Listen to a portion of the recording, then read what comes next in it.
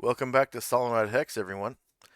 Today we're holding session number 400, and today's session is sponsored by our uh, patrons and donors. Thank you very much, patrons and donors, for your generous pledges and donations. We wouldn't have dynamic lighting without you. Thank you very much. Um, Players at this time, this is a very special session. It's our 400th session. So at this time, if you haven't already done so, go ahead and add 4,000 points to your player character for showing up on time. And Suli, I'll show you the best way of doing that, or at least a really good way that we use. So if you slide down to your gained experience section, you'll see that there is a in the gained experience window or field, it shows 200 times 0 plus 0. The asterisk mathematically on this character sheet means it's a multiplier. Asterisk is. So what that does is anytime you're granted a role-playing bonus, which I'm sure will happen pretty often, you can either come into your character sheet and tick that 0 up by 1, just increment it up by 1 every time. So 200 times 1 for the first one, 200 times 2 for the second one. And it follows the mathematical order of operations, so it doesn't interfere with whatever you add to it from group experience. So for where it says plus, we're just going to put in 4,000 real quick. Okay. I see that. Yeah. And you actually have 3 classes to track. All of which get a 10% bonus. So what we're going to do is add another class, gain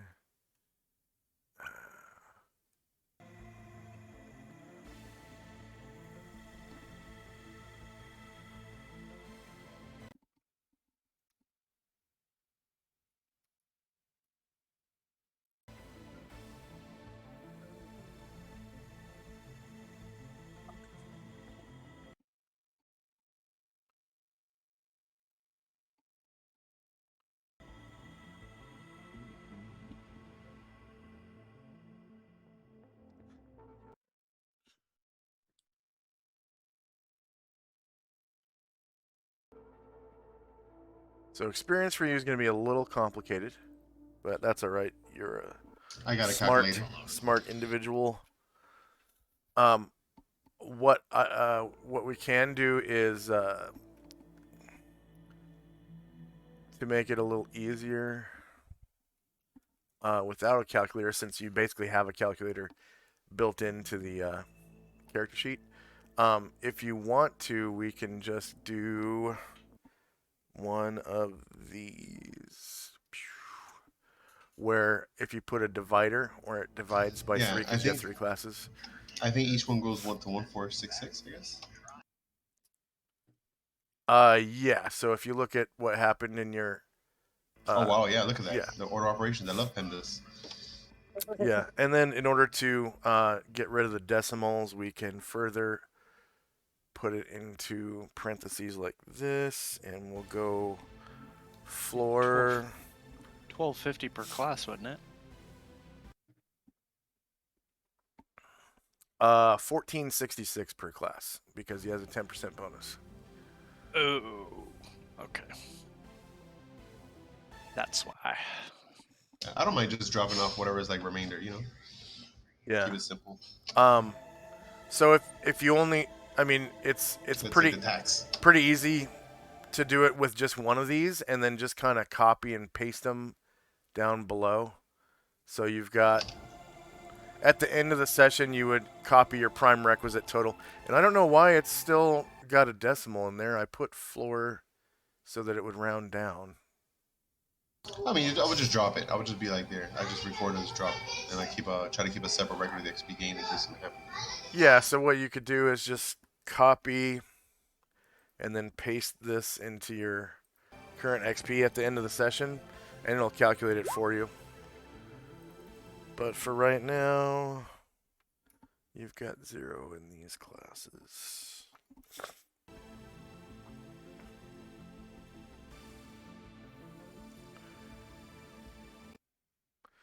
All right.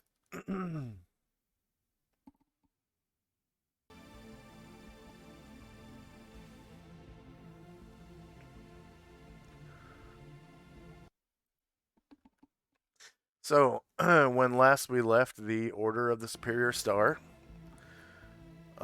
they were about to find out. Up here, you've got, during the current story arc, some objectives. This one, find the Wu Gen at the Huenteng Archaeological Complex. So that's the mystery they're about to investigate, as they've just entered the Huenteng Archaeological Complex and they're exploring its entrance and sneaking around it. Also, that's a great way to keep people focused on mission objectives. Yeah, and they're for the most part story driven and player driven. Some of these ones down here are the optional goals. Some of them are kind of player driven. Especially complete 2 quests for Terra. That I owe was some from, favors. yeah. It happens. Well, nice to meet everybody. Me too. Yeah. All right, so back to Huenteng Archaeological Complex. And Suli, I will introduce your character in just a second. Yeah, no. All right.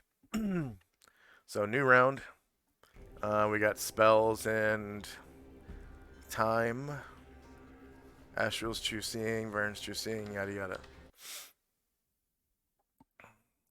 So this is -7 now.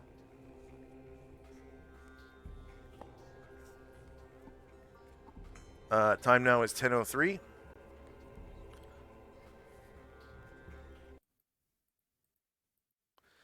Fenmar is casting a spell. I should have planned this out better. I should have withdrawn, then cast Locate Object. Oh, like I said before, withdraw only allows you to cast certain spells. So Yeah, I know. This that would not work. Locate Object's a divination spell. Oh, it is. Okay, all right. That works then. That works. I'd So, be yeah, done that's- already. Yeah.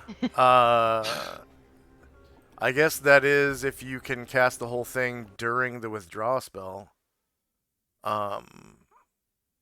Because the withdraw spell only lasts for a certain amount of rounds, right? Is it 1 round per Yeah. level? I think it's 1 round per. I don't know. I gotta look at it again. Yeah. As long as that adds up to 10, you'd be able to cast it during the withdraw.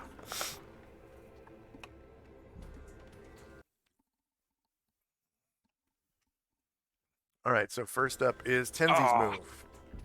I wouldn't have been able to do it when I started this, but I could do it now. It's 1 round plus 2 rounds plus 1 round per level. So that'd be 10 right now. Oh, you're level 8. Okay. No, I'm just strategizing in my head for future reference. Yeah. I'll just wait here till I'm done. All right, so High Master Tenzi. So And we company. We heard some noise. Yeah, Heard some noise. you heard some voices originally. Well, not you, but Asher and Shandrak heard some voices originally, and then footsteps, and Asher determined that they were right? footsteps going downstairs towards her. And you said identify what? They wasn't.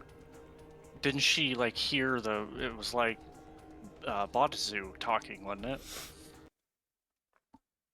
I don't recall that. Okay.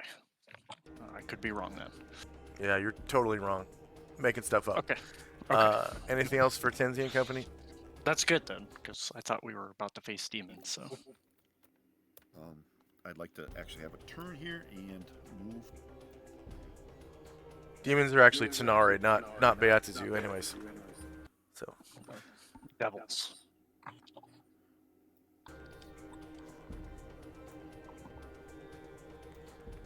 Yeah, this story arc has nothing to do with devils.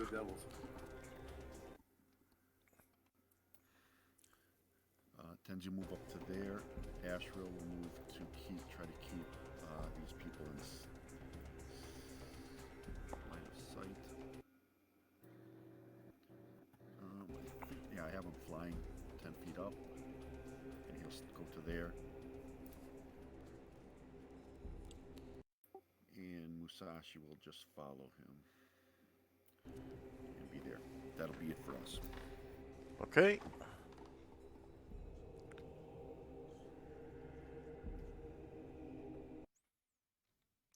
Asher and Company. Alright, so Asher is next to this wall that I think you said was 10 feet up, and she was already attempting to hide in shadows and move silently, so she is going to try to climb up this wall and see through the broken window.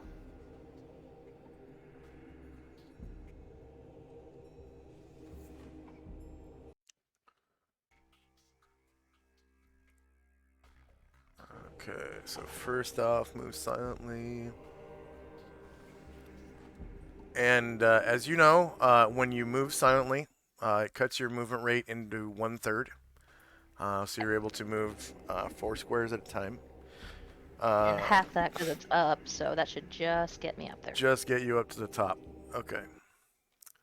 If you make the climb walls check. And this wall is, you have no rope. It is... it does have handholds because it's a building. I mean, come on, it's made of, bricks and stone and stuff like that. So we'll say abundant handholds, brush or trees or ledges. And then you wear magical leather armor. Correct. And the weather today was not rainy, I don't think. Let's see.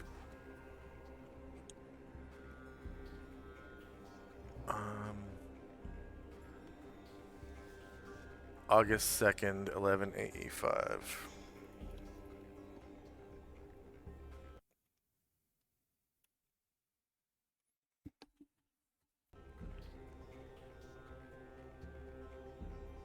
Yeah, and the Temperate Mountains, favorable with no precipitation. So there's like favorable winds and dry conditions, or dry surface conditions. So I'm sure you'll make this. All right, so you are able to get up to...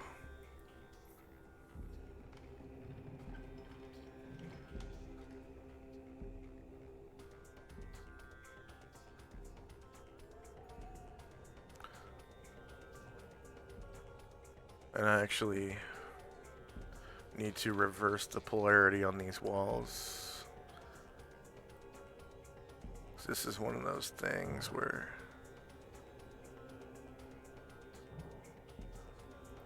you need to be able to see both ways. And why did it only do one? Come on.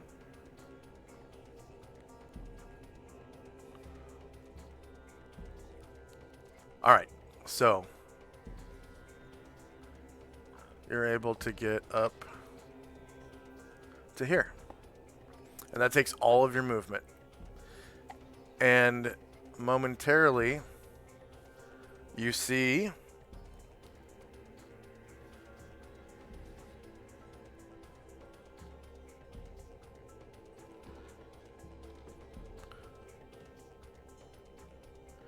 one person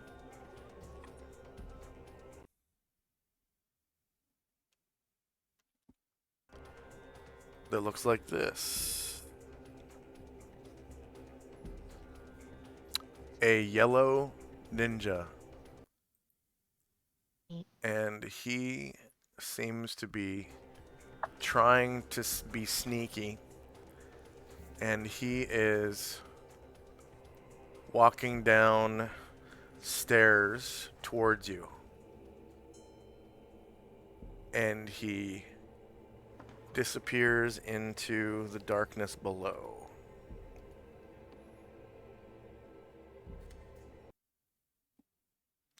And just then, from inside the cave, or inside the stairwell, you hear the stomping of gargantuan feet, or huge feet, I should say. Gotcha.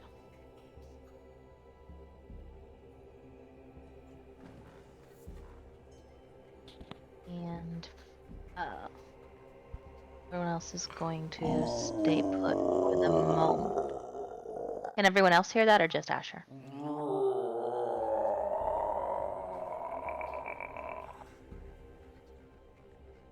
Everyone hears that. All right, in that case, they'll head that direction. Quick question. Been a while since I've cast with Kanar. Since Kanar is around Karanglor's neck, is Karanglor count as a vehicle for Kanar, where he can keep casting while Karanglor moves, or does Karanglor need to stay still? Yeah, he's a vehicle. Well, Excellent. no, I'm sorry. Technically, he's a mount. He's a mount. So he would have to be. You can cast 2 spells at the same time, basically, with that. Gotcha. All right. Well, So. he's gonna stay still then. But Aaron will head up in the direction that Tensi went, looking for an entrance.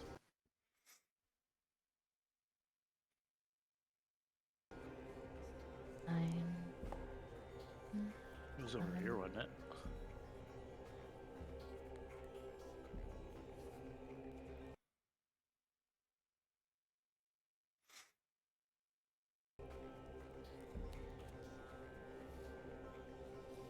And Danatar will go that direction.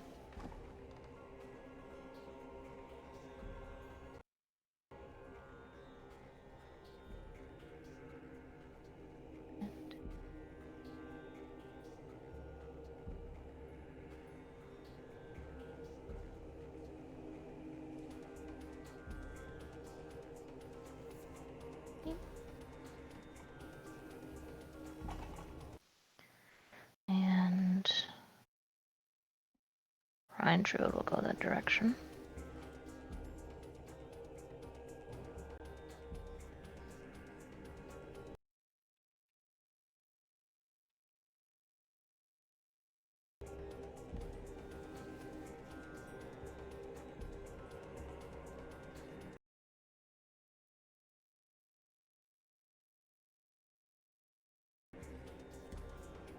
Osa is gonna kind of stay here and duck behind this statue, where he's gonna attempt to hide in shadows.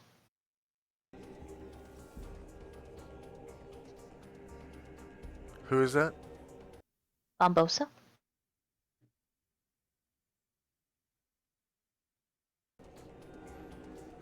Okay, I see him. This token does not have an invisible side. That's right. I will fix that real quick. Thank you.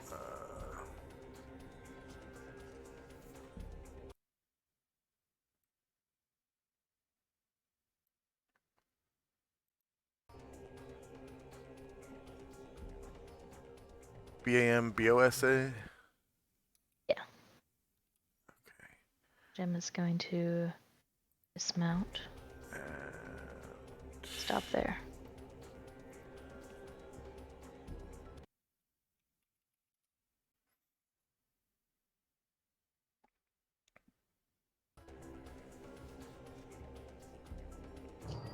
He's got a black turban and a knife, right? Yeah. Okay. Perfect. Thank you.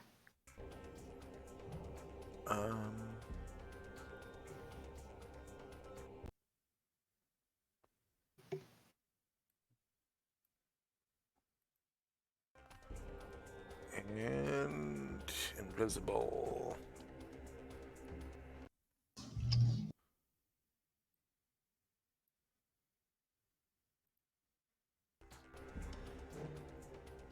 I need to drop a new token. I haven't finished yet. I bet.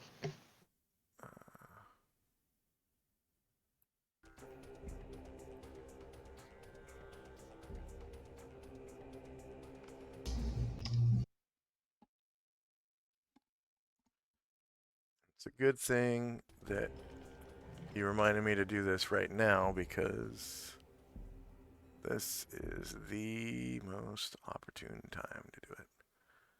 Oh, good. Vertical. Flip horizontal.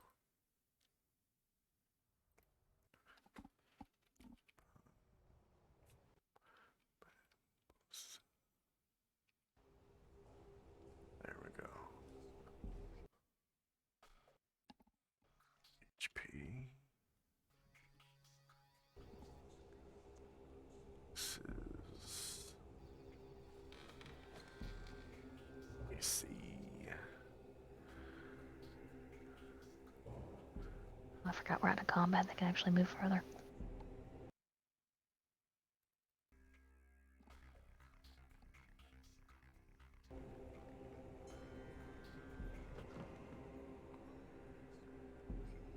And he needs a blue aura.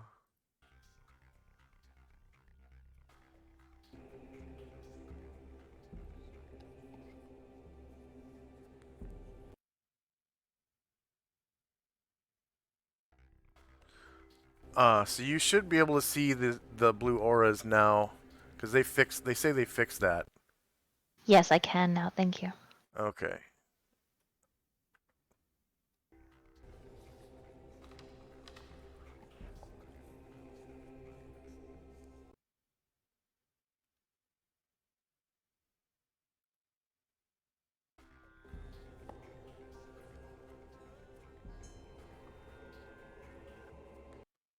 Alright, remove. Yes, delete.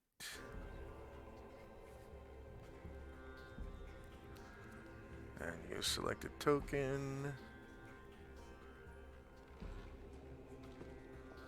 Did they fix that? That was an Set annoying changes. glitch.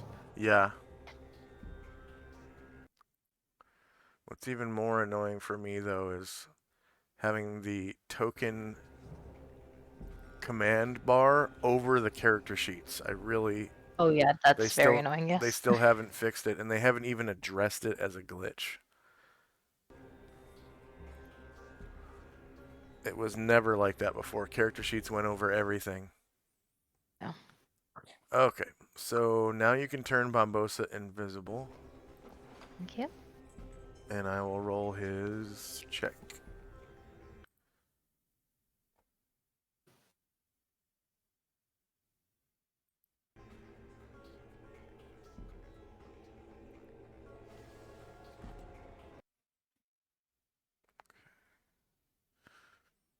Alright, so just then,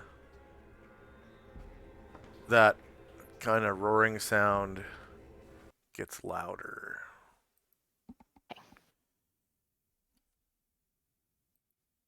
Now I had forgotten that we're out of combat, so instead of 4 squares, she can actually move... Asher can actually move, 8, I guess. Yeah, so you can move one more square while you're up there, and you would have... Does it look like she can, does it look like she can safely move through the broken window, or is there a lot of, like, glass and stuff? You can safely move through it. Okay, she's gonna do that.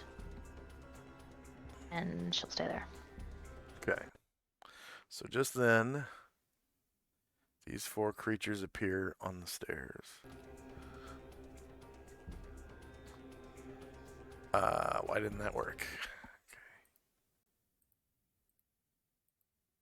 Try it again.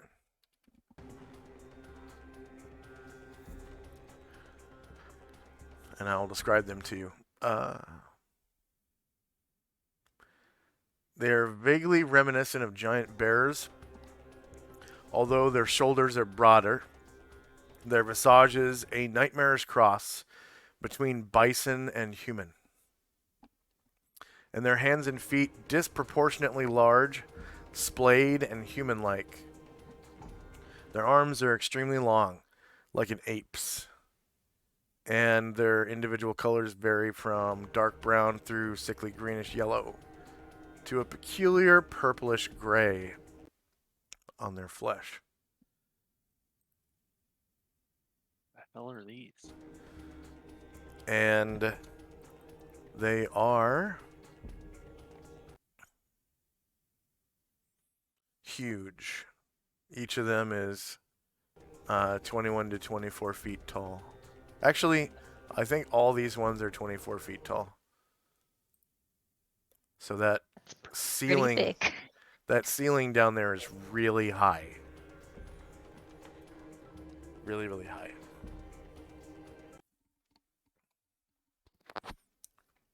And they seem to move out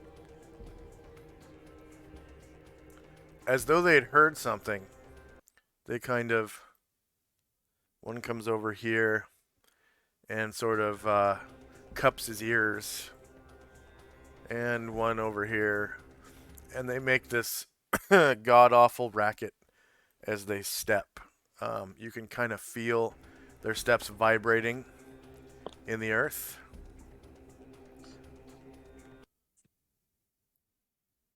As they walk.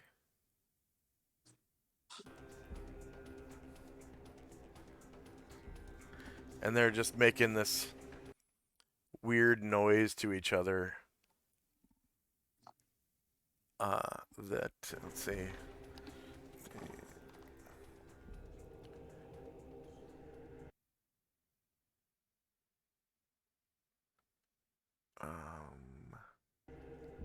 Yeah, they are speaking a language. Who speaks lower planar common? AKA abyssal or... Abyssal was the word I was looking for. Okay, so Me. you need to change that from abyssal to lower planar common. Abyssal doesn't exist in 2nd edition.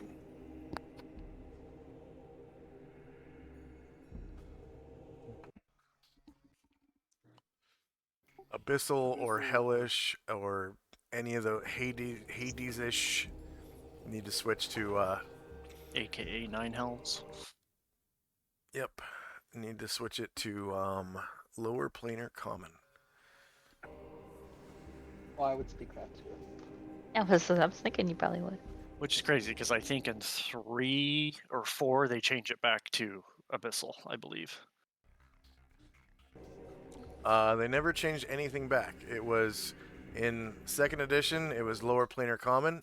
After 2nd edition, it's abyssal and hellish and whatever. All those individual Is languages. there a difference between that and lower planar trade? I don't remember I would say exactly no. what that was. That was what happened in character creation. Yeah, that's gonna be the same thing as common. I mean, Alright, then Varen speaks that as well. technically trade languages are supposed to be kind of like only for business, like buying and selling of things. But it takes one slot anyways, right? Yeah. So yeah.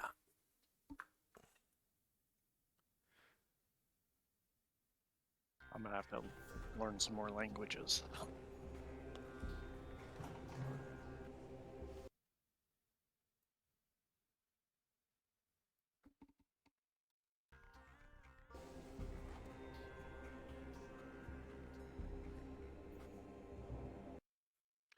And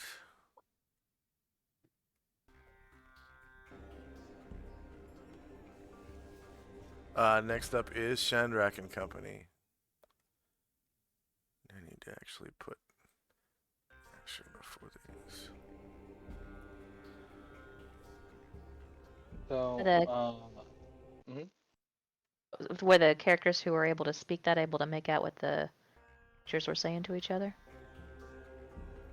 oh yeah, were they saying Yeah, something? I am.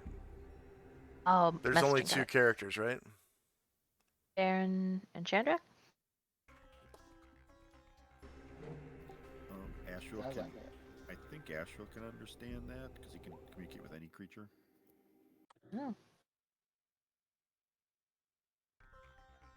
Oh. Telepathically, right? Yeah. Okay.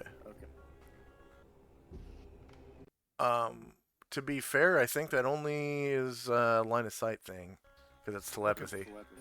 Okay. But I'm sure he has tongues. I thought he had tongues. Yeah, I can do it at will, Yeah. and comprehend languages as well. So he can do that on his turn.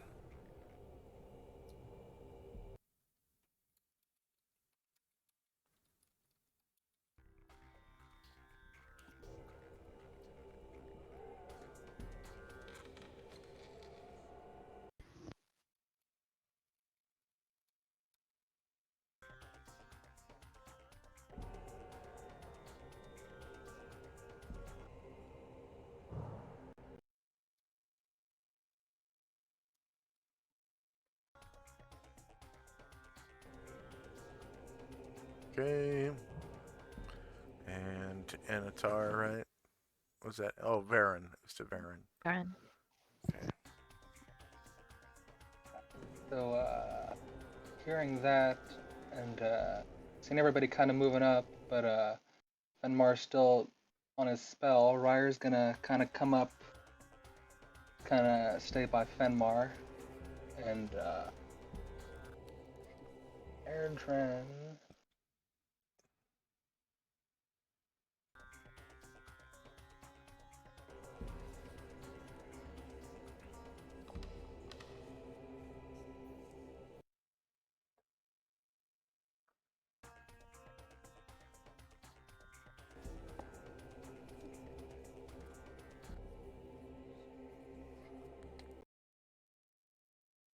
Gonna go off into this graveyard and hide in shadows.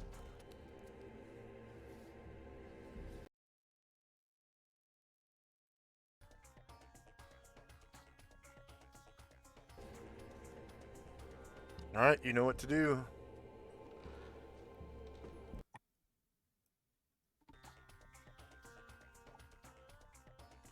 Just then, this person walks out of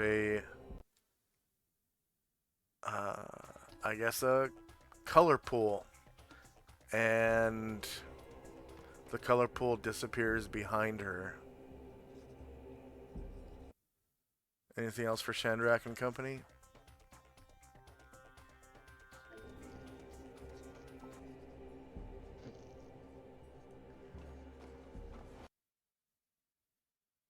Yeah, I'm gonna do my further foot move silently. Go forward a little bit. Hide around one of these pillars. Okay.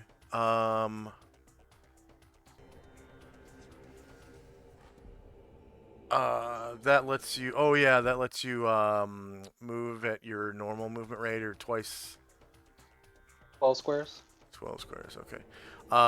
And then remember we're out of combat, so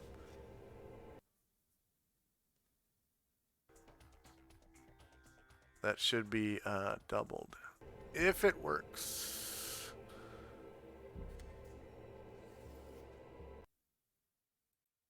I'm rolling right now. Yeah, it worked. Okay.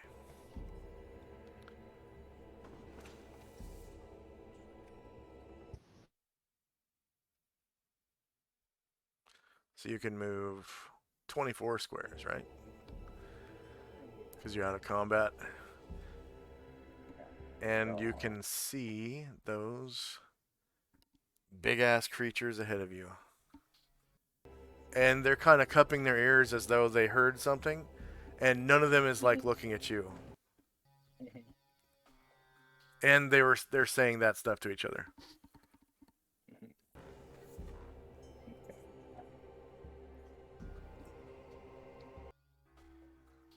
Is that the extent of where you're going to move?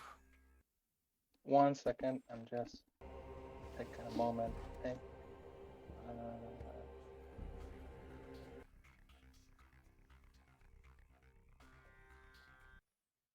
yeah, I think that's good. Okay. That'll be my turn. All right. So everyone outside can see this person step out of a color pool, and the color pool it's not completely silent. You hear the whooshing of air passing through it from one side to the other because of pressure differences, obviously. So there's like this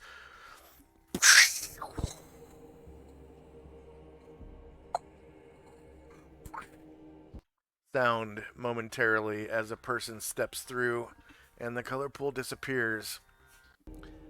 And she looks like this. So go ahead and describe Suli. Greetings, everyone. You see what looks like to be an elf, I guess, step out of the color portal, and you see she seems just to be wearing robes and a helmet, with her hands empty and like wearing her packs. She doesn't quite know where she's at. I thought we But she talked looked. about the helmet. Oh yeah, the helmet. She can't cast any wizard spells while she's wearing the helmet, but she only has one wizard spell, and it's a non-combat spell. So she's wearing the helmet in the meantime. Yeah. All right. She has to take it off, right? And it looks kind of odd just wearing just the helmet and no other armor. And she looks around expectantly, like she's looking for somebody because she was told to find someone specifically. But I don't think she sees him here. Greetings, fellows. Nice to meet you. I'm a traveler from the Twilight Court. You actually see him right over here. Oh, there he is. Cool. Nice to meet you guys. And I don't know if he's informed, but greetings. I'm a healer and a traveler, and look to accompany on your journeys. Sorry, I'm considering considering any charges now. He's a loud character, but he's not stupid, so he kind of like makes a hand sign, like keep it down, and then like motions with a thumb over his shoulder, and imagine you can hear the sounds that Josh has been describing. Oh, and you see her, like her face darkens as she realizes what's going on, and she kind of like tucking behind you, like where are we? This doesn't seem like Kansas. I was told we were going to the plains, but it doesn't look like the plains or the prime material, is it? Sure, it's the prime material plane, mate. We're an enemy stronghold. Think. Maybe. Okay, I'm in the wrong place then. Sorry. I'll just be here in the back. Don't mind me.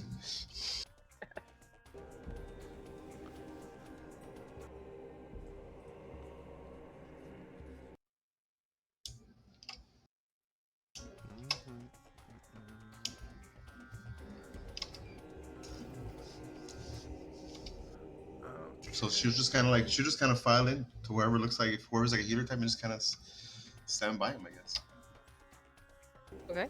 All right. Are the monsters talking like loudly still or no? Yeah. You speak. I hit him with a. Do you speak pull off lower a planar common? We'll cast a comprehend languages.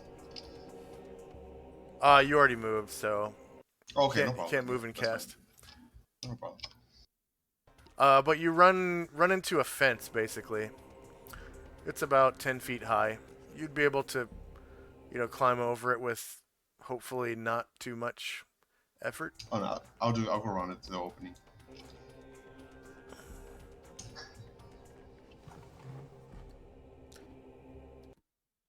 So out of combat, you can move a number of squares equal to the number in your blue circle multiplied by 2.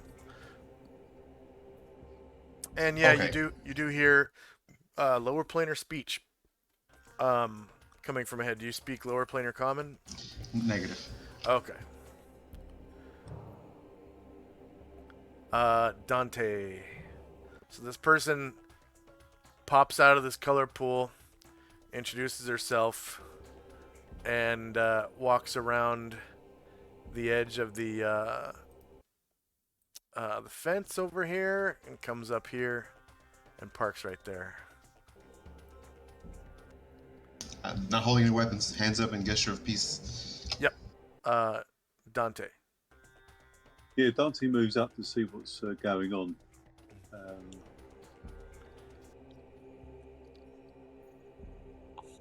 So where's our new character? Yes, sir. Right here. All the way over there. Right. Okay, well, Dante's going to stay quite far back, I think.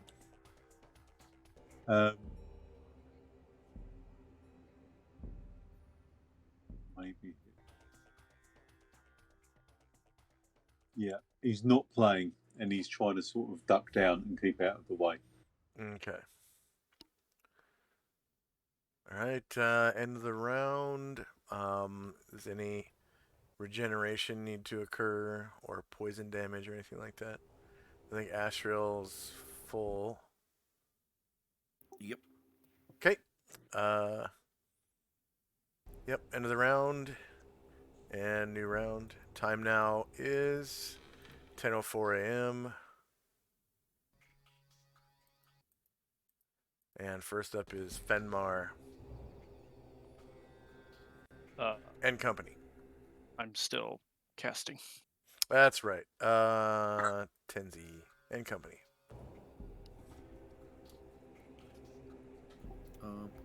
Ashriel will look at the newcomer. He has true seeing. So what does he see? You see that she is an elf with red hair, which is really odd. High elves, from what you know, usually have black hair like Anatar. And she's way too light-skinned to be any kind of wood elf, which wood elves normally have red hair. So she looks like she could be like maybe a mix of wood elf and high elf somehow, that made kind of a light-skinned, red-haired combination of features. And then behind her, in a shadowy astral presence, you see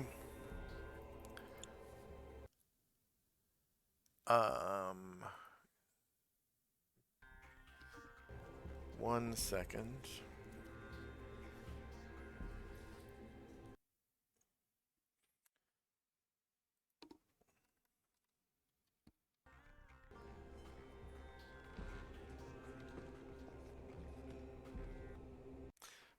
You can see a creature of unearthly beauty and grace.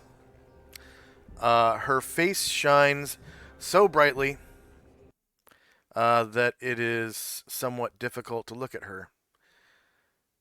She looks like a stately elven lady, dressed in shimmering robes of shifting color.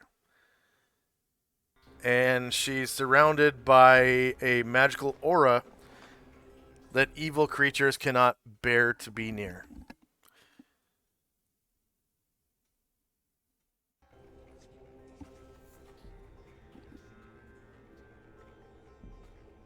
And her halo is jagged and white. The halo around her head.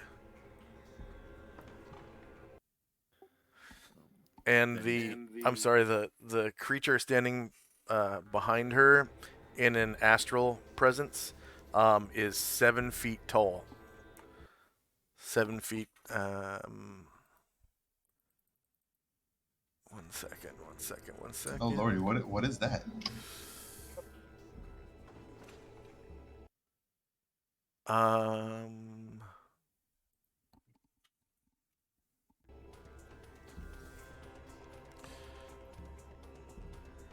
I'm sorry. 6 foot. What? 11? 6 foot 11 ish. So almost 7. Thereabout.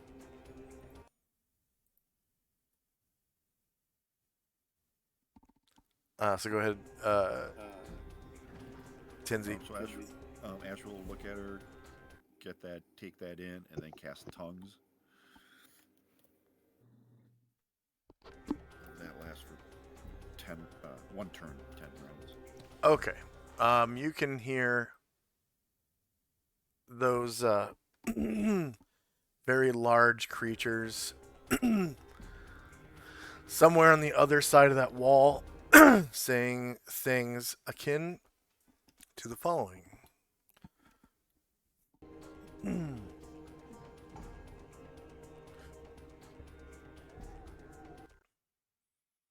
Anything else for Tenzi and company? Tenzi wouldn't know that, so Tenzi's going to move up slowly. How long does Ashriel's tongue spell last? 1 turn, 10 rounds. Okay.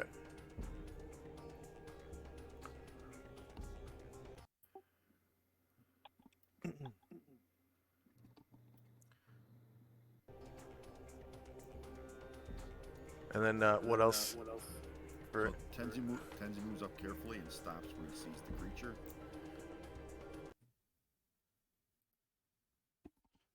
While he's doing that, Musashi would move up to here. Musashi will move up. You can see the creature's ears perk up and they rotate your direction. And he turns and sees you.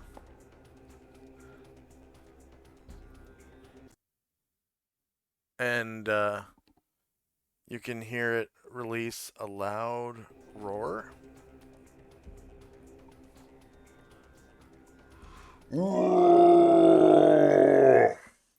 As it points in your direction. And it seems hostile. And with that, we have initiative phase.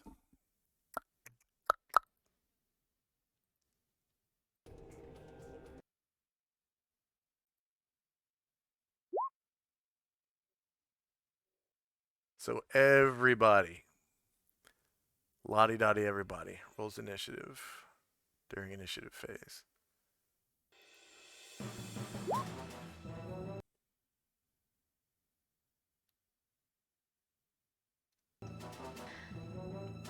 Aaron looks over his shoulder and seeing that that Fenmar looks occupied with a useful spell, says I'll take this one. And it looks like he's preparing to cast.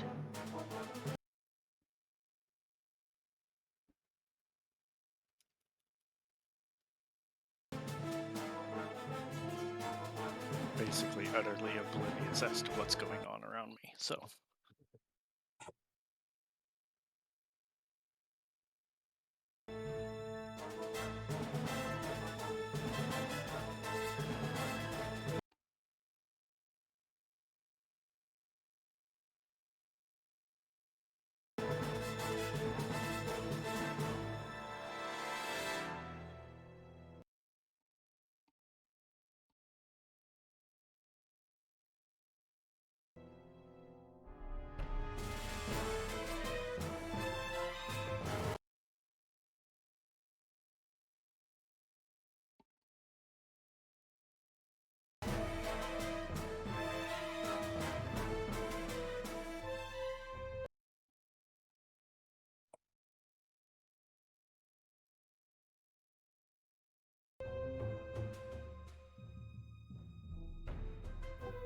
Musashi and Ashriel will need second turns.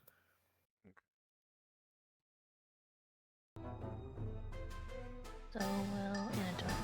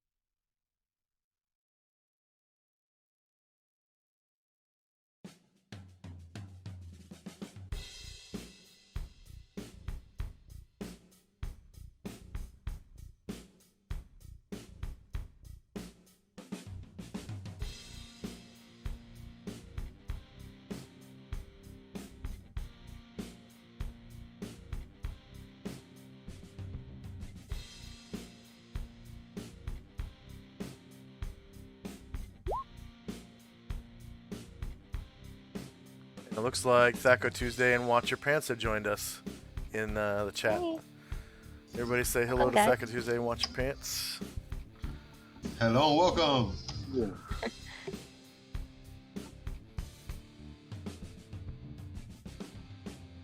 Music's jamming.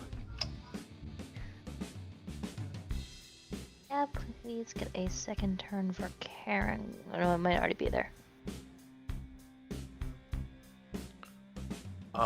I have not yet. I don't see his token. He's down near where Fenmar is. Near where Fenmar is. So let me draw a line. Yeah, it's here. Oh, I see him now.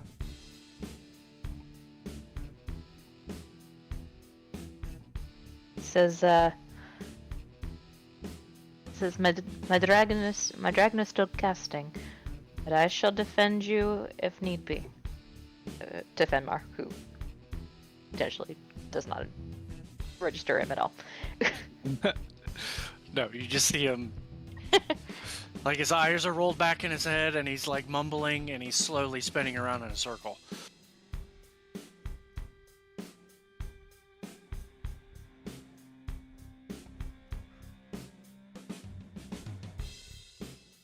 Okay. Is anyone still rolling initiative? Could you roll it for my character? I'm refreshing. No, you were supposed to roll it. Okay, no problem. And you don't have to refresh because I turned off animation. So, because my music was skipping, and I'm pretty sure it's because of animated He tokens. typed out that his roll 20 crashed. Oh, your roll 20 crashed. Yeah, Gotcha. like it just wasn't responding. Yeah, I'll roll that. What do you want to do? Cast a pre-spell or what? Probably just gonna delay action in case somebody needs healing for right now. You're gonna do what? Cast comprehend languages. Comprehend languages. Let's see. Do you have that?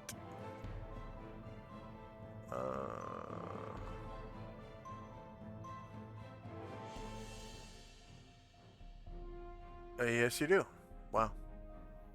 All right. So Takes that. a whole round. Well, not for him or her. That is, because it is innately cast. So what I'm gonna do is roll innate spell ability for you, Suli. Okay. And that is any innately cast spell always has an initiative of 3. Cool. So it rolled a 6.81 for you. Okay, so when I hover my token, I just hit on initiative and then it goes there.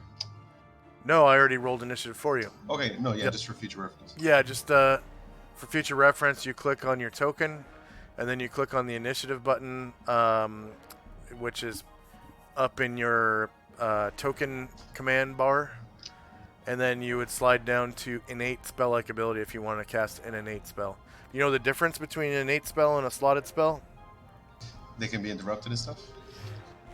So a slotted spell is from one of your classes, and it actually occupies a spell slot, and it can be interrupted.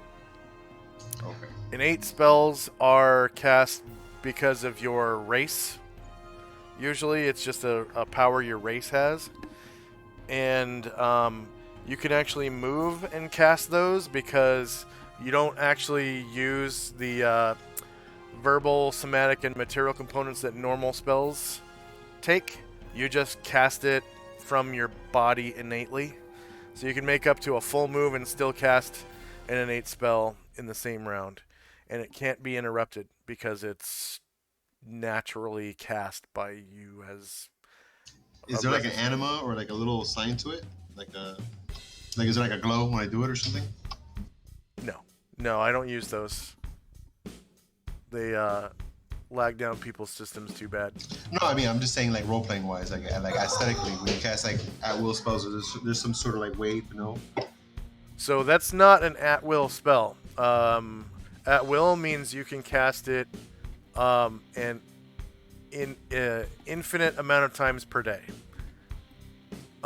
Which I guess this spell in this case is actually at will, but it still has a duration. But it's innate, so Okay. there is no way to tell someone is innately casting. Okay. They are just casting it from their mind, basically. Well, I do my best to kind of like mimic it because it's like people are not supposed to know, right? So I mimic like I'm casting.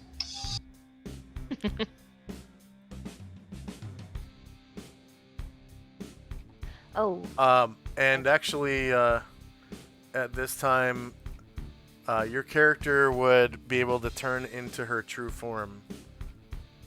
Oh. Because, well, actually, your character wouldn't know that yet. There you Never go. mind. Never mind.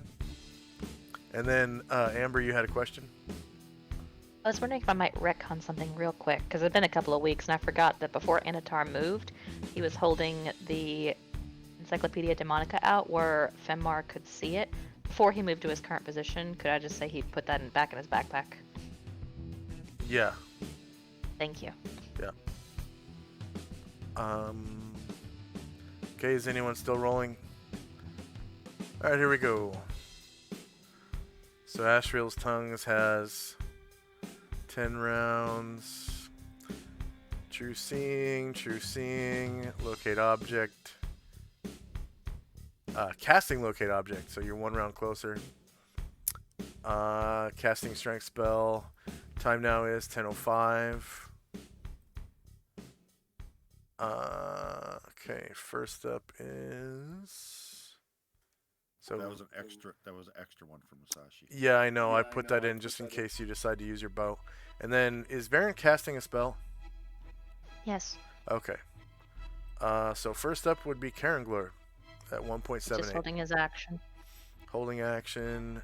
Next up is Dante. Dante's keeping his head down and keeping quiet as possible. Pretty much where he is, I think. Okay. Anatar, who doesn't know he can wolf out yet. Not Okay. wolf out, but while out.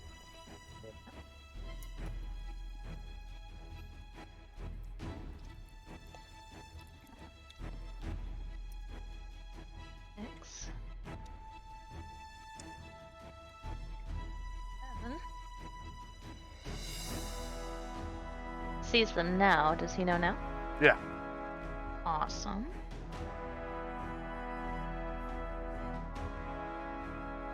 And I'm not sure Sully. So Sully, right around the corner, you can see Anatar turn into his true form. That of Tulani Eladrin. Oh, awesome! Wow. I'm like, ooh, that's the guy in red with the aura around him, right? That is. Yeah, this guy with the black aura. And actually, I need to give you that same aura. That's what, 5, 10, 15, 20 feet? So I was just trying to, I can actually see around the corner. Just for reference, is the adventure going north, or are we... I don't understand the question, sorry. I'm sorry, like, the party, the majority of the party is south of me and southwest? Yeah. Okay.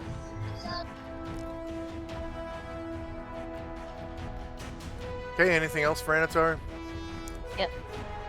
Alright, that's 14 squares, and he will make an attack. Alright. Oh, I'm sorry. First, he's going to use his gaze. Oh yeah, go ahead and roll.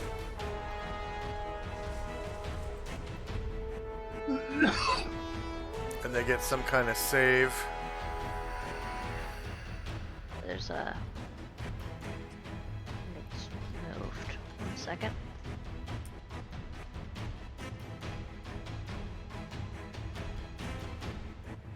There's different buttons. Yeah.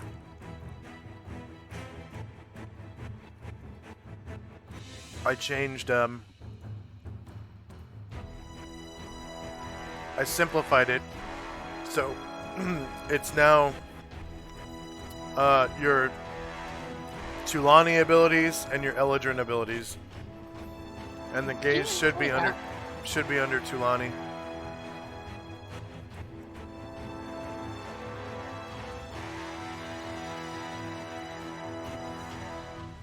Oh, cool. And this is one of those tracks that is a little on the loud side. There we go.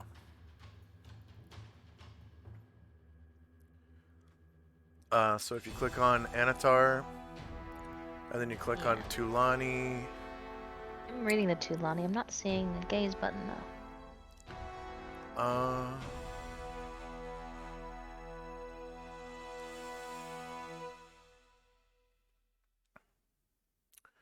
Oh, weird. I fucked up the fly spell. There's cool stuff on here though. I appreciate this button because it helps me see what I can do.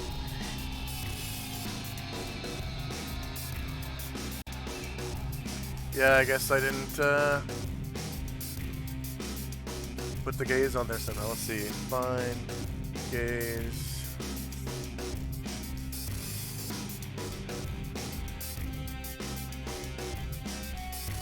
Money.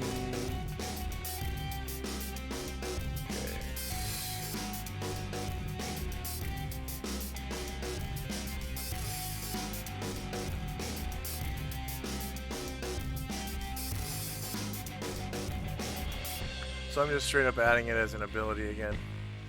Okay, thank you.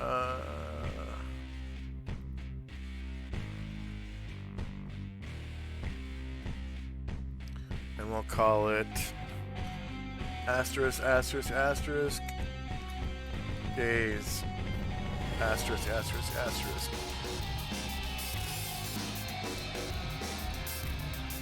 Alright, so if you deselect and reselect him, you should be able to use it.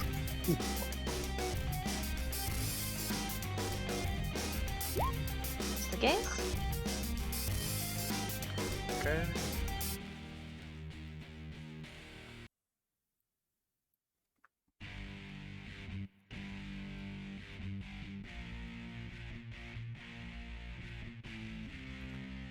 Alright, so gaze attacks only affect the front line in a cone in which you threaten. So you only get one creature, and of course they have to be facing you. Sure. Evil creatures with less than 8 hit dice must make a successful saving throw over spell is come to fear for 9 rounds. Success indicates blindness for 12 rounds. Non-evil creatures and evil beings with 8 hit dice or more suffer the same effect at half the duration and gain +2 bonus on their saving throws.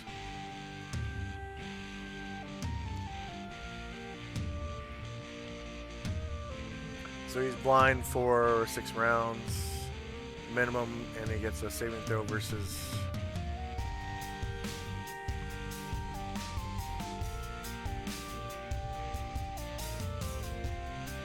spell. Saves. Spell. He gets a +2 modifier. They count as 20th level warriors. Pretty good. I think warrior only goes up to 17 though for saves.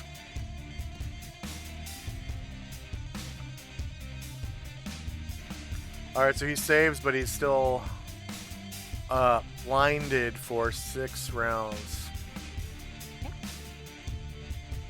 So we're gonna go the plane of sharpness.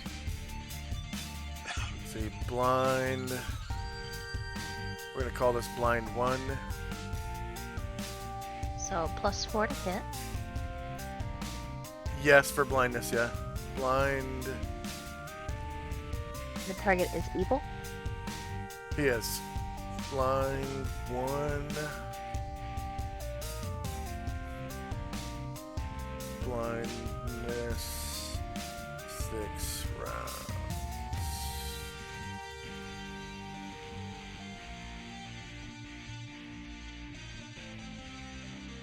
-6 enter.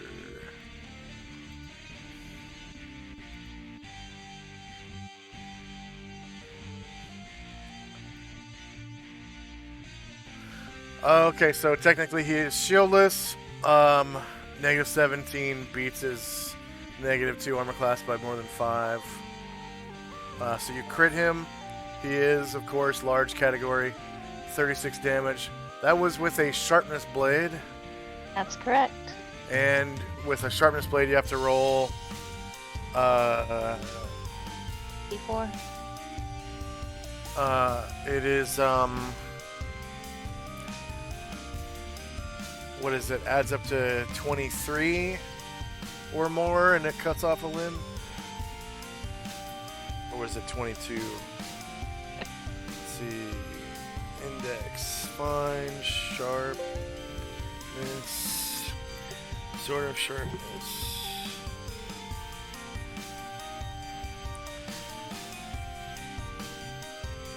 Did they change it? It used to be 18 to 20.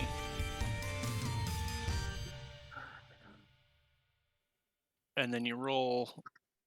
It was a D4 The magical for limb, properties wasn't of sharpness override the normal critical hit procedure. It is still possible to achieve a normal critical hit by rolling 18 or 19, even if it doesn't quite activate the sharpness properties. If a limb is severed, consider the injury to be a critical one of the appropriate sort.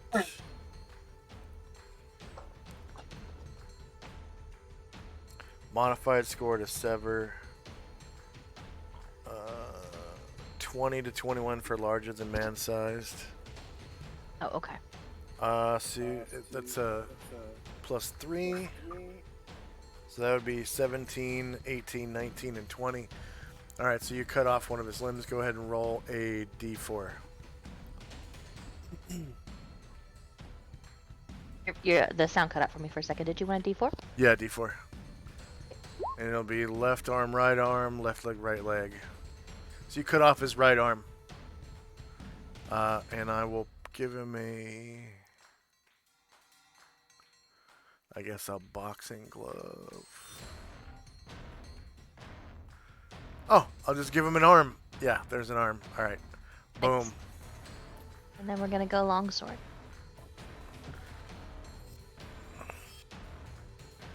A hit.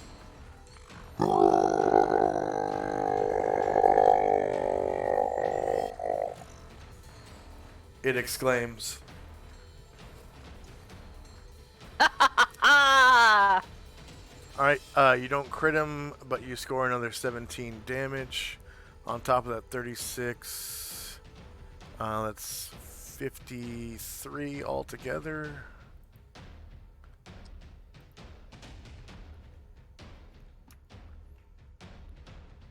Quite a chunk of his health is gone.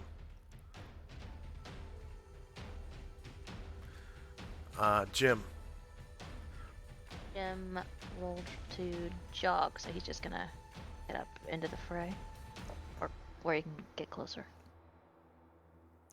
Alright, Suli.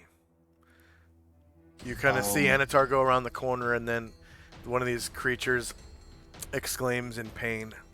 And it sounds like it's a pretty big creature, too. So I see him go into what's it called mode. So then I will do the same, and I'll say casting polymorph, and I'll go into a like Gaily mode, like the Gaily travel form, where it turns like a 6-foot ball of light. Oh, a Gaelic. Okay. I don't have And that then token up here. No, it's okay. You don't need it. Just this, and I'll position myself. Where's our friendly healer cast? I'll position myself right here, but 20 feet up, I guess. I don't know if the roof would allow. But that way, anybody walking through this area gets a bonus from the aura. Gaely's form naturally flies, right? Yeah, man. And they get lasers. Yeah. I'm sorry, lasers? Right. So 20 not feet. lasers, but like, I don't know if you guys are familiar with the light archon from like other versions, and they have like a positive light beam or something. Oh, that's neat. It's my way to contribute. Oh yeah. All right. And lasers So sound like a pretty good contribution.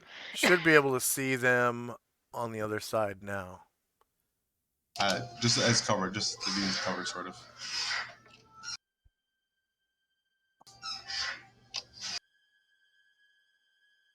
And that'll be the end of my turn.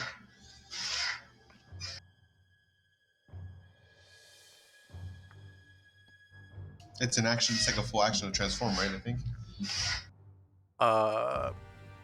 Yeah, I Okay. think. So I'll be done after that. Fenmar. And then Still casting. you can go ahead and add the beams to your weapon table. Fenmar, you were casting what? Oh, that's right, casting locate object. Yeah. Seven more to go. Or is it 6 more now? I think it should be 6 this round. But the ticker doesn't count until the end of the round. Yeah. So Tenzi and just Tenzi. Tenzi cast a spell, and he is now surrounded by a 10-foot circle of cold blue light. Crown of cold.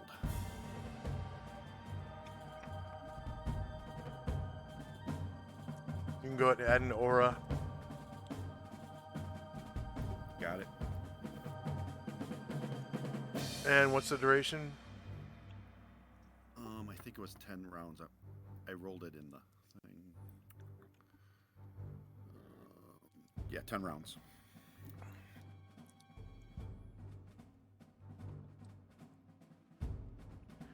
Brian Druid. Okay. Second. So Suli, you notice there is a gold dragon among them. A baby. Oh, nice. Just a baby. So cute. He's only the size of a horse. Only the size of a horse. Oh wow. Does it bite? Can it be petted? It has a really big mouth and Oh, he sharp does teeth in bite. it. He bites. Longing for pets. All right, he is going to fly at a 10 feet.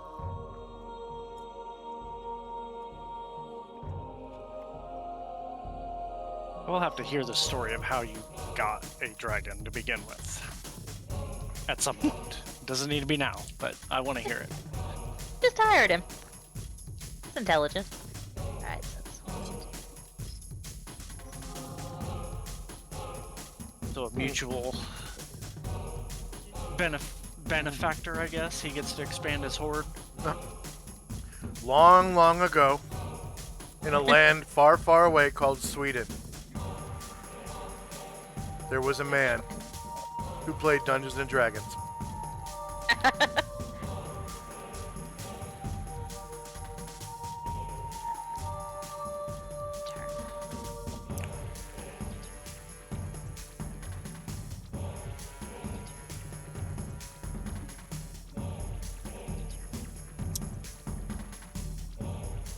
Anything else? Actually, how tall is this beast again? 25 feet. Or 24 Okay, feet, I'm sorry. I'm gonna have him fly at 30 feet then, actually. So he can go over top of Anatar. 13, and he will try to take a bite. 13 plus his elevation.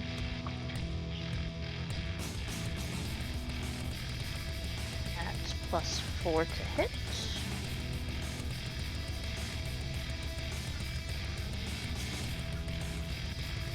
Alright, you hit for 18 damage. And he needs to keep going for another 7 squares. And you get an attack of opportunity against you. Yeah, and he'll end up here. A left clubbing smash. And he's in Anatar's aura. I don't know if that matters. Oh yeah, it matters. So that's gonna be melee, lower ground, -8 to hit for blindness and Anatar's aura.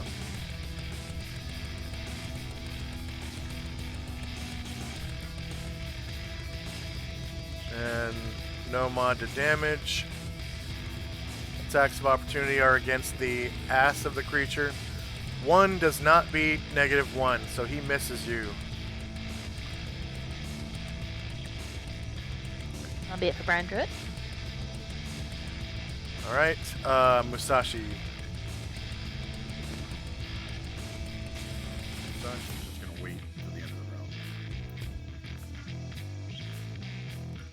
Chandrak.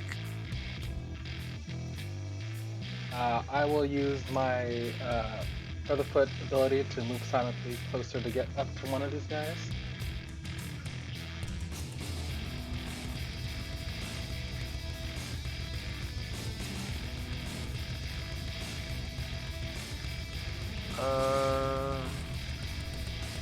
Use skill. Move silent. All right, go ahead.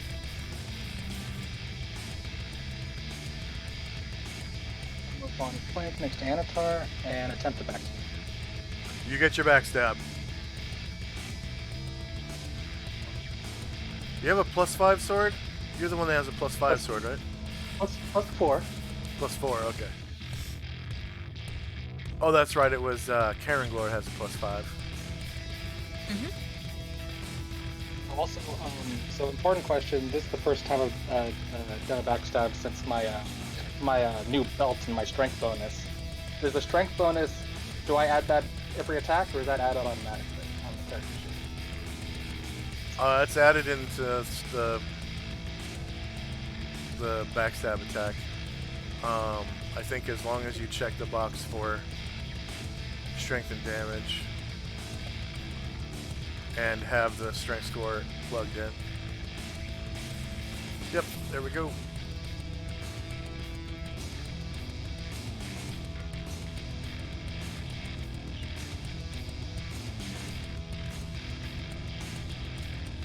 So you can see it adds +4 for the sword and +9 for strength. Right. -9 versus AC -2 hits. You rolled an 8 and you hit by a margin of 7. So your backstab is really fucking powerful, because you have what +4 from strength. You get a +4 from the sword, +4 because it's a backstab. So you rolled an 8, basically adding 12.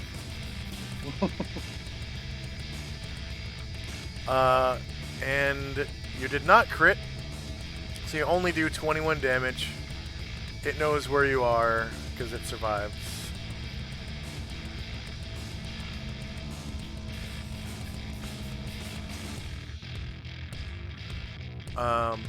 Asher. In order to get there, Asher is no longer attempting to move silently. She will try to climb down to the stones in front of her. Okay.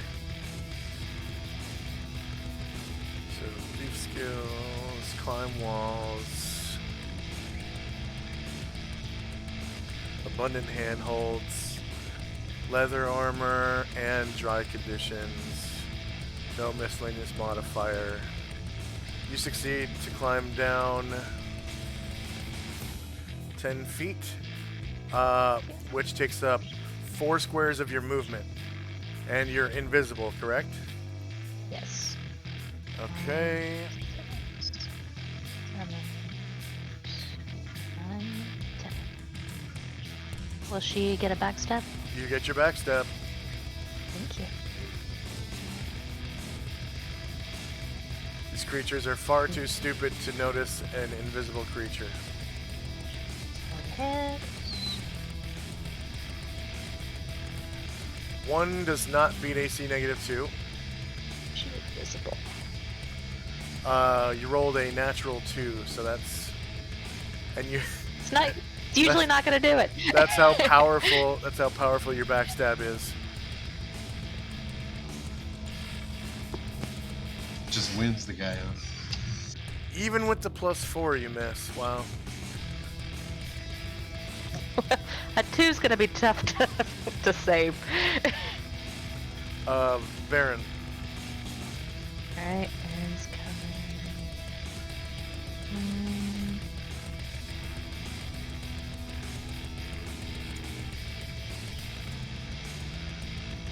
He needs to fly to get there.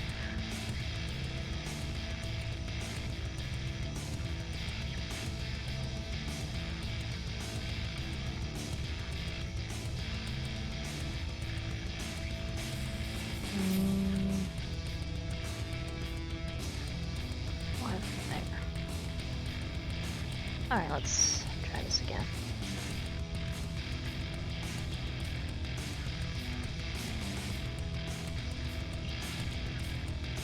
Columns in the way. Alright.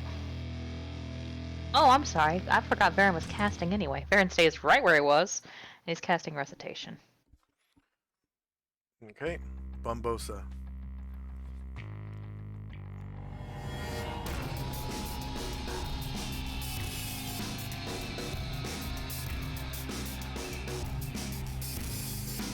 Umbosa rolled for movement. He's just attempting to move silently closer to the fray. He's not in a hurry to take on some stuff he's outclassed by, but Oh, just move. sorry. Moving on. Varen's Recitation. Okay. Jeez. All right. I gotta give him 60-foot radius. 60 feet. See. All right. So anyone who can actually see Varen is affected by the Recitation. Damn it. Suli, Varen is the one that looks like he's on fire here. He's got flaming wings. So Suli, Tenzi, Jim, Musashi, Dante, Erdrin, Ashril, Bombosa, Usat, Ichi, and Arahil. Ryer and Fenmar, you're too far away.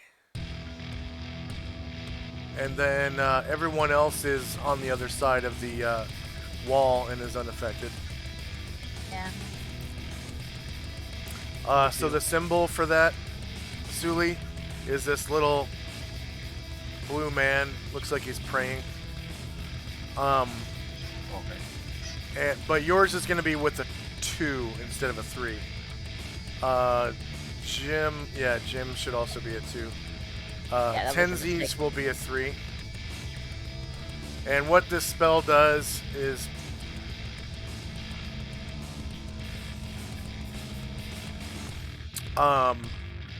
allies of the priest gain a +2 bonus to attack rolls and saving throws, or a +3 bonus if they're of the same faith as the caster. Enemies suffer a -2 penalty to attack rolls and saving throws. These bonuses stack only with the prayer enchant spells.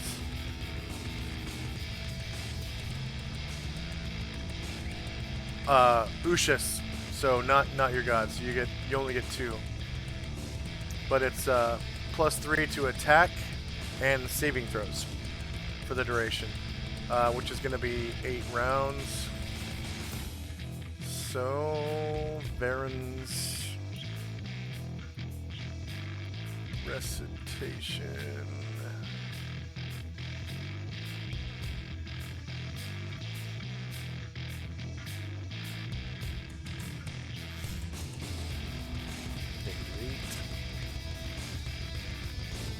Yes, it stacks with protection from evil. It's because the protection from evil doesn't actually give you bonus armor class. It makes everyone around you that's evil strike at -2 or whatever. But that's if they make a saving throw, I think, to get in to attack you. So it's a different type of magic. This is a buff. So and then this doesn't affect your armor class at all, which basically protection from evil does. Okay.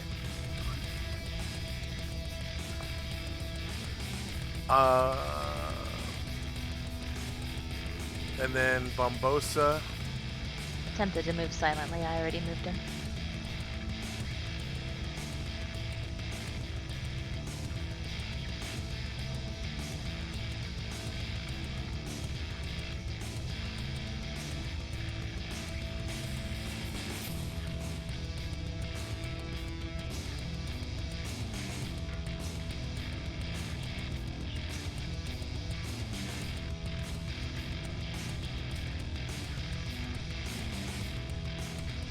Alright, first. Goristro is up. It turns around and in planar common, which you guys can understand, it says, when you can understand the gist, you just don't know what the slang means. Mm-hmm. And he says,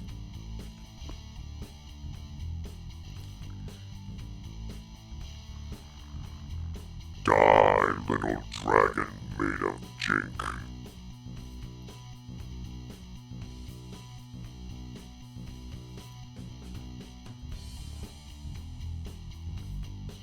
and he walks up to Brian Druid, who is flying in the air, and attacks. Right clubbing smash to the shieldless flank. It is a melee attack. Lower ground. And no attack roll modifier. No damage roll modifier. Shieldless flank crits him for 37 damage. Oh, that hurt.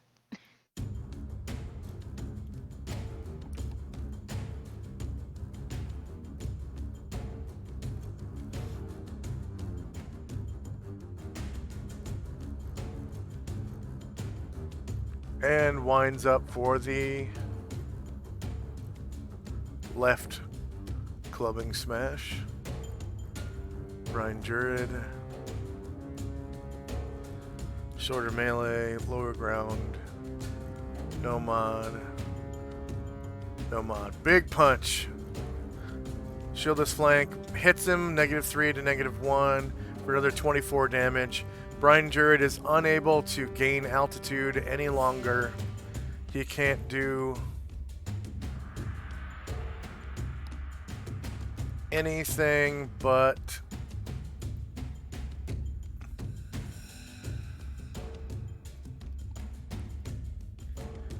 glide, as he is reduced to less than half of his health. Let's see. Slash R, 79 divided by 4, 19. He actually falls. He falls to the ground. He has 30 feet of altitude, you said? Yep.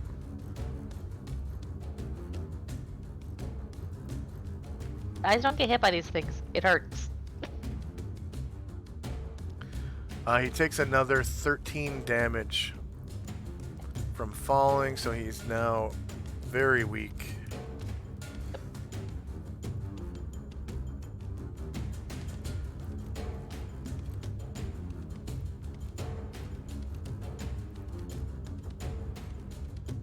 Alright, Erdrin, the lead cross killer.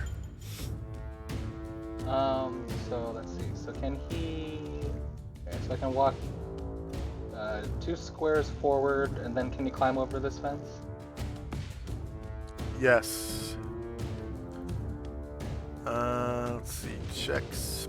So the cool thing about fences is you only need to make one check.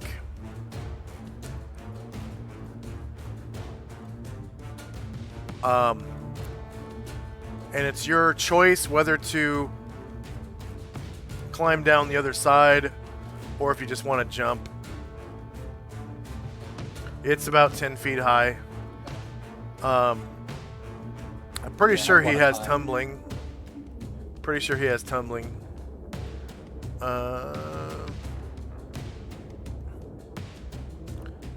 Climb walls. It's a fence, so it has abundant handholds. He's wearing, I think, no armor or leather. Yeah. Dry conditions. No mods. He's able to get over the top of it. Do you want to use tumbling to get down the other side or climb? No, I'll climb down. Okay, it's going to take another check. Abundant handholds, leather or no armor, and dry conditions.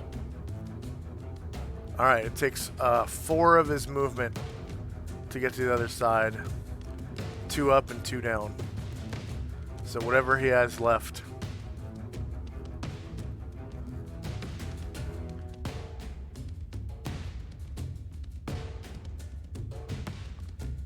Yeah, so I'd like to move here and then hide in shadows again.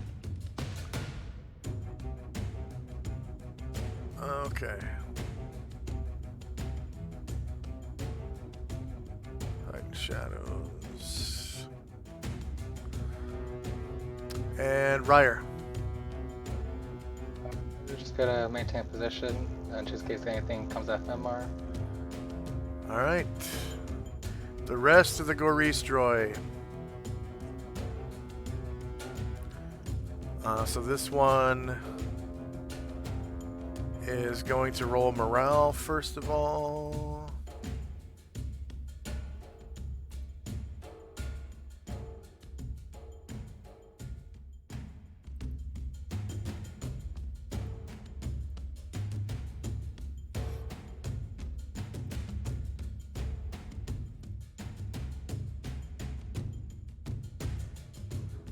And he'll keep fighting. He is going to turn this way. He is blind, so he gets -4 to hit, and then another -4 because he's in the aura of Anatar, so a total of -8. He is going to right clubbing smash Anatar.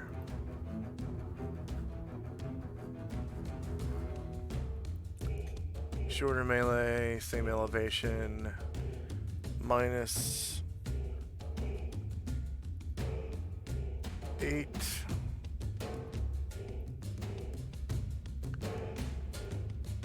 And no damage roll mod. Anatar is shieldless, -6 versus beats -3. Anatar is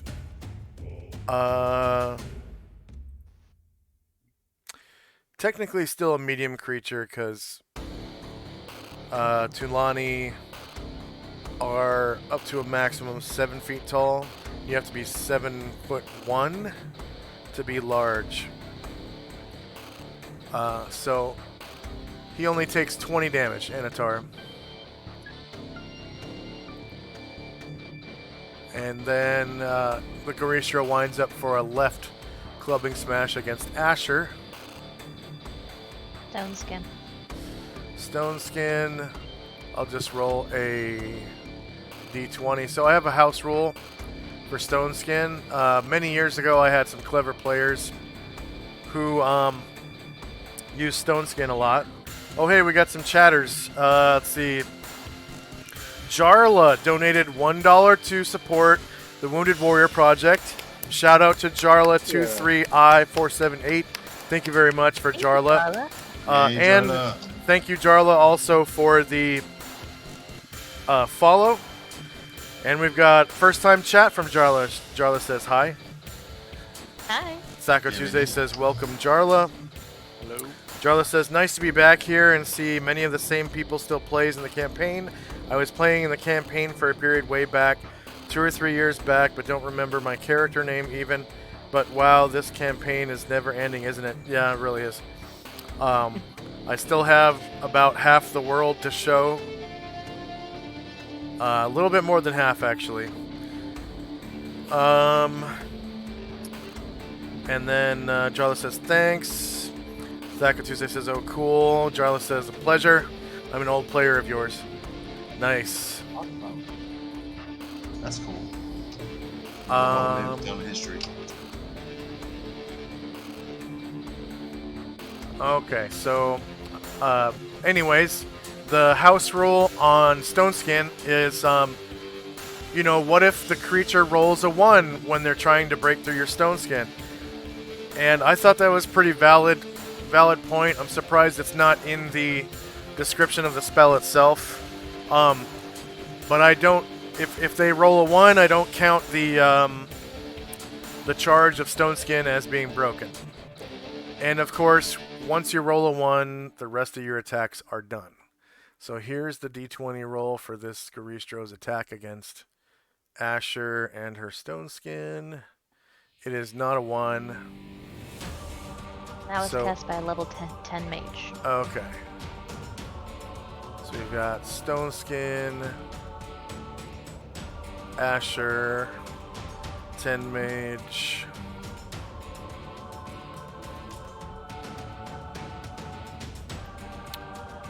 And I usually put it on the GM notes for the token.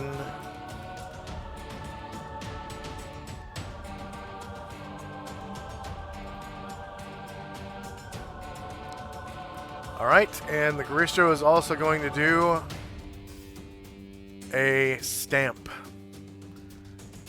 So it stamps with one of its feet against Chandrak. Wait, there are 2 tokens stacked up under Chandrak. I don't see. And then... Oh, that's right.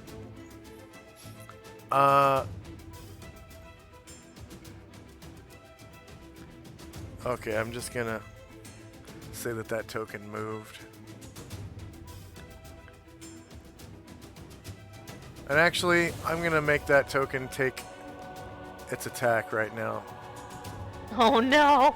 Okay, so we'll see. Attack.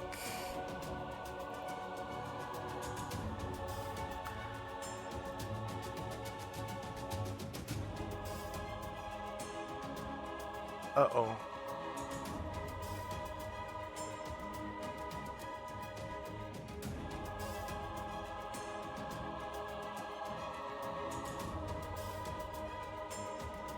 Wow. I forgot the most important macro.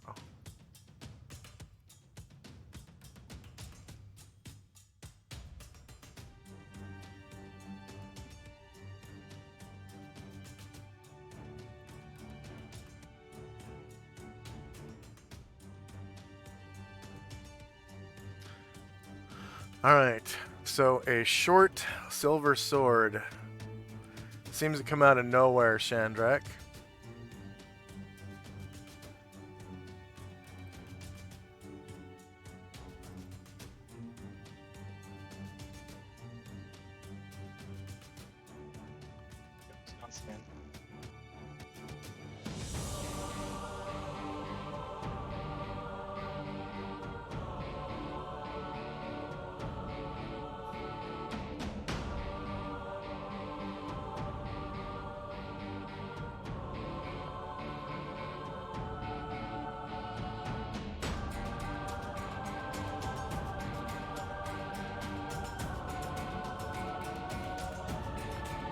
And the Garistro takes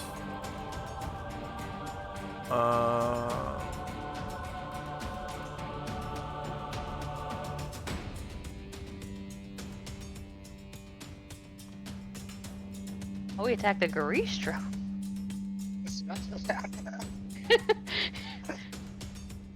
Pleasant turn of events. yeah, this Gainin appears as the Garistro survives. So Ninja Gaiden appears, and the Garistro takes 16 damage.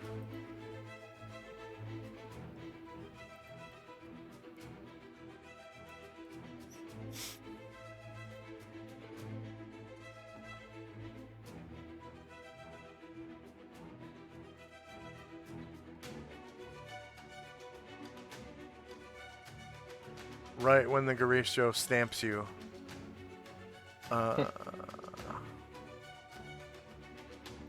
So I guess he was trying to stop the stamping from occurring, but failed.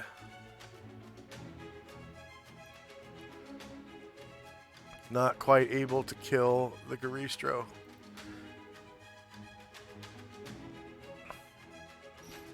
Alright, so the stamp, melee, same elevation, minus, whoops, minus 8.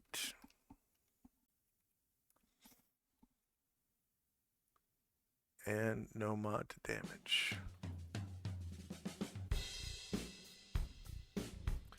Shandrak is shieldless. -4 Stone beats skin? AC 2. You take 21 damage. Stone Skin. Level 11? Level 11.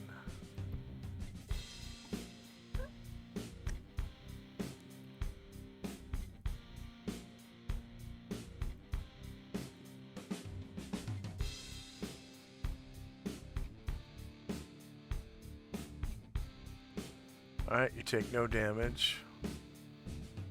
And that Garistro is done.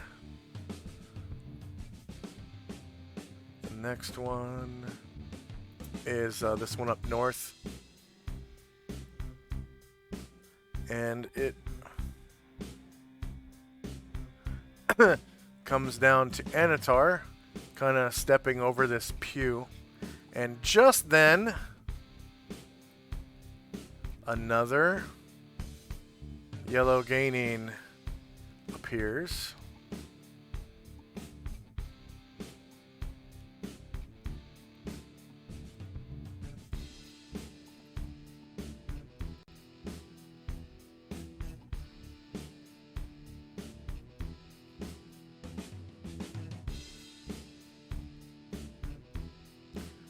And with a silver ninja toe, backstabs this Garistro. Shorter melee, same elevation, no mod, no... Oh, whoops. It's not like a regular attack. Okay, backstab. Ninja toe. Garistro.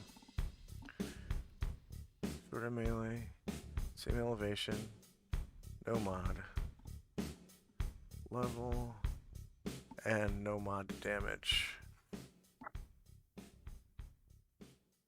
8 versus -2 does not hit. He rolled a 4. Alright. And this Garistro is going to attack Anatar at -8. Right clubbing smash. Shorter melee, same elevation, -8. Damn it.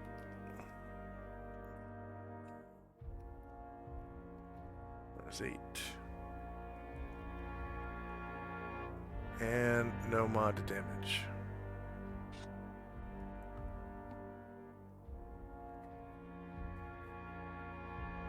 And that is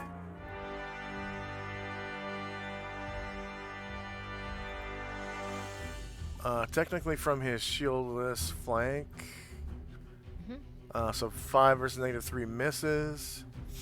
Then there is a left clubbing smash against Anatar. Oh, I never did turn him. Is it too late? No. So he's gonna kind of turn this direction. Alright, so that is...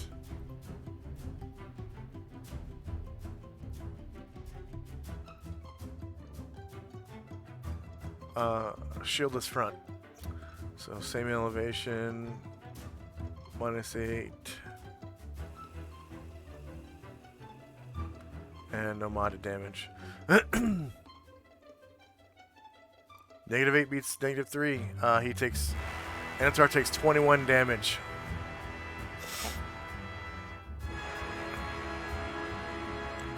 And the stamp. Stamp to Anatar.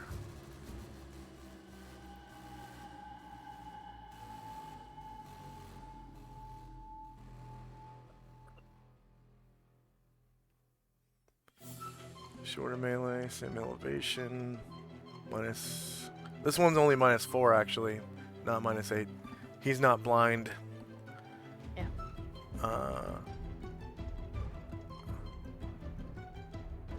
And no mod damage. Front shieldless. Crits him for 46 damage. What in a shieldless flank? No, it's front shieldless. Okay. 46 damage. That is dead. Yes, and Anatar goes to the Starlight Court. Anatar just died. Yes. Yeah. What? Like squished into tomato paste or just down? His body's not even there. Oh lordy. So you know what happens though. They are reborn in the Starlight Court or whatever.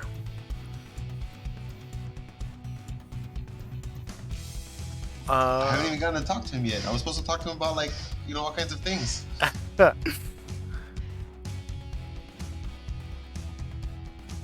All right. This I'm about to lose another one, possibly. Possibly, yeah. This one turns to Brian Druid.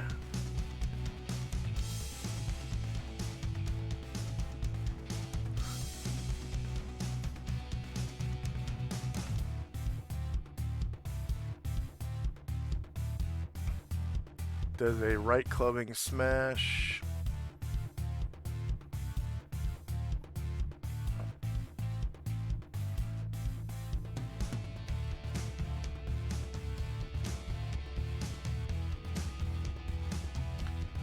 Shieldless front. -14 beats -1, causing 19 damage. That is dead.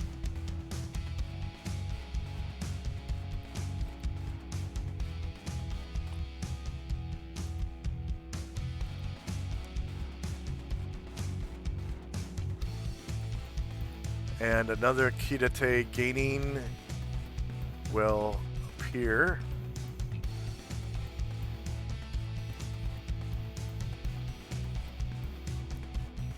With a silver sword to backstab.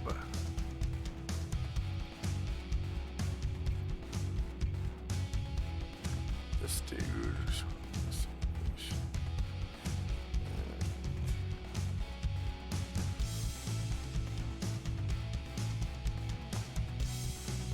-4 beats, -2.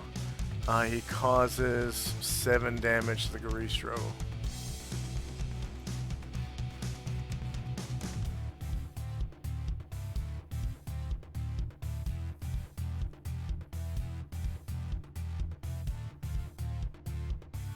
Ashriel. How high is the wall? It's about 15 feet.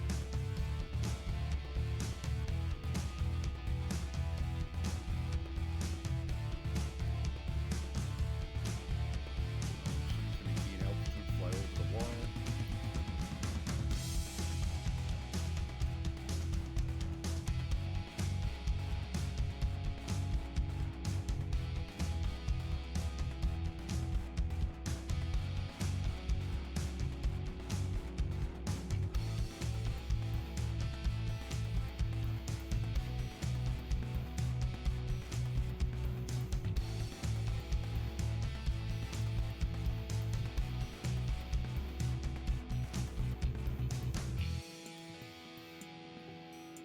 Okay.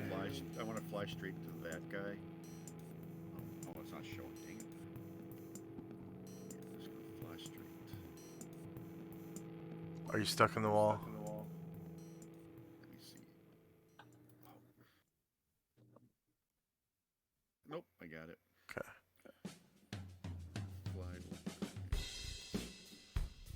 top of Shandrak and Flame Sword. Go ahead and fix your altitude.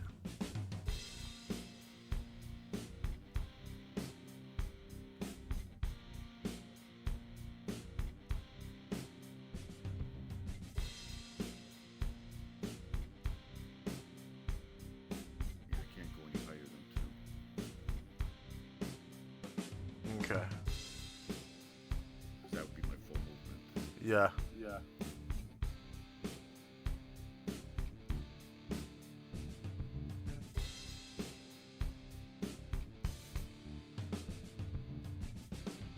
And so I'd be the same elevation at him at 20, right?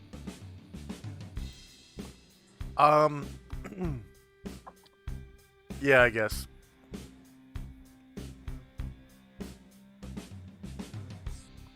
Are they regenerating, cold using, or undead? Regenerating.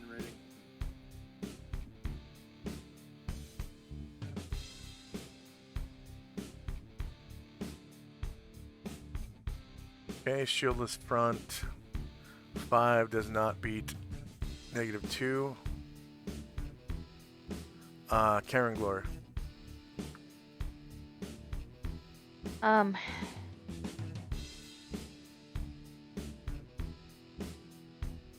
So, as 2 of her compatriots die, Asher screams in frustration and I'm so upset. And so Aranglor is going to move forward. He's not going to make it, but so Kanar's strength spell is going to fizzle. But Oh, Aranglor okay. is going to move.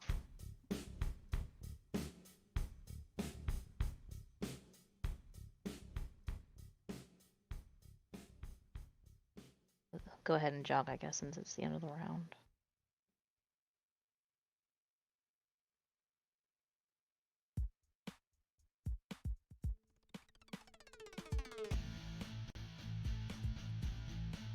He'll get there.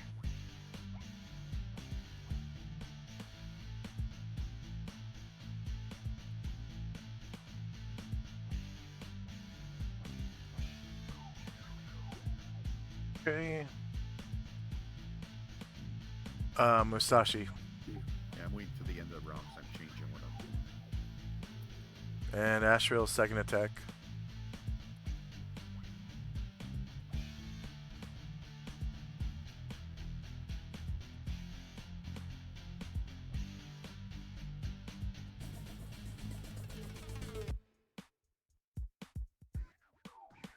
Okay. Oh, shieldless. Rolled a 1. Doesn't matter though, because it's the end of the round. Then Musashi's gonna jog to get into place the health. Okay.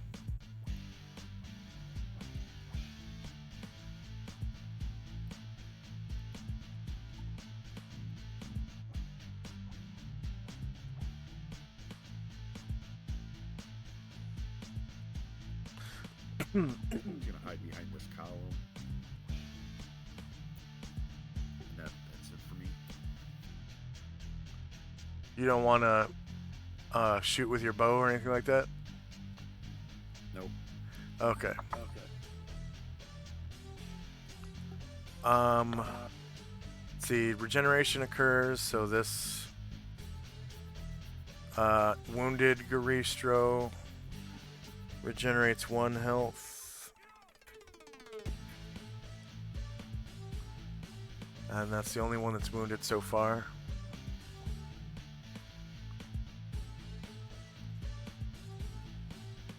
Alright. Yep, initiative phase.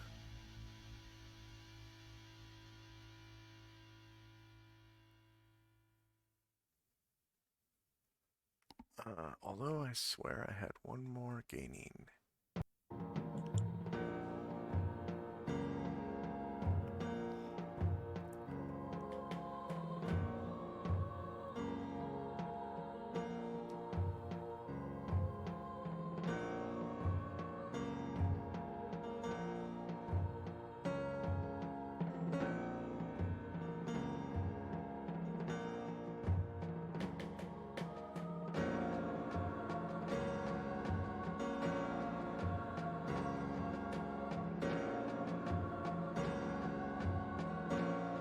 Oh. Okay.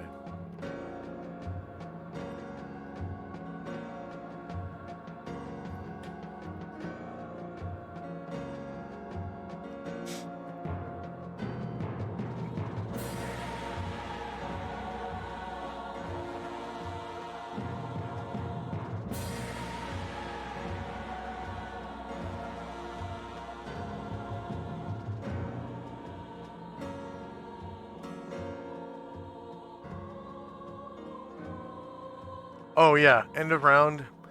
2 more gaining appear and perform backstabs. They're gonna backstab the. Actually, this guy failed his what's it called?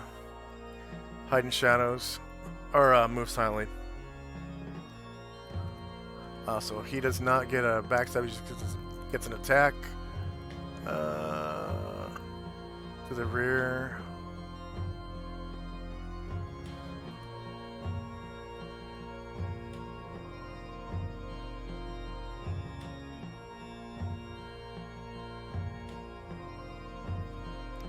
-12 versus -2 does not hit, and this gaining gets his backstab. Ninja toe.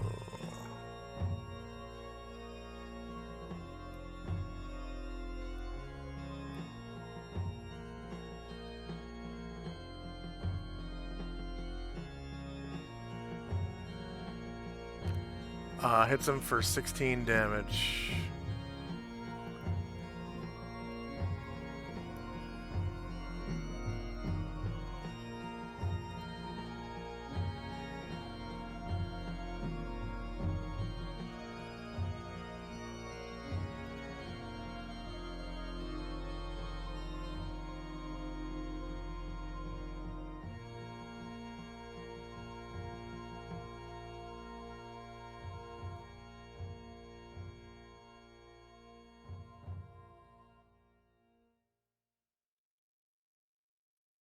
You can use. Was that a question? No, sorry. Oh. Is anyone still rolling? Yeah, I am. I'm sorry. I was trying to see if I could do something good, but I can't. Are we rerolling initiative? Yeah, it's initiative phase.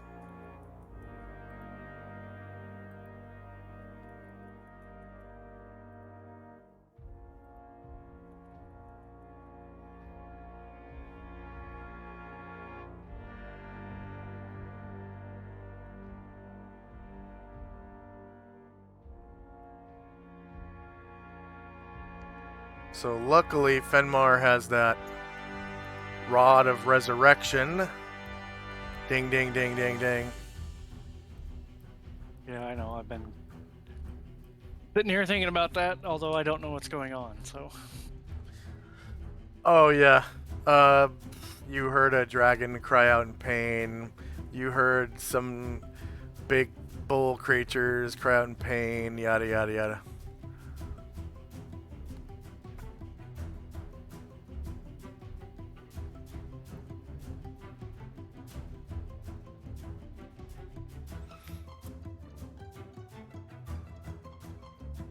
Hey, is anyone still rolling? I need another turn for Tenzi. Tenzi. There you go.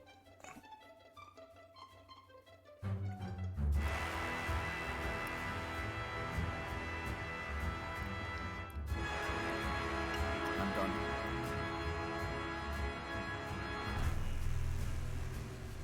All right.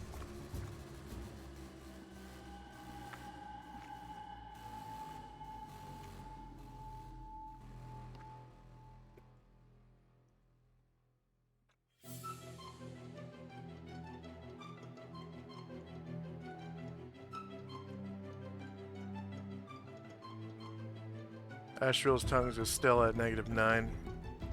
It already counted down. Okay. So we got recitation, blindness, Asriel's true seeing, Baron's true seeing, Benmar casting locate object. 4 rounds left. At the end of this round, Kinar is no longer casting strength. It's fizzled. Time now is 10:06 a.m. First up is Shandrak. I'm going to cast slow. Nice. Very nice. Spell AoEs. Wizard 3. Slow. You should be able to move that around. I'll put it to the bottom so you can see who you're hitting.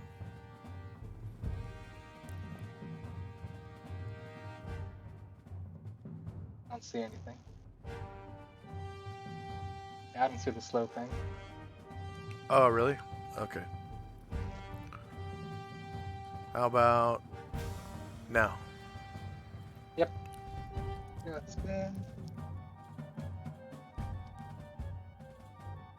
Okay, I'm going to place it to the back.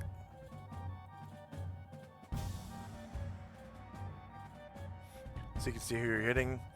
You're going to get 3 of the Yellow Gaining and 3 of the Goristroy. Oh, I'm sorry. Yeah, 3 of each. Yeah, I think that'll be good. Okay. The Goristroy have magic resistance. I will roll individual.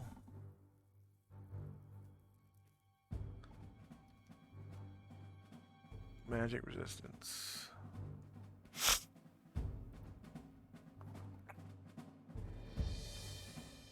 Probably 30%, isn't it? It's pretty high, not gonna lie.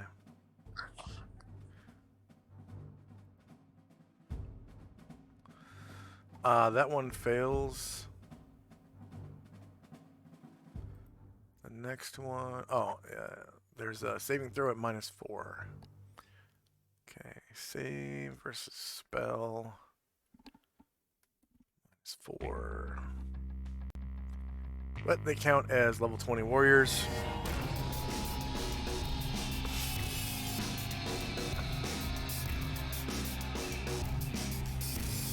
He fails, wow. So this Goristro is slowed.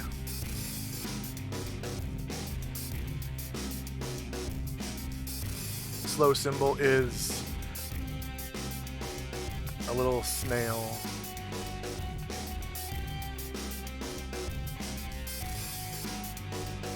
I'm gonna put slow 1.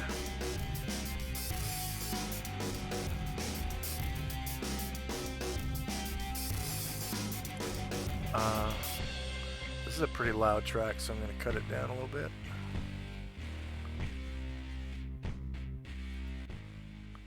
Alright. What's the duration on that slow? Say again. 13 rounds. Alright.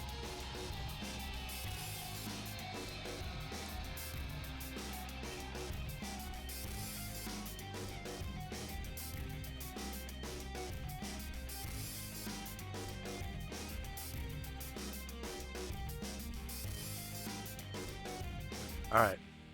This Goristro. Magic resistance. Slow. No mod.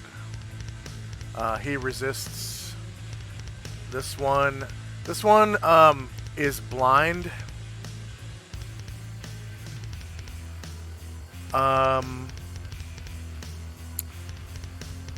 So I'm gonna give him a penalty to his, an additional penalty to his saving throw, but not his magic resistance. So he'll get magic resistance, slow. So if he fails magic resistance, he passed. All right, and then the gaining each get a saving throw. at -4. And they count as level 8 rogues. So rogue 8.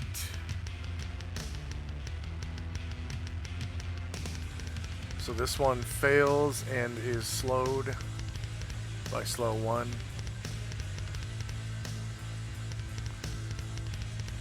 Generally, the effects of slow are -4 to everything. And then half your attacks and half your movement. This gaining save versus spell at -4.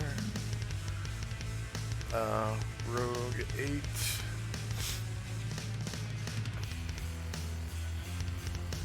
Fails.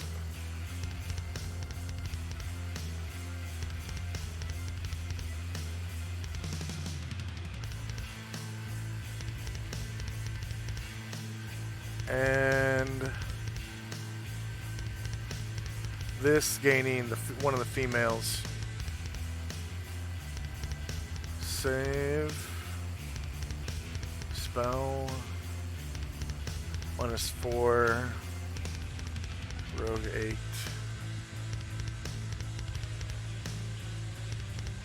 She fails as well. And they're all like, "Ah, what are you doing?"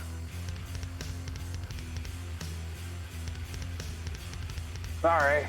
You have killed us! And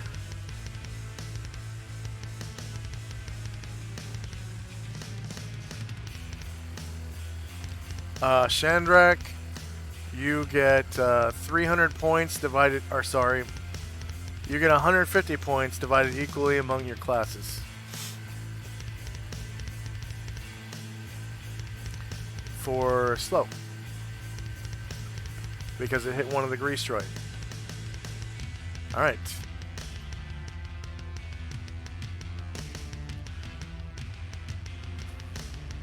So this gaining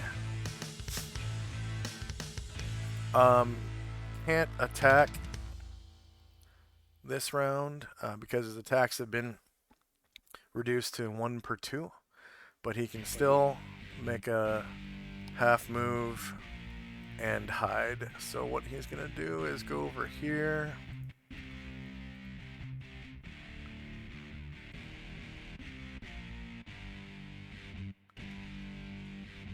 Move 4 squares because he wasn't threatened. And he's gonna attempt to hide in shadows. Checks. These skills, hide in shadows. I guess I will give him a -20% for being slowed.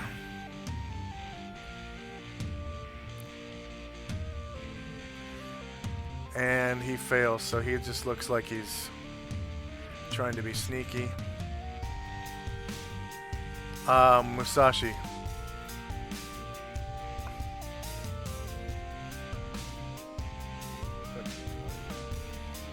Second attack. I can't hear you, Mike.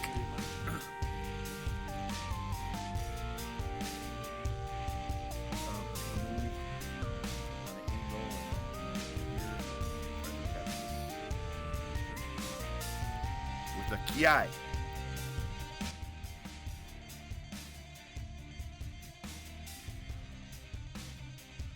Okay, this Garistro is not threatened, so he will turn to face.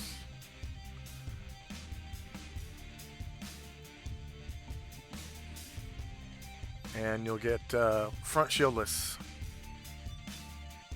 AC.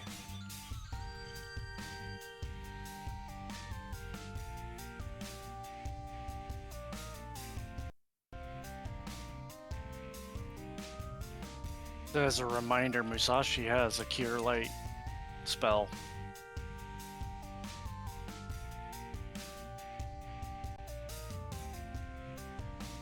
And the recitation just +3 to attack?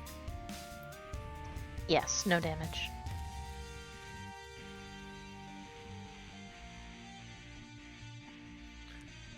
Front shieldless, -4 beats AC -2, causing 15 damage to the Garistro and your Wakizashi, which is not high mastery.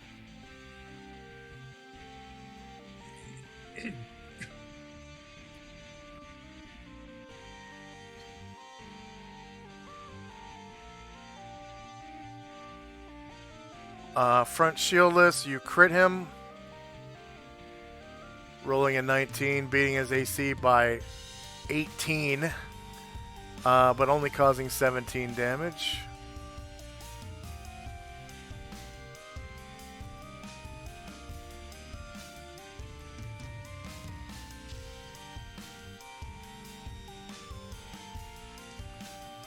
Asher and company. Or sorry, Asher. Asher is going to attempt to hit a Go for it. backstab. The one that's slowed. I'm up behind him. Alright. You get an additional +4 on top of your normal +4. So the normal +4 is already programmed into your backstab. So you just have to put in +4 as a modifier. And for those who don't know, Asher has a ring of invisibility. So she's basically just backstabbing every round. Get him, Asher. Okay, -2 beats -2. You cause 33 damage. And become visible because did not kill your opponent. Alright, one of the Kidate Genin is one of these females. She is going to... Let's see, she is slowed, so she can only move 6. She moves through... Are you going to stop her? She's going to try to move through your square. Ashriel. Or sorry, Asher. No, she appears to be fighting enemy and my enemy and all. Okay. And 6, so she takes cover behind the pew and attempts to hide in shadows. With a -20 for being slowed.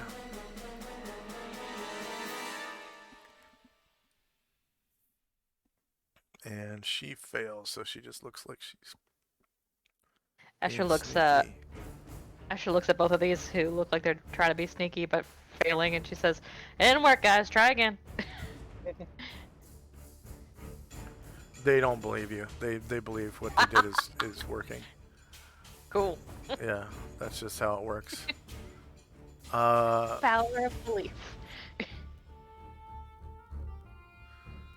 This other female of the Kidate clan is going to roll Dex to get over this pew and take cover on the other side. Checks. Ability score. Dexterity. Ooh, with a -4. No, she's not slowed. That's right. So she gets +0. Ah.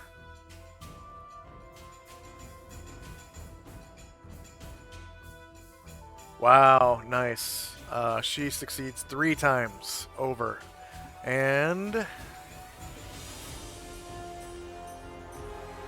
Thief skills, hide in shadows, -20. I thought you said she wasn't slow. Oh, that's right. +0. Alright, she succeeds.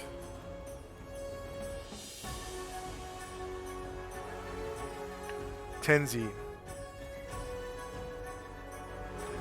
Forward.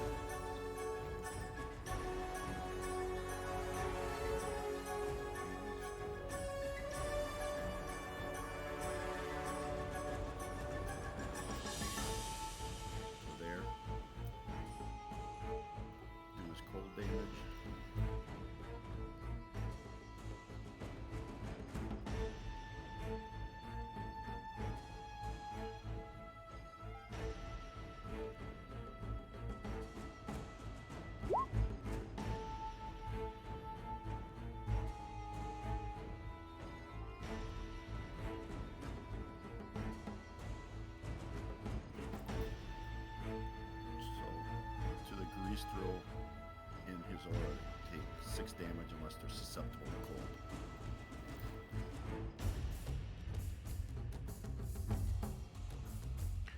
cold. Okay.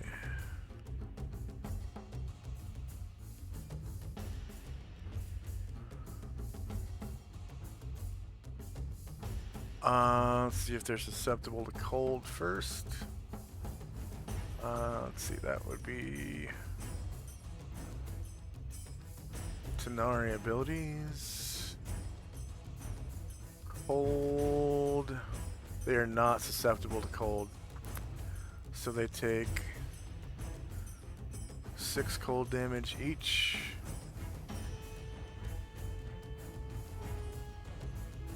And then I will attempt to attack this one here from the rear with silver. Attempt to attack this one from the rear with 2 silver size. Outstanding. Go ahead.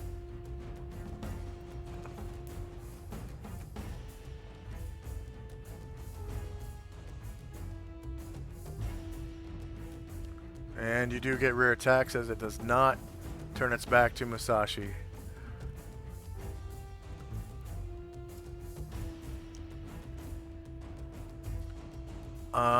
Ooh, you rolled a 1. Ouch. We got a 1 in chat. Poops.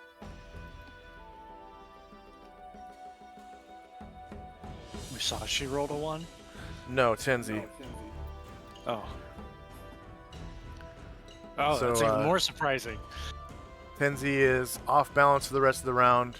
Everyone gets +2 to hit him. And he loses all of his actions, except for free actions.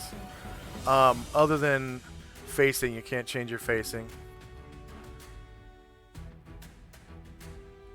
You can take other free actions like drop weapons or shout out commands or non-pertinent questions. By non-pertinent, I mean stuff like, you know, what are you doing?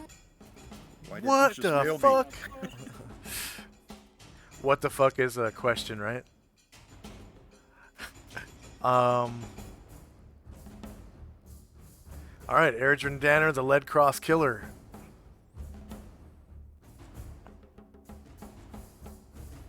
So he's just gonna his normal movement up here, and then hide in shadows behind this pillar. Okay, so he takes cover behind a pillar.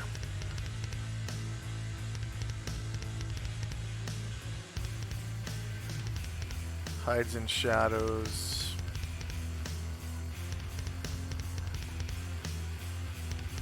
Varen. And we'll come.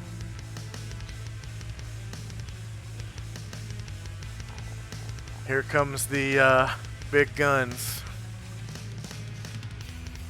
Good ones. The ungodly armor class. And Although they're hitting that armor class, so I'm not getting too. and he's got the Thaco to back up those crits. How come I can't get him on these stairs? The stairs are about 10 feet high on your side. They're stairs going upwards from left to right. And they're made of stone. So if you count the stairs, there's 1, 2, 3, 4, 5, 6. It's about 12 feet high on your side. Do you want to climb over it?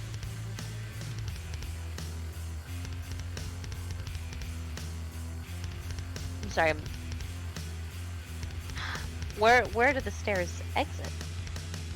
Down here at the floor. Okay. I was trying to make that ruler. I was trying to enter the stairs from here. Is that not where they enter? That's a 10-foot climb to get up to the top of the staircase from that side.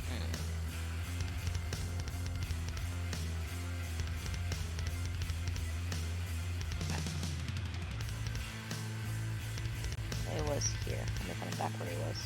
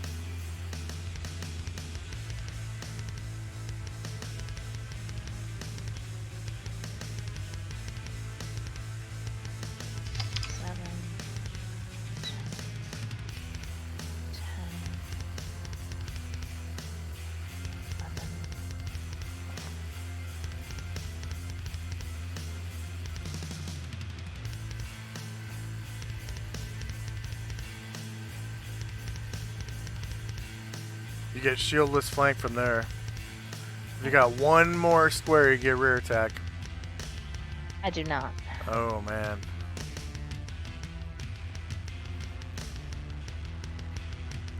Okay, shieldless flank. Your claws don't work. Okay. Almost I'll forgot just to add my save three. the time and Yeah. the agony. You've actually fought these before, so you would know. This was the same monster you guys fought outside the library in Oh yeah. what's it called? The Grey Elf City Lucilia where you're City? from? Yeah, Lucilia City. Alright, that is shieldless flank. -13 definitely beats -2. You cause 18 damage with the sword. 18 damage, and you still have a shield. Yeah. So So that one I think we killed in like 2 characters' turns. So. Yeah, I did not learn how There's just one dangerous of they them. were. because it was one. It Yeah, was it was only just one of one, them. yeah. It was I did basically not everybody learn on that one. time how dangerous they were. Yeah. I think it barely got 3 attacks, and then you guys killed it. So shieldless flank again, -8 beats, -2, causing 7 more damage. Alright, the first Garistro.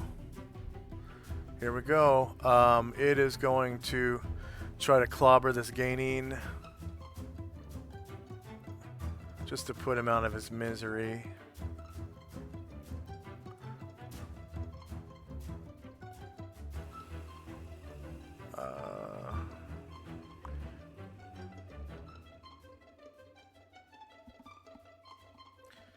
See, it is going to be melee, same elevation, no mod, no mod.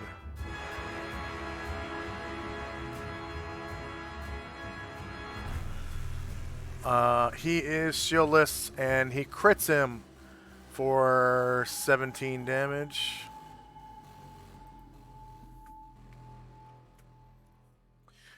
And left hand clobber. Does Asheville have stone skin? Asheville? Yeah.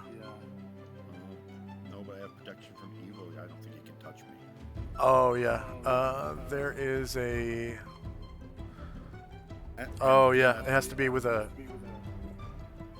With a weapon, they can touch you, but not with. Okay. And that's the one-armed one, so you'd probably be doing a Yeah. stomp anyways, right? Yeah. He is going to.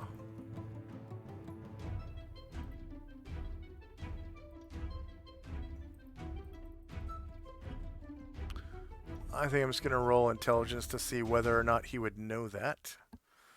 So checks. Ability score. They're not very smart, so it's probably not going to work. Yeah, okay, so he tries to punch Ashriel. It doesn't work. Now he is going to stomp the gaining. Stomp the gaining. Stomp, stomp the gaining. Attack. Stomp. Gaining.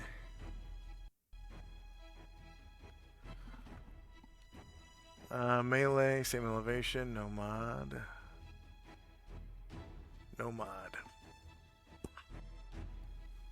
Crunch. Shieldless, -6 versus 4 hits. 21 damage. Wow, the gaining survives. Survives it. Minus 21. Okay, second Garistro. This is the one fighting. What's up? Oh. You guys are talking about. Do they have club in each hand? That's what I thought they had. They're using their fists. Oh. So they have 2 fists and a stomp. Would they have hit Anatar then?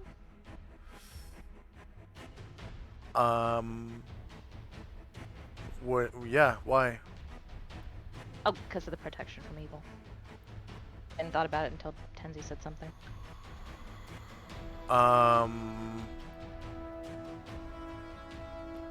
Let's see.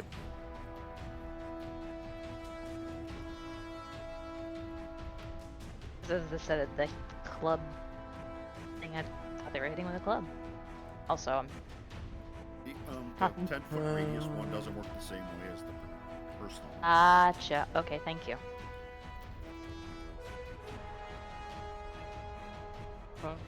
Yeah, it does. It's just a 10-foot radius. Where one's personal, a 1 foot personal space, the other one is 10 feet. It radiates. And they can't even enter that space unless they make a saving throw. He came in and attacked them. So That's true. he fucked himself. Well, then that negated. Yeah, that Yeah. negated it. Gotcha. All right, thank you. And Ashriel already attacked this one too. I missed them. It doesn't matter. I was just waving at him. I wasn't attacking him.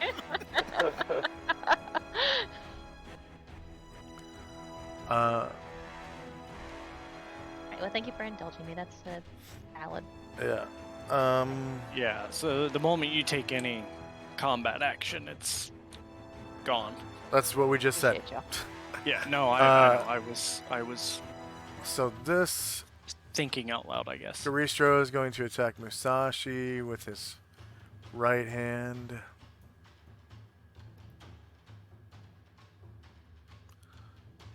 I'm gonna give Musashi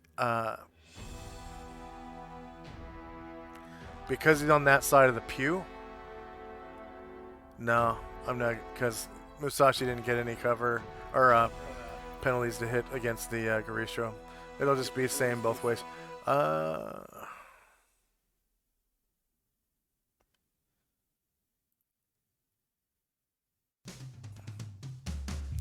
So Musashi is shielded and has turtle AC. So -7 versus AC 4. That is a hit. Damage is 20. And then he is also going to left clubbing smash the Hidate Geinin that thinks he's being sneaky. And he actually gets a +4 to hit that guy because he's slow.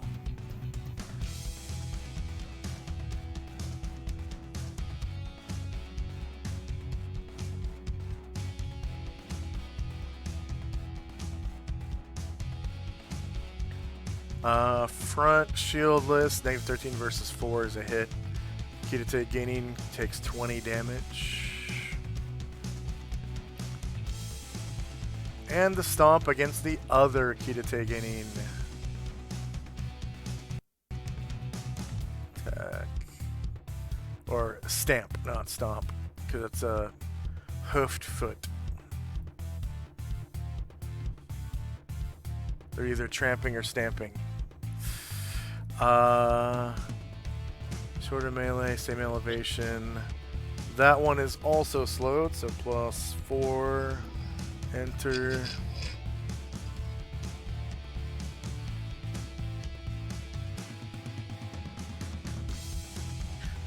Oh, crit. Shieldless AC. For 34 damage, but he survives.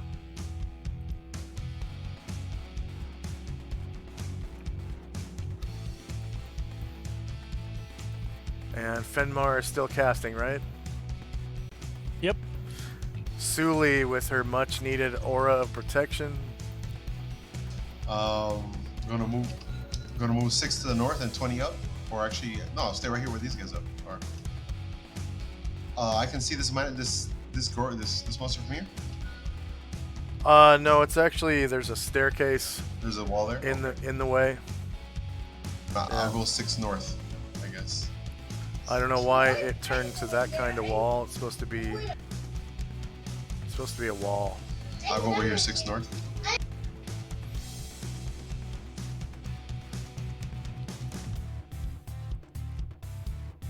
And then I'll attack with the lasers. Okay. Which one are you attacking?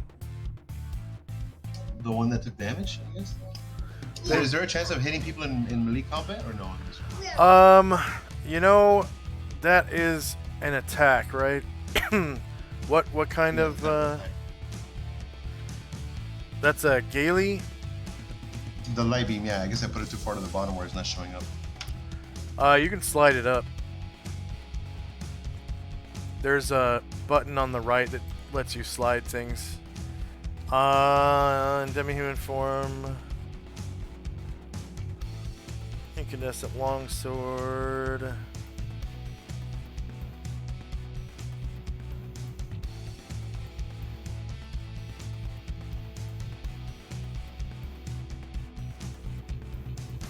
Firing beams of brilliant light that sear their enemies for 2d12 points of damage per strike. The beams have a range of 100 yards and strike with +4 attack bonus. The Gailies can't gaze in this form.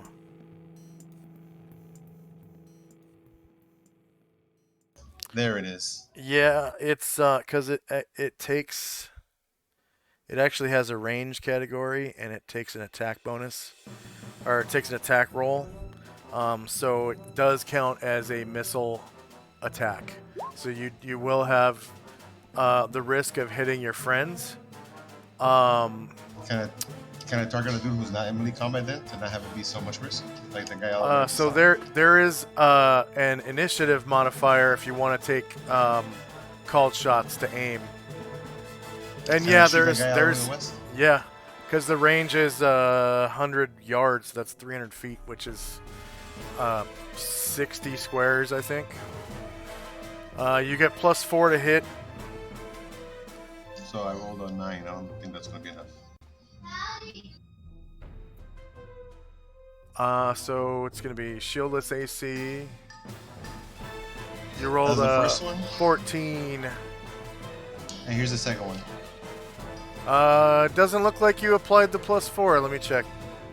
Make sure you have it set up correctly on your character sheet.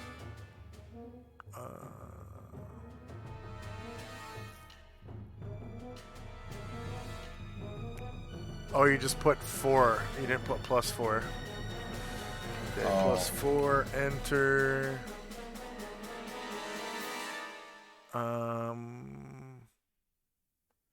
Weird. You have it on your sheet twice. Well, the bottom one was too far low to like show. Yeah, you So can I'm just gonna you delete can, the you can bottom. slide it up. You just slide it up like this.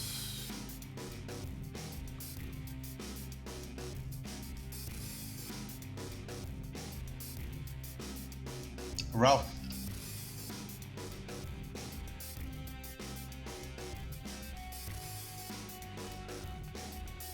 Okay, so shieldless AC, you hit weird, it's applying, let's see, 9. Oh, yeah, it's working correctly. Yep, first one misses. Go ahead and roll your second one. That was the second one. Oh, okay. So the first one misses and the second one misses. Bombosa. Magic missiles fire for effect. Yeah. Alright, AFK second. Ambosa's attempting to move silently again. He'll get that far. Oh.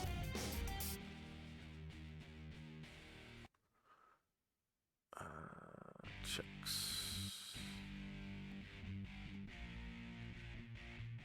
Deep skills, move silently.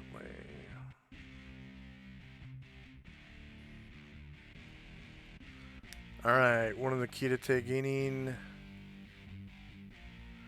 That's that critically injured one. This one is going to try to hide in shadows. Actually, yeah, he is threatened. So yeah, he's gonna hide in shadows right there.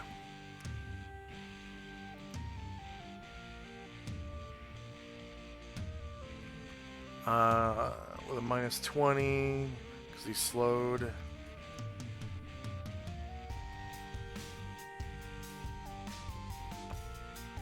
And fails. Dante.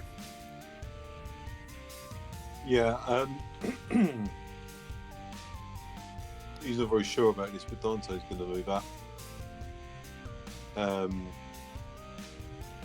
And get ready to cast a spell next round, I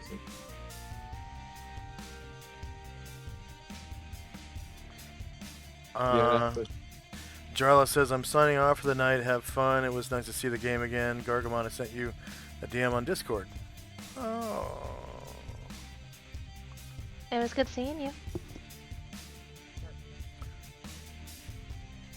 J-Man.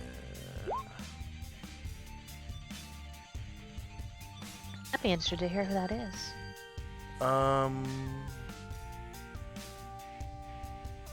It was in 2019. I would have played with him. Yeah, I'm sure you did.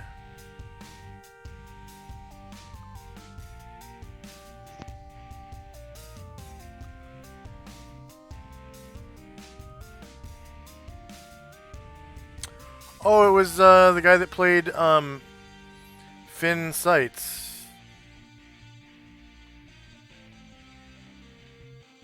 Oh, okay, yeah.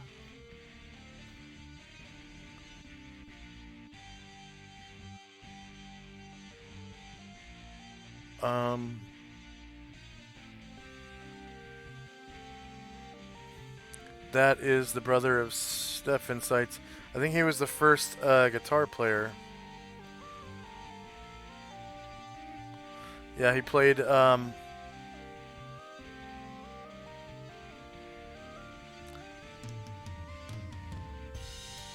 I think he played a bard.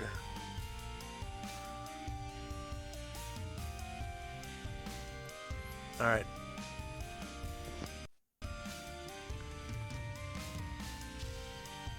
So that was Dante's move? Yeah. Okay. Karen Gloyer. Cast improved invisibility on himself. Okay. So Karen, whoops. Karen lures improved invisibility. And how many rounds does that last? Sorry, I should have already scrolled up and saw that. 11.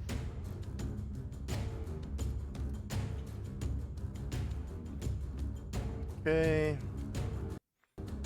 One of the Kitate gaining. Okay, this one is threatened, so he's going to withdraw 6 squares. Up the stairs over here, kind of.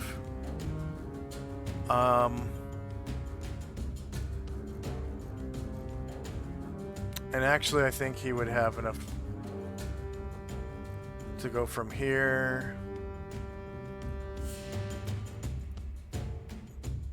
to there. So I'm going to give him a tumbling check so he doesn't take damage.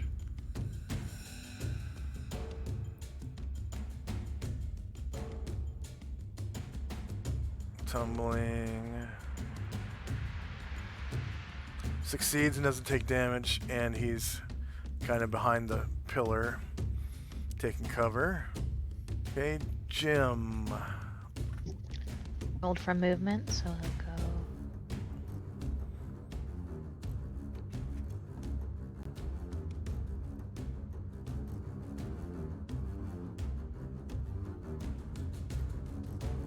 Go there. Ooh, right Yeah. into the threaten, right into the out of the frying pan into the fire. Yeah, he does have stone skin, and I have a plan. Yep. You also did you roll just for jogging or something? Yes. Okay. Ryer. Ryer starts singing inspirational songs. for an attack bonus? Looks like his only target is Fenmar because it's 30 foot. Yeah, he's just gonna keep singing. Okay. Takes 3 rounds. Or is it a random amount of time? Go ahead and roll the thing for it. I can't remember if it was a random amount of time or 3 rounds.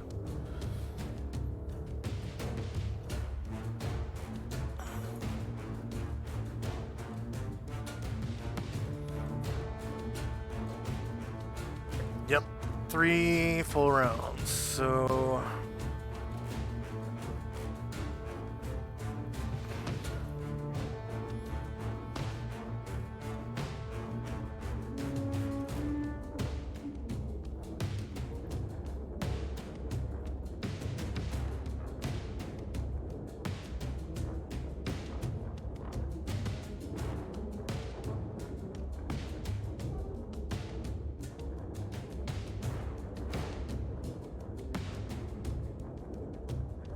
Oh, it's 80 feet.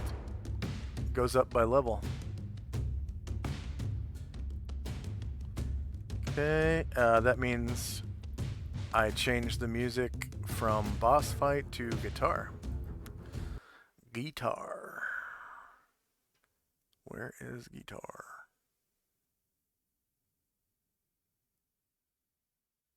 There it is.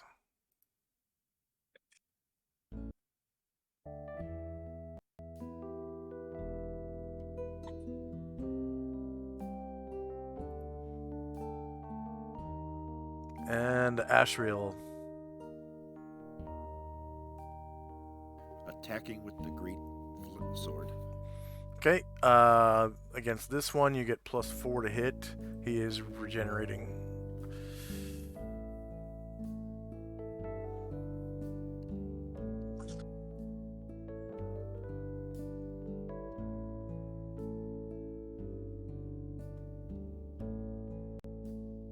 And then +2 from recitation. Yeah.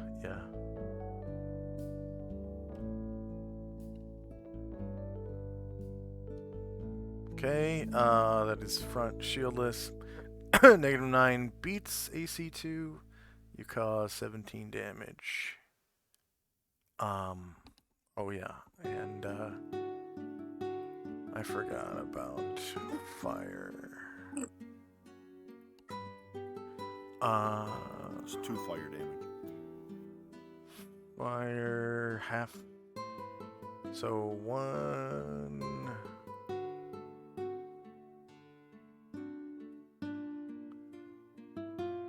So he takes 16 damage instead of 17. Yeah.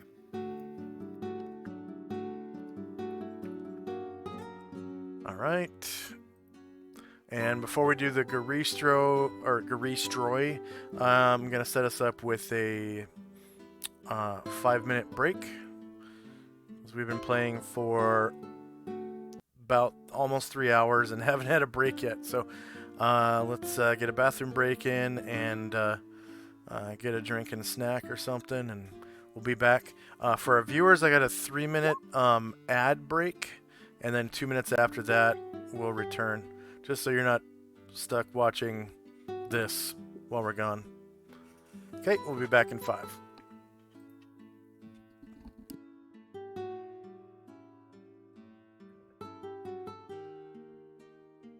Thank you so much.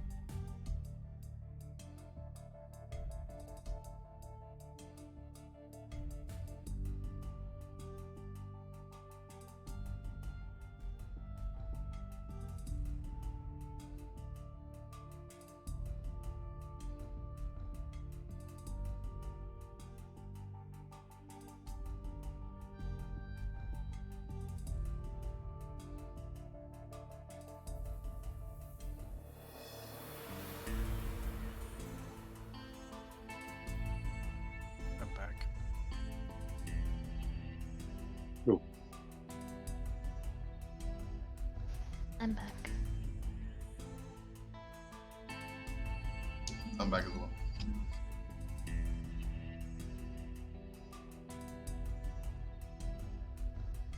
Your whole demeanor changed, Asher. I feel bad for you. And we're back. I'll be alright. I won't be a child about it. It does suck though. Yeah. I mean, when there's a rod of resurrection in the party, it's not really something that you need to worry about anymore for a while. You know, Sure. because the rod has so many charges. I had forgotten And- about it until you mentioned it again. Yeah. I'm back. And the charges depend on the race and the class too. So. It says dragon on it though. Although I think there is well, he is technically a fighter. PC dragon is a fighter dragon. And then the races, you know, they only mention the player's handbook races. But I think elf is the highest one, and I'm pretty sure that dragon would probably be somewhere around the highest. Sure, yeah. So that part for non-player handbook, player's handbook races is GM fiat. But I mean, you could just make a hard and fast rule that anything that's not in the player's handbook takes the most points. And it's kind of a gimme. And then the classes are all the same. He's a fighter, so it's like, I don't know, 3 charges per fighter or something. And it says if they're three. multi-classed, you don't add them up. It's just whatever is worse for their classes. Gotcha. Yeah, I'll try to perk up. I got you. So, I'm gonna is- do something useful this game. It is only usable once per day or week, though, so you have to choose who gets resurrected on the first day. Alright, so the Garistroy. This one is going to turn and come right up to this Idate Gainin. And she looks up at him in surprise, like, I thought I was sneaking. Told you so. He proceeds to stomp the shit, or punch the shit out of her. So, short melee, same elevation. This is going to be +4. Yeah, I'm surprised that none of these Garistro have rolled 1s yet. You and me both.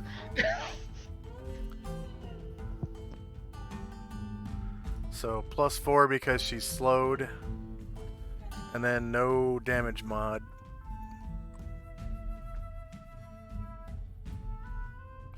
So she is shieldless, -19 beats 4. She takes 23 damage.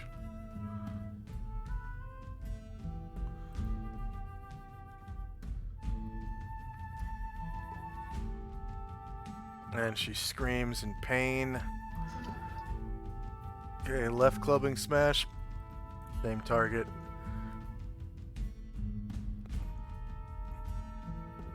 And same bonus. Whoops.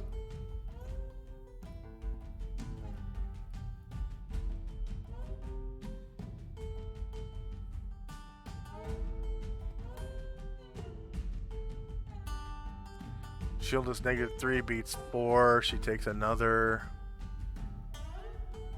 Oh, that was her attacking him. So I have to re-roll that. Or is it her attacking herself? Yeah, her attacking herself. Left clipping smash. Kirite gaining. +4. And +0.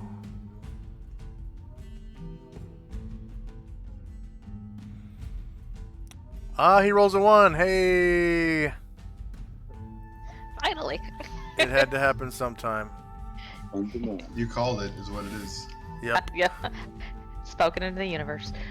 The next Garistro is the one that just killed Brian Druid. He's going to turn around and take 3 attacks on Asher, so 3d20.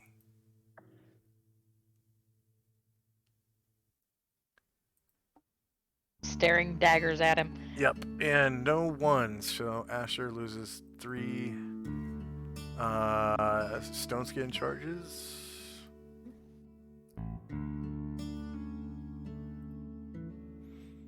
And Musashi.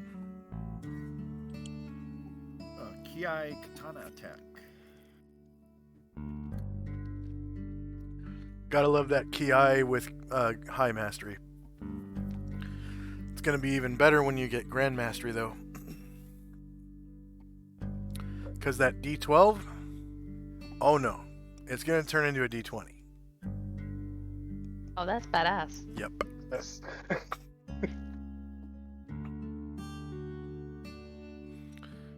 He is shieldless. So -4 beats, -2. And you cause 22 damage.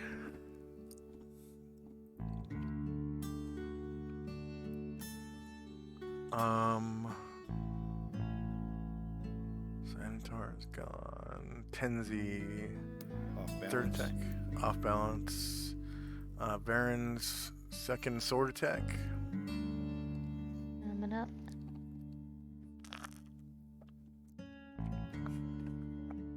Shieldless flank. +3. That's pretty good. That is a natural crit. 15 damage. My god. If only Varen had gotten that giant strength. What's it called? Girdle. Imagine how much damage he'd be doing. Let's see, 15. Maybe our listeners will gift us with another one. Yeah. Soon we'll all be wearing one. Wink, wink, nudge, nudge. Maybe our listeners out there. Ashriel. A giant girdle's coming out the ears. Well, I mean, you know, every warrior can use one. Or everyone who attacks in melee, really. Attack with the great sword.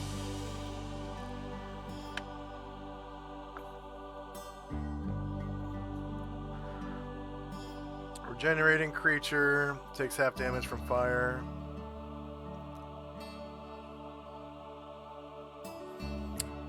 He is shieldless front, -9 beats, -2. So it's 10 damage. 2 damage from fire, so yeah, 10 damage.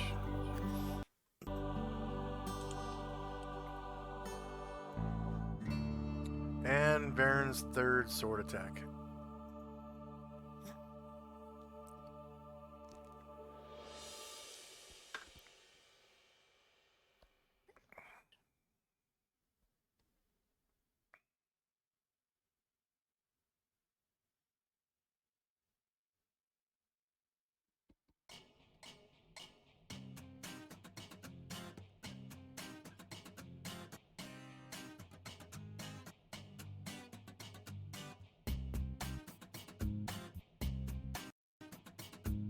Is that the third one? Yeah. Okay. -7 beats -2, causing 16 damage.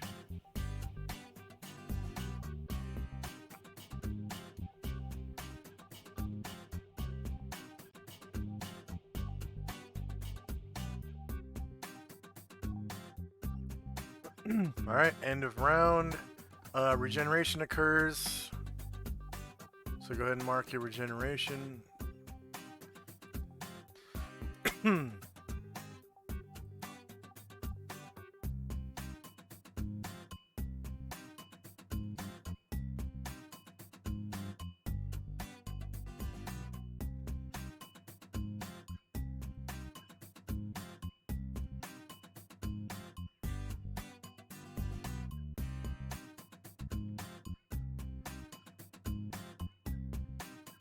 All right, go ahead and begin initiative phase. Let's see. I am so surprised none of these gaining have died. Do we need a reroll initiative? Yep.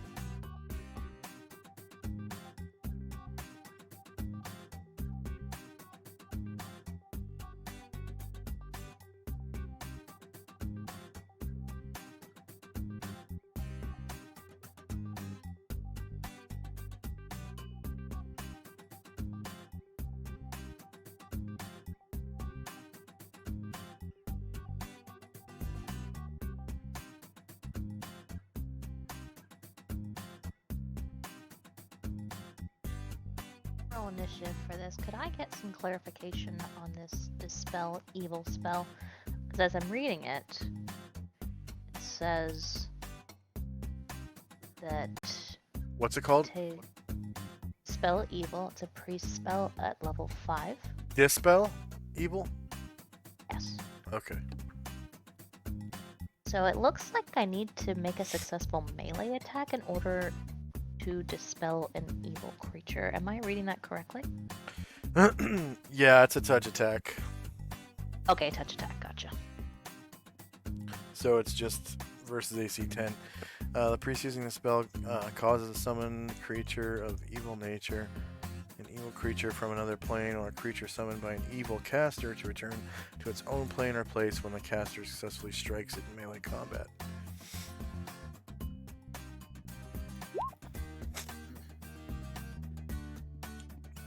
Oh, it just says in melee combat, so it doesn't need to necessarily be a touch attack. It could be any melee attack. Okay, I am gonna. Touch attacks tend to be the easiest, though, because they're against AC 10 and not whatever the creature's AC is.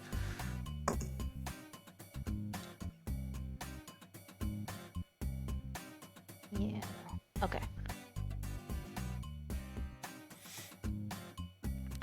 So it lasts for a maximum of 1 round for each level of the caster or until expended.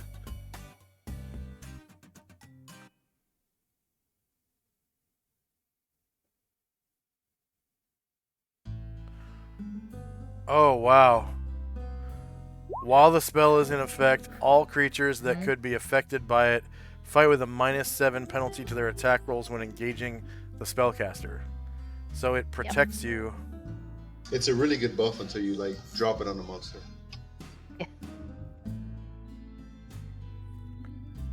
Well, it lasts 1 round per level. So that's a hell of a good buff. It doesn't just go away. Oh, yeah, I see what you're saying.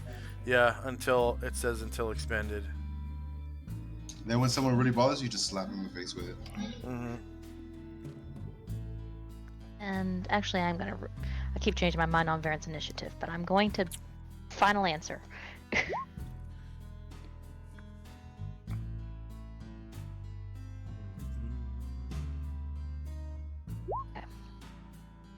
So Jim's a lot more powerful than you thought. Oh yes. And now that I'm playing with someone who knows priests, I'm learning so much. Yeah. A saving throw does negate it, but that just means that oh no, yeah, that does negate it. That because you expend it when you actually touch them or hit them or whatever, and then they get a saving throw. So it could be for naught, but I like playing with people who think differently than me. I learned so much stuff.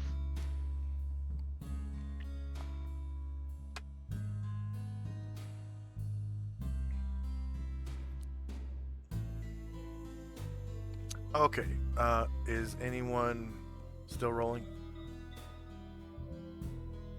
All right, here we go.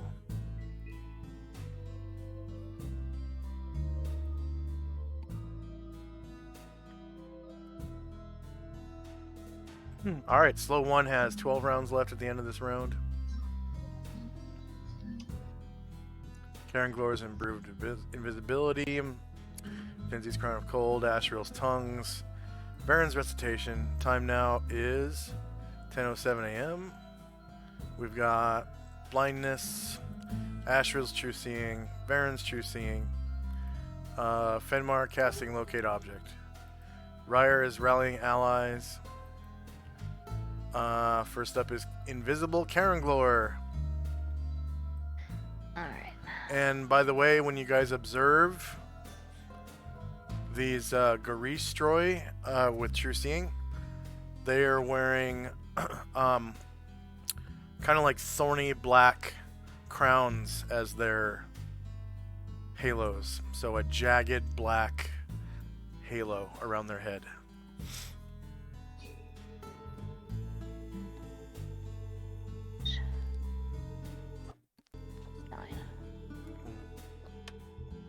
And he is going to use Blade Song attack buff.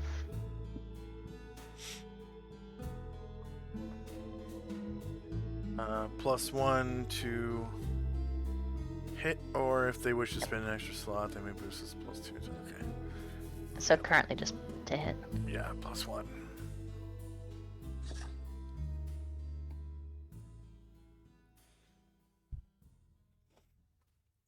Okay. This is actually rear attack. So 0 versus AC -2 That's is not a up great. miss. Yeah. And it's improved invisibility, so you do not become invisible. Yep. Tenzi, who is casting a spell, right?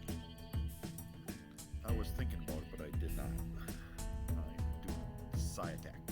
And I only get one attack with one to each hand. Oh, okay. Bless you.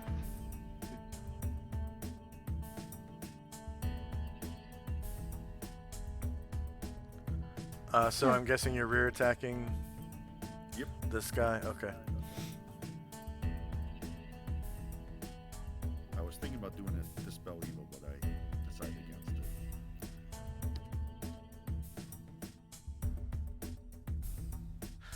All right. Rear attack. -14 definitely beats -2. You cause 9 damage with your Silver Psi. Now the other hand. Oh, I'm on the wrong layer. How did I get there?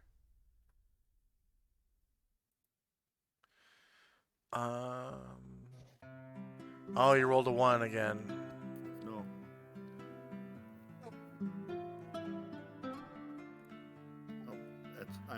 Rear was 1. Dang it. I hoped I crit. This is not our day, boys. No, it is not. I get to do my Crown of Cold damage. Yes. Go ahead and roll.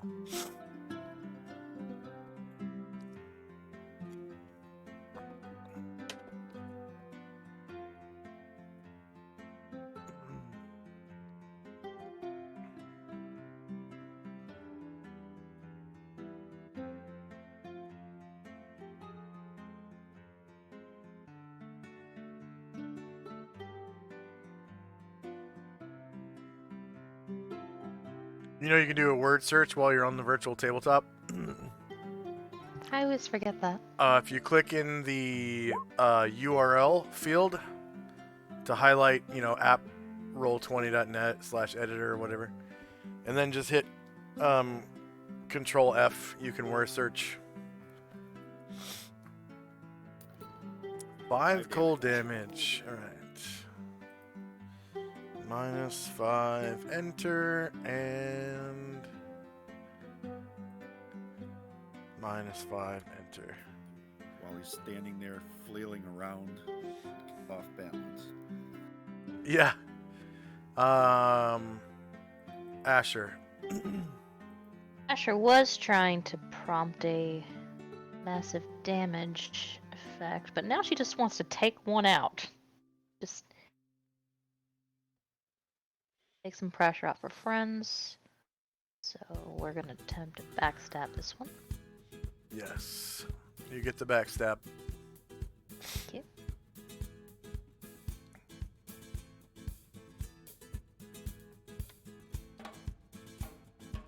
Oh, and he's blind, so that's +4.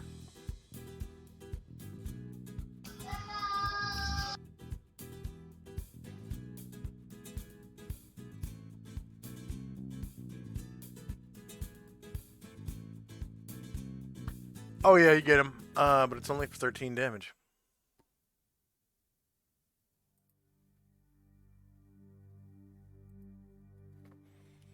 Oh, all right then. All right. One of the key to gaining. So he actually gets an attack this round, but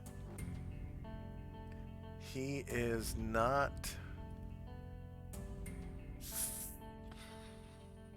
Fuck. He thinks his only option is to try to hide.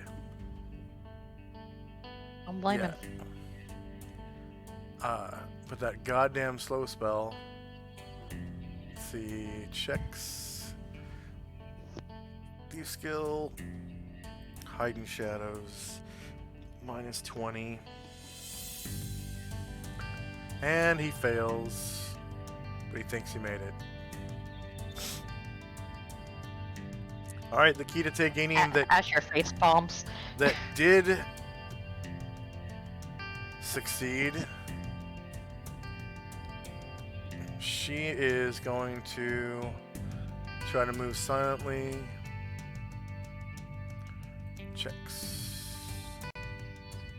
Thief skill, move silently.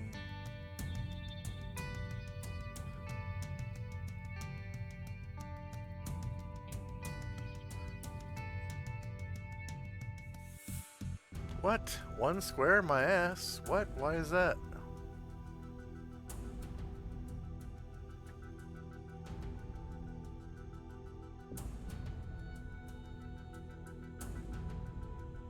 Oh, I never plugged in the movement rate.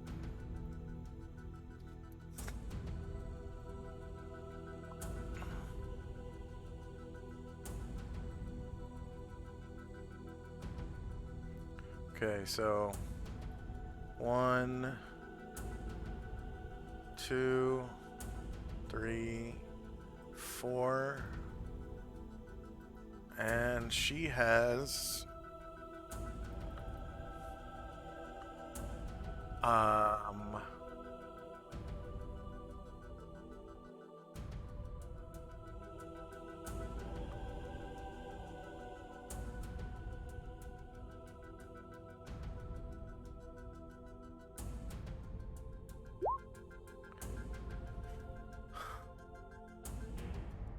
circle kick, basic block.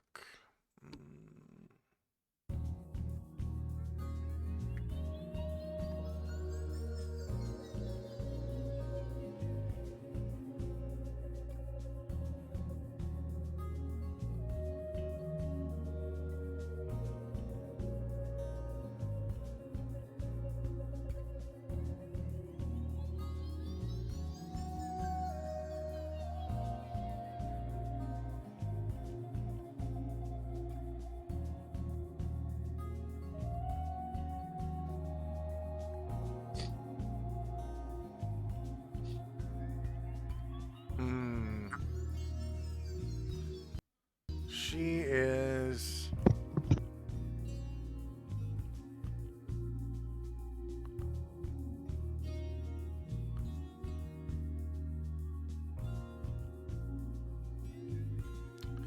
she's going to keep moving silently. All right, Musashi. Another Ki attack.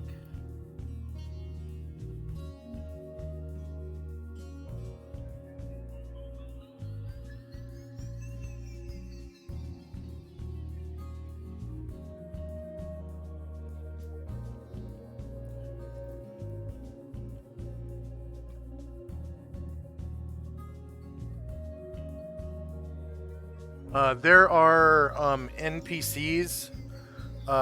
They look like yellow ninja with black scarves that are helping you. Okay. Yeah.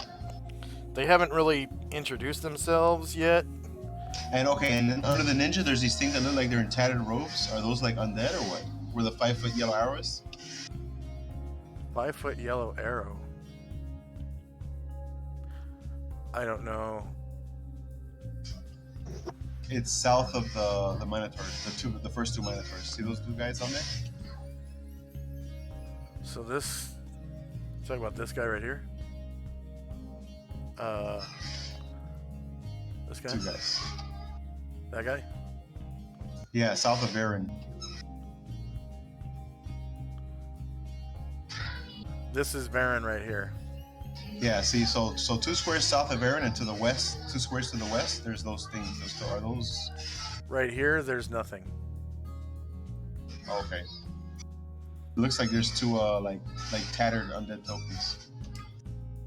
This one is Tenzi, and this one is Ashriel. Okay. Yeah, Tenzi doesn't. No, he's. Like You're talking about this square right here to the right of Ashriel, right? Yeah, I guess it just must be an artifact to me I'm seeing. So you're seeing stuff that nobody else is seeing. These 2 squares are empty. Okay, yeah, maybe. Alright. Okay, I'll just ignore it. And then, yeah, it's weird. This square is Ashriel. This square is Jim. And somebody flying above him, I think. Astral's flying above Shandrak. Unless he moved. So Jim and who is in this square? I just see Jim.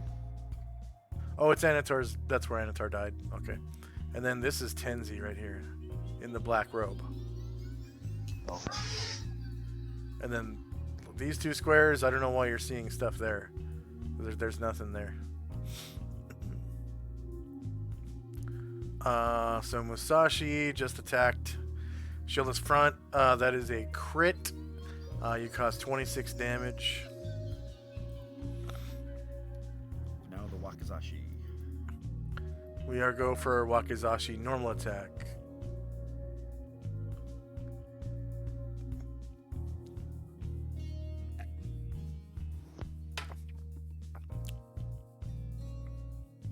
Shieldless hits 20 damage.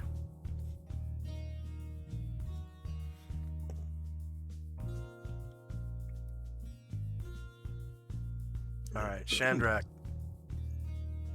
Casting improved invisibility. Oh, nice.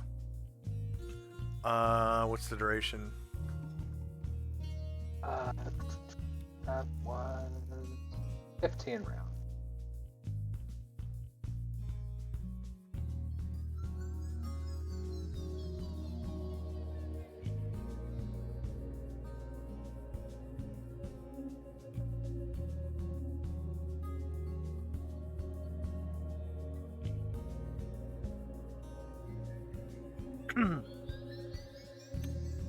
You get, what level is that?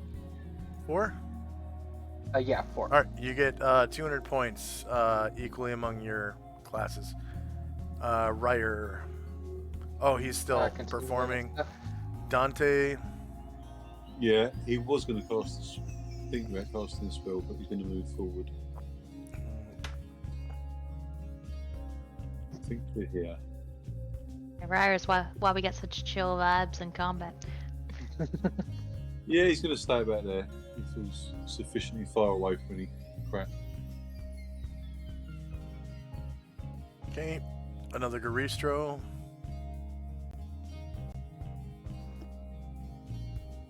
Alright, he just swings away at this Kirite Genin, who would have been not next.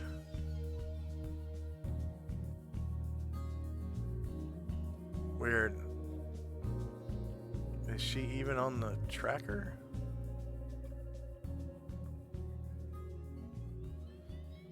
Man, I hope so. Oh, okay, there she is. She's the one with 12.77.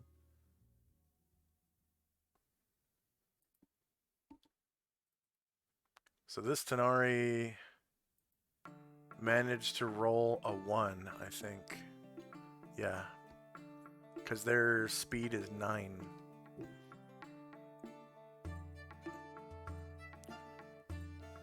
So he beats her initiative and attacks the hell out of her.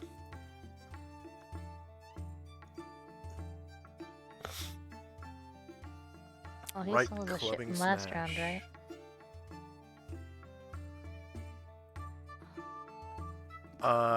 Yes. Okay. 2 rounds in a row. Here we go. You can do this.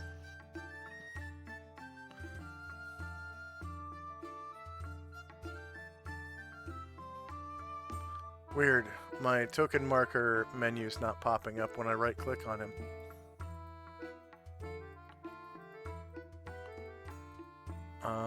And I can't deselect him.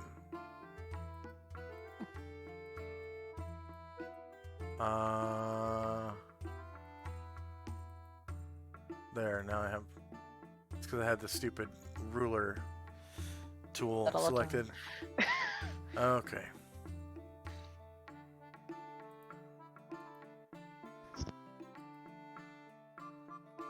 Alright, right clubbing smash against the Kitate gaining. Shorter melee, same elevation. +4 because she is slowed.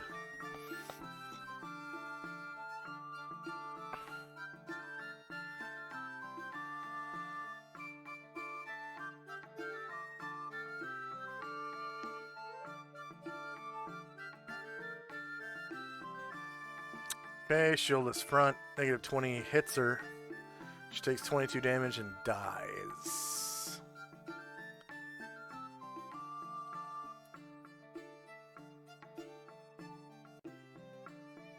Punch her again to make sure.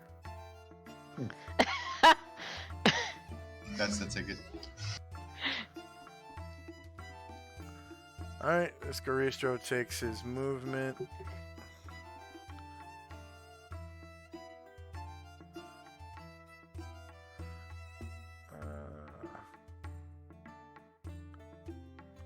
Four squares, walks up behind Asher. Does she turn to face? She will, yes. Okay, he takes 2 more attacks against her. So 2d20. No ones. So she has 2 charges taken away.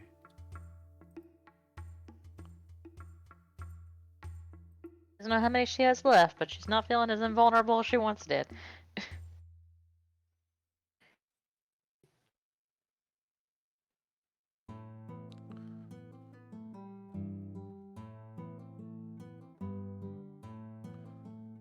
Alright, one of the Kitate gaining. Okay, he's gonna 60 try feet. to hide again.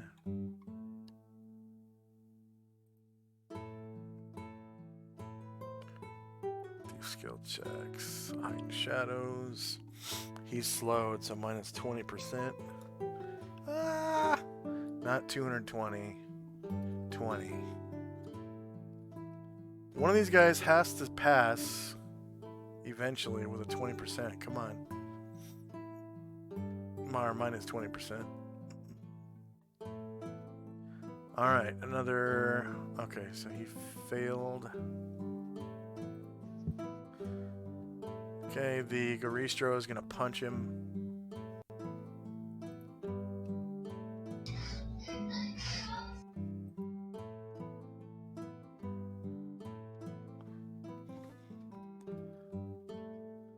With a +4 because he's slowed.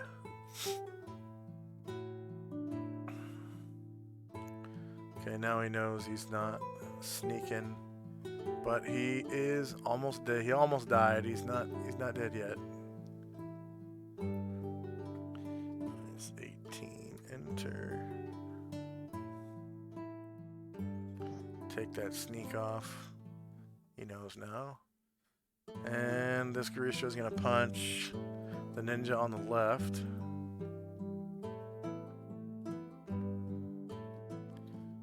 Okay, +4. Shield his front. Gets his AC and kills him. 20 health. The Goliath?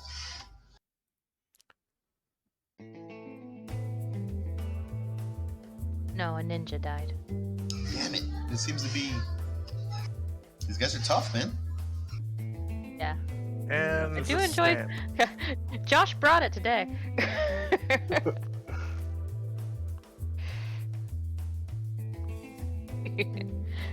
No, not usually. Yeah, this is the gut check to get in.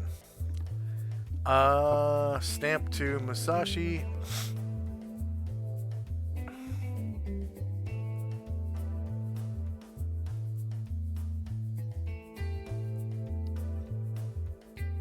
We should have taken a few prep rounds before we. Negative 12 beats negative 4. Musashi takes 27 damage from the stamp.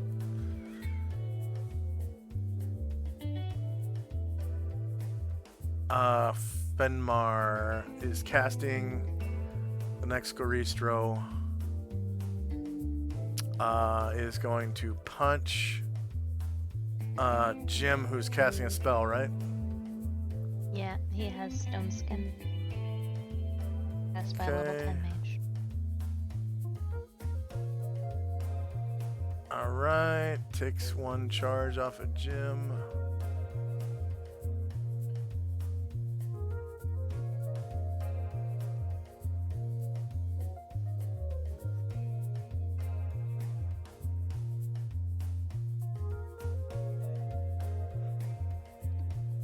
Ten mage.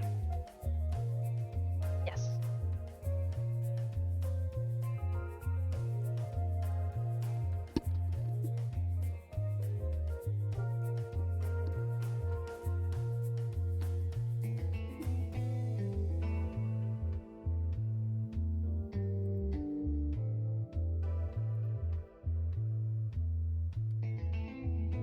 Jim Aston Brass.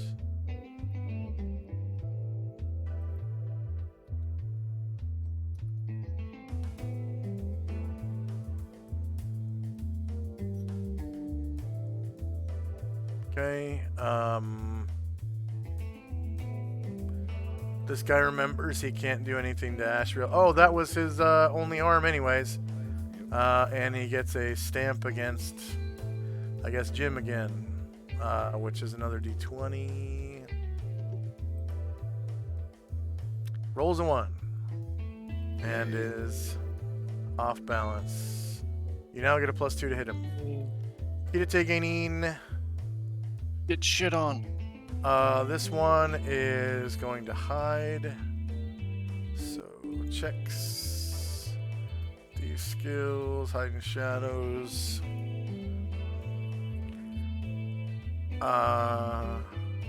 He's not slowed, yeah, okay. And then Sully.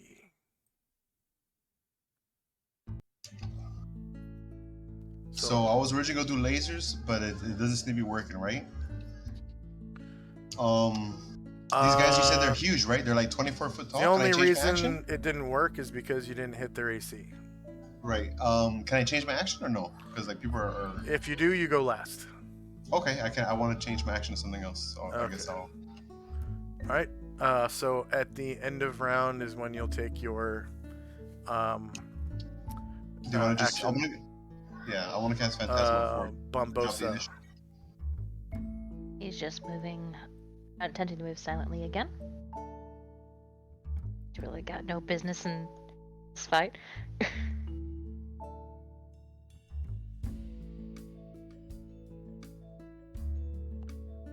He's doing what? He's just attempting to move silently again. Oh, okay. I'm not terribly eager to get him into melee with these things.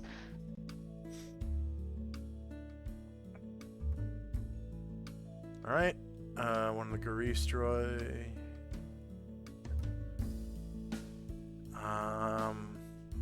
Doesn't have a target other than Ashriel right now. Or Asher, sorry. Moves in to attack Asher 3 times, so 3d20. One. No ones, so Asher. If that's the slowed one, he can only attack a few times.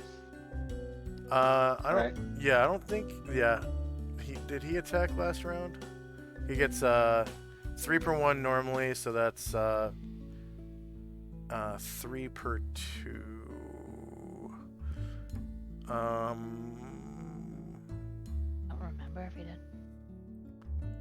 Yeah, I think he made Might all have his hit one attacks of the last round. ninjas, but I don't know. Okay. Yeah, he took too many attacks last round actually, so we will say he can't attack this round at all. Ashriel. Thanks, Shadrach. Yeah, thanks. It's hard for me to see all these symbols. You have a lot of characters to run too. Well, it's covered up by the other Garistro's name tag. Great sword. Try to lop this thing's head off.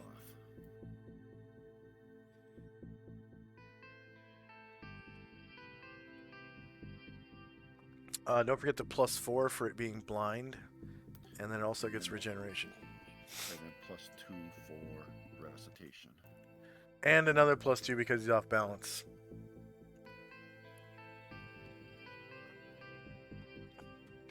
So total of +8.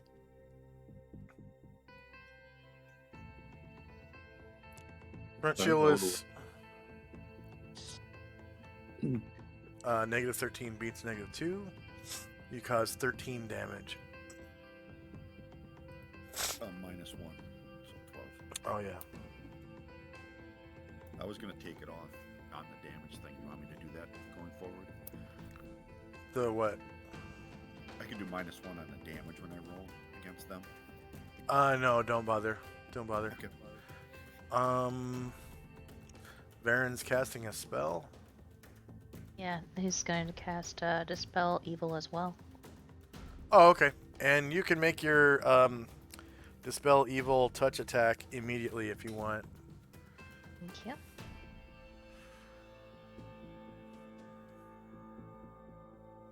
Otherwise, what's the point of the spell? Like, if you have to wait a whole fucking Right.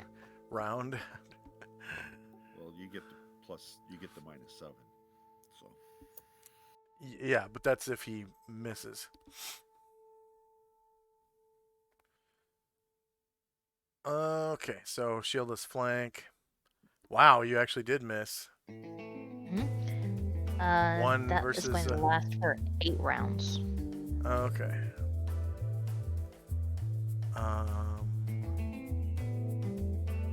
Let's call it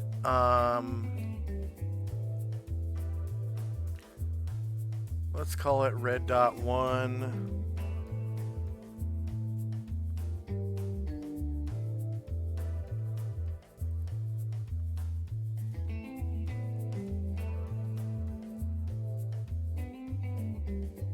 Dispel evil. You said 8 rounds? Yes.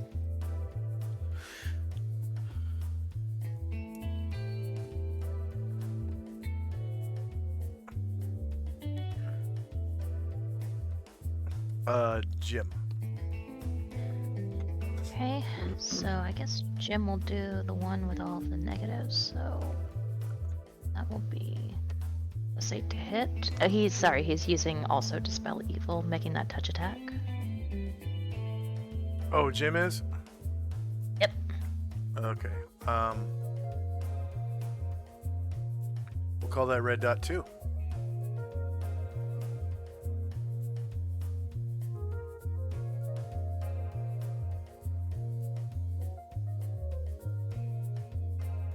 It was doing this one.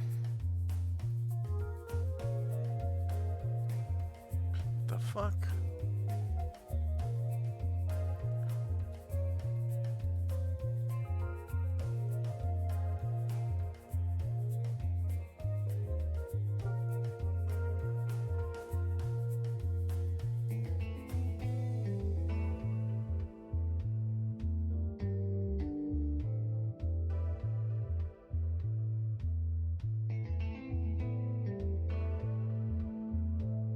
All right. How long is Jim's Dispel Evil supposed to last? 9.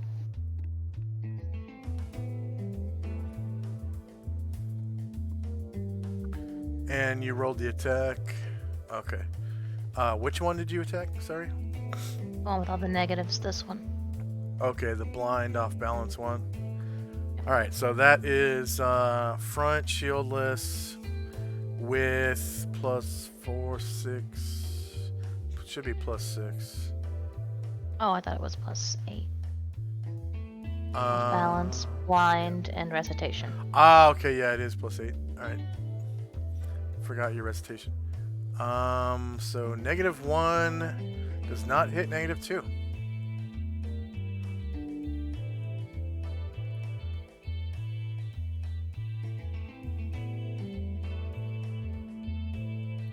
All right. That'll be it for him. Erdrin Danner, the Lead Cross Killer. 5-foot step, and then shoots a called shot at the slowed one.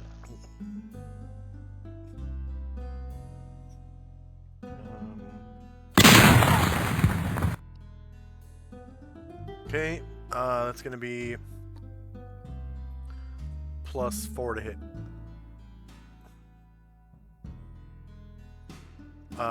Hoping it's a backstab.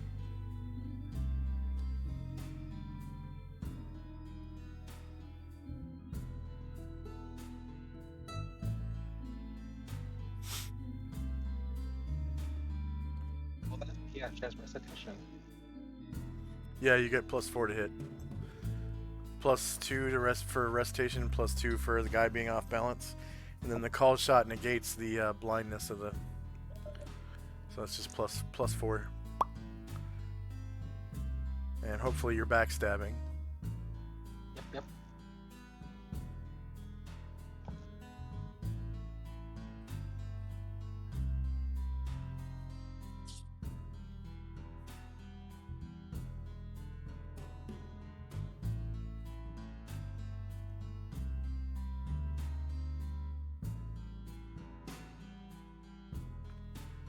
Oh, you've got Cat's Grace +3 to Dex. Wow.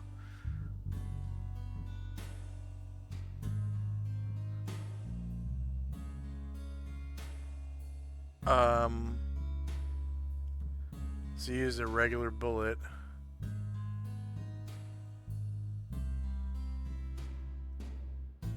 Alright, you see the bullet kind of just bounce off his flesh or whatever, and it leaves like, a graze mark or whatever, which slowly heals over the course of like 2 seconds.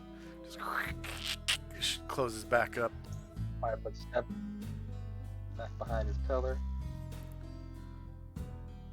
Alright, Karen Glor. Making another attack with his sword.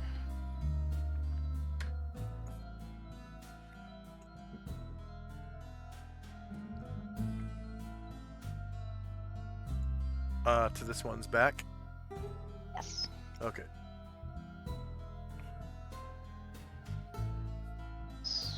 One. Oh wait, he's invisible. Does he? He gets extra for that, right? Yeah. +4 to Forgot hit. about that. That's 5 altogether because Blade Song's up too.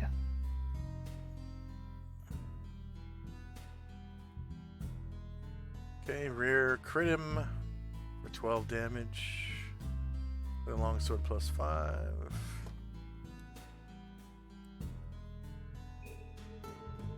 Alright, Musashi. Yeah. See if you can roll a crit. I believe in you. Kia! Suit! Dad! Front shieldless, -13, 23 damage. He survives. My God.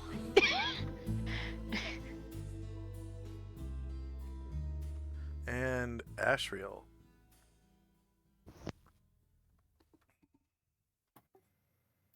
Swings the great sword, the flaming great sword, once more.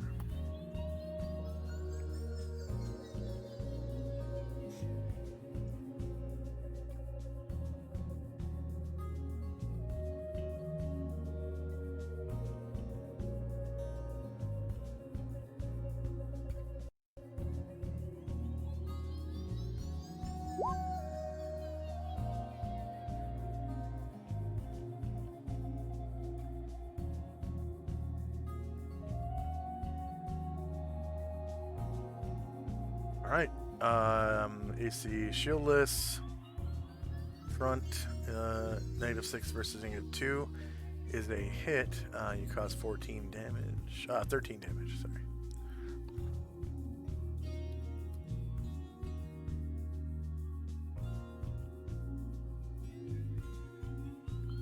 And slow has 11 rounds left. Alright, end of round. Suli, you can do your action. You said you were casting Phantasmal Force. Yeah, I wanted to cast Phantasmal Force. All the dudes are like 20 feet up, right? They're 20 feet tall? Is it innate? Yeah, it's an innate ability. Okay. So go ahead and roll the template for Phantasmal Force, and it'll show you what you can and can't do. And if you're creating creatures, you can only create an amount of creatures up to your hit dice. Oh, I don't want to create creatures. What I want to do is I want to create like a cloud effect. Like a cloud effect that's basically like 15 feet and up. That just looks like a cloud of like obscuring mist or something, so they can't see the party underneath them, under their feet, until they deal with the cloud, however they do, or if they, whatever. Okay. I figure that might be a little better than just 2 shots. Let's see. That would be Phantasmal Force is level 3. I think it comes up as a level 9. It comes up as a level 9 for the Eladrins. No, I mean it's a level 3 spell. Like when you rolled the template. Oh yeah, I believe so. Go ahead and roll the template so I can see. There we go. Phantasmal Force. Oh, it's a level 1 wizard spell. Is it? Yep. So let's see. Bog spells that are level 1. Let's see. Browse. Spells and magic. Wizard spells by school. That would be Elemental Air. Wall of Fog is first level. Say it again? Wall of Fog is first level. So let's see what. Yeah, something like that. Wall of Fog. I don't think I've added that to the spells list. Yeah, just to make cover for the group. I mean, none of the group is over like 10, 20 feet tall, right? Oh, you're putting it in like the air. Yeah, above you guys, so it's like a cloud cover. By casting this spell, the wizard creates a billowing wall of misty vapors in any area within the spell range. The wall of fog obscures all sight, normal and infravision beyond 2 feet. Caster may create less vapor if he wishes. The wall must be roughly cubic or rectangular mass, at least 10 feet across in its smallest dimension. The misty vapors persist for 3 or more rounds. The duration can be halved by a moderate wind, and they can be blown away by a strong wind. So it reduces sight to 2 feet, which means you can see the creatures next to you, but not beyond that. Like, you're just blind to creatures that are that far. And your Phantasmal Force is 20 grid squares, so you can make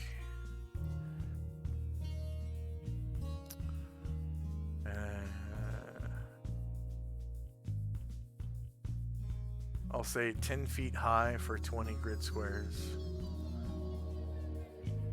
Yeah, So, I think it comes in at 9th level, but yeah, just above the party, it's fine. No, you cast it at 9th level, yeah, but it's not a 9th level spell. No, it's not a 9th level spell, no. Let's see, 20 grid squares. So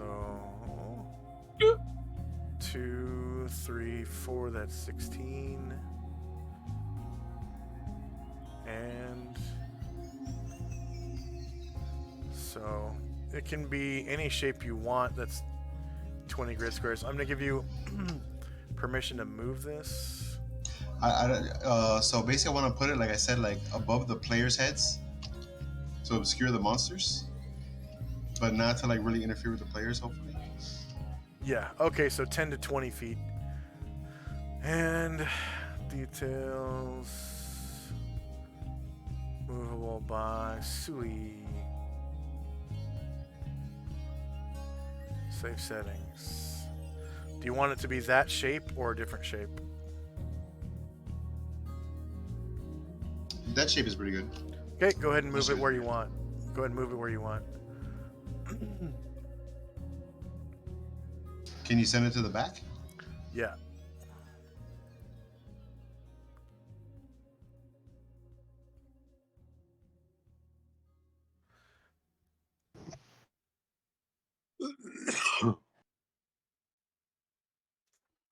Is that where you want it? Yeah, I'll put it right there and try to like keep the monitors from just swinging on people. Hopefully, like at least they waste around or something. Okay. Well, your duration is I think it's duration concentration based. yeah. So as long as you concentrate, the illusion is visual and affects all believing creatures. Oh yeah, that's right. It's an illusion, so they get a saving throw. Does not create sound, smell, or temperature. But I think the saving throw is like when they interact with it. So right. It's yeah. Let's see. So 2 front, and I'm just gonna put it on the map layer. Oh. All right. And then the illusionary. It's basically an illusionary wall of fog via phantasmal force. There you go. Phantasmal force wall of fog. Add. And total hit dice of creatures created. Blah, blah, blah, blah. Good idea, Sully. I'm trying to work with what I got. You've played on Roll20 before, haven't you? You seem really comfortable with the tools. Yeah, I've played and run, but like other versions of D&D. Sure. And also it's end of round, so regeneration occurs. Oh, are we doing initiative? Yeah.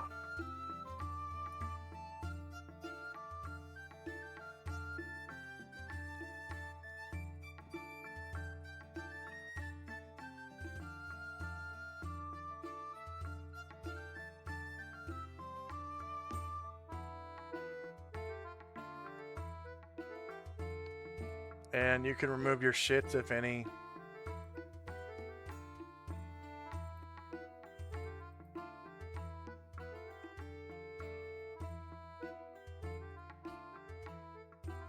And see, no more shits out of you. You've reached your quota.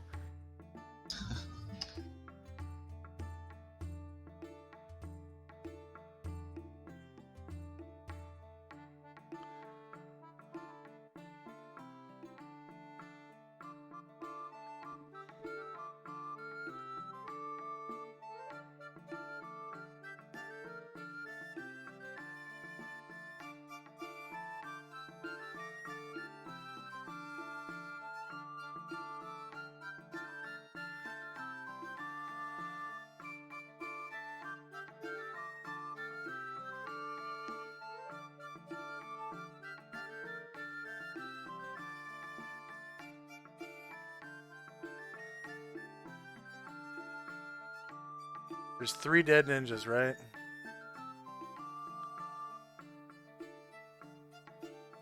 I see 2. No, I see 3. Yeah, there's 3. 1, 2. No, he's alive. I thought he was dead.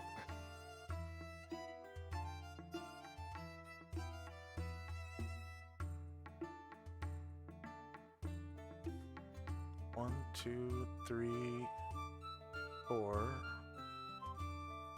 Where's my 5th ninja? Oh, over here. Okay. Jeez. All right.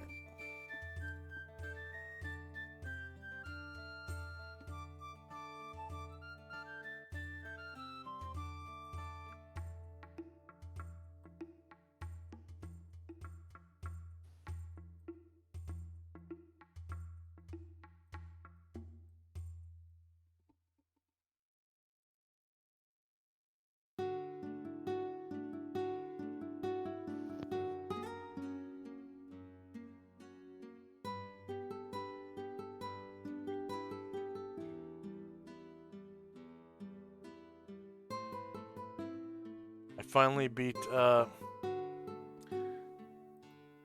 Legend of Zelda Skyward Sword last night. It's been over a year. I bought it in I think it came out July last year. A franchise I've always been told I would enjoy, but haven't given a chance. Oh, we never played any Zelda? I'm not gonna lie, it's not as good as the other Zeldas, because You don't think so? it's weird. Where would you start? Yeah. It's really strange compared to most Zeldas. Because it's mostly because of the motion controller, I think. Which was a really cool addition.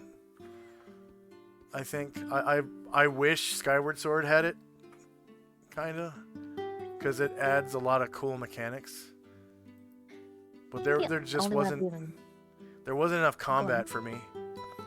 It was like 90% of the game is exploration and puzzles, and then the other 10% is combat. It's like very little combat. I think the only Zelda I've even seen played was Ocarina of Time, but that did look cool. My brother seemed to enjoy it. So, great game. Ocarina? Yeah. Yeah. All the Zeldas are actually, pretty good. At least they're different. None of them are terrible. Right. Maybe one of the weird handheld ones. But even some of those were really, really good. There was a sequel to Link, The Adventure of Link on the Famicom disk drive or something that was supposed to be really bad because they added cartoon footage and it was really poorly animated, and pretty much everyone who's ever played it that wrote a review says it sucks. Famicom's not fair though. They gotta go that far back to find a bad one. Yeah, that's not a bad track record.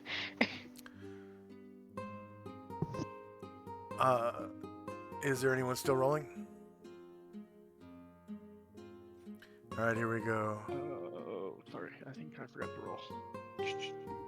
But not that it matters.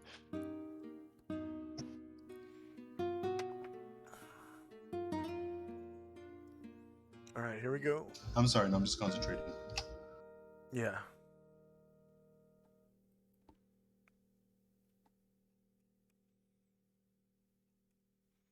All right, so Chandrak's improved invisibility. We got slow. Templar's improved invisibility. Tenzi's Crown of Cold. Red Dot 2 is Jim's Dispel Evil. Ashriel's Tongues. Red Dot 1 is Varen's Dispel Evil. Time now is 10:08 a.m. Varen's Recitation. We got Blindness still for 3 rounds. Ashriel's True Seeing and Varen's True Seeing.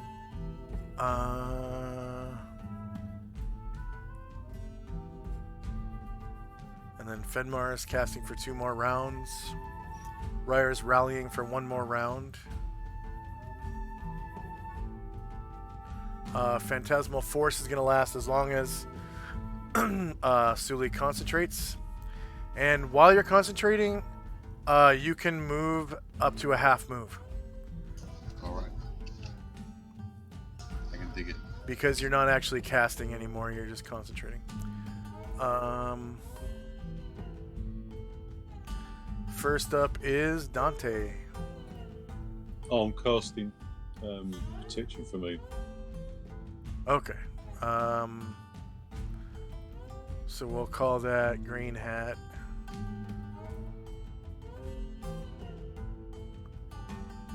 or a green helmet.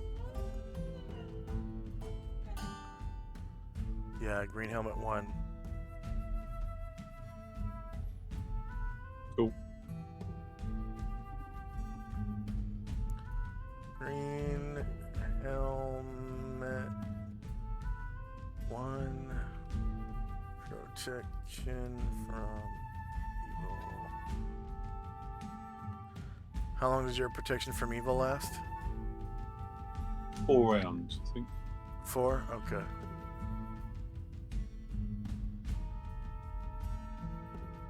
Sorry, 8 is 2 rounds. 2 rounds per level. 8 rounds.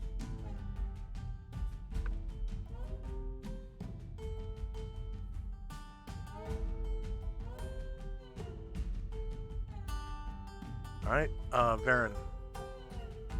Alright, he's going to attack first with sword.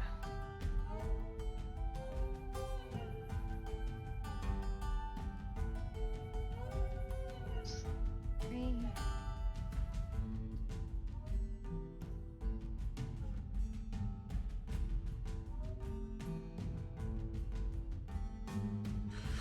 Alright, that's shieldless flank, so -11 versus -2 hits for 20 damage.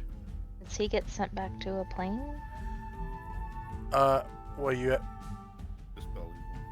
yeah, you actually kill him before Okay. the spell takes place. I'll take that. So you still have the spell on you, and you cause enough damage to kill him. Okay. So then Varen will So go ahead and step describe over how this you wall. slay your sworn enemy. He's kind of next to the ribs, and the thing's towering twice as high as him. So he kind of like leaps from the balls of his feet and places the thing like under the thing's rib cage and up through its heart. Okay, and his body doesn't disappear. Okay. And then Varen is going to come forward here. And Oh wait, no, I'm sorry. Yeah, it have to oh wait, disappear. actually What that's am I talking about? not where I want to go. Actually, that's not what I want to do. I want to go.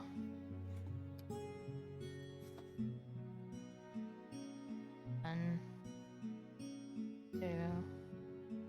Oh, there's a pew there I couldn't see because of the wall of fog. Okay. One more time. Cool. 1, 2, 3, 4, 5. And turn. Attack with his shield.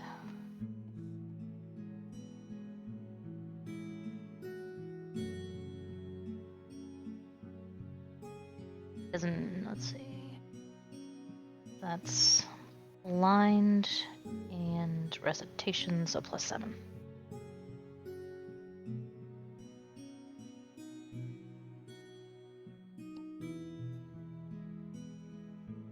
Okay, that's gonna be rear. -7 versus -2. You cause 9 damage. I still got Dispel Evil. Okay.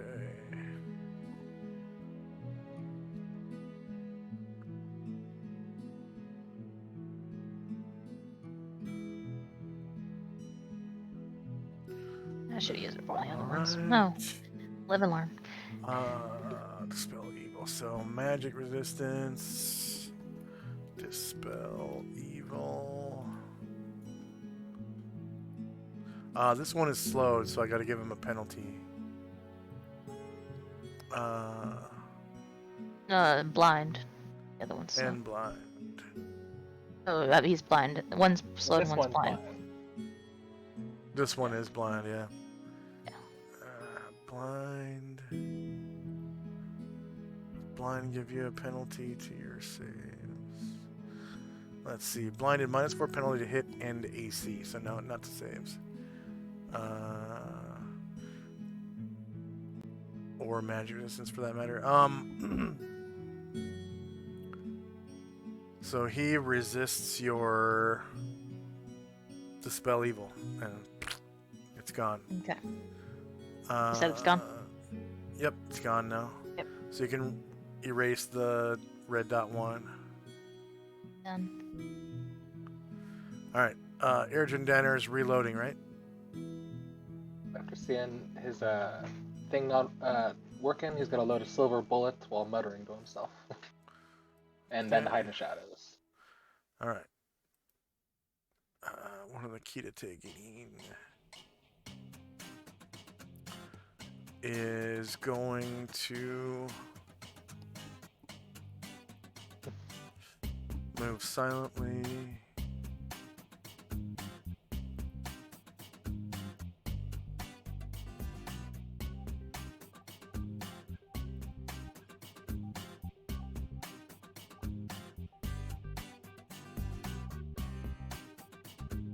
And she draws a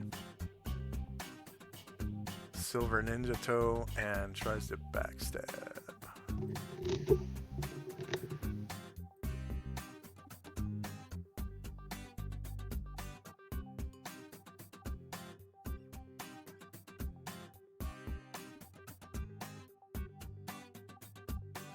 Shorter melee, same elevation.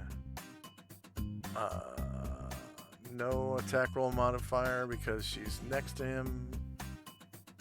She's level 8. And no damage modifier. So that is 8 versus -2 is a miss. She becomes visible.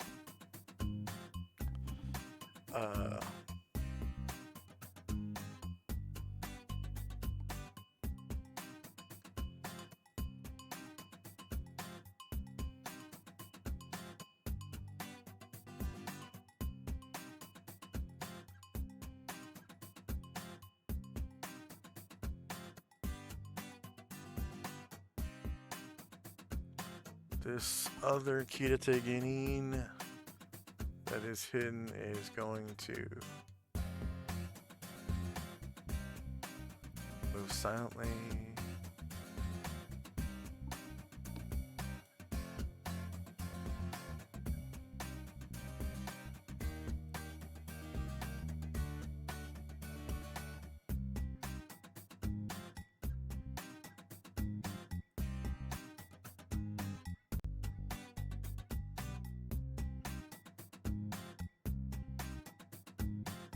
And Fenmar is casting, right? Yep. Karen Glor. Alright, we're going 1, 2, 4, 5.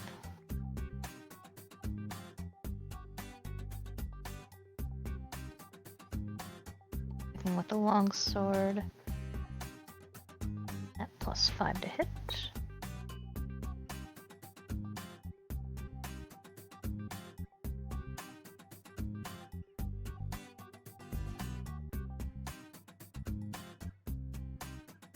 Alright, this is a shieldless flank.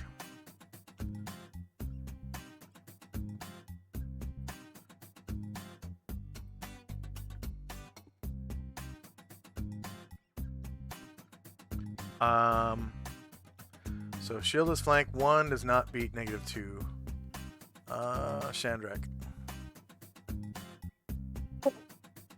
Shandrak is gonna backstab the one right in front of him. Alright.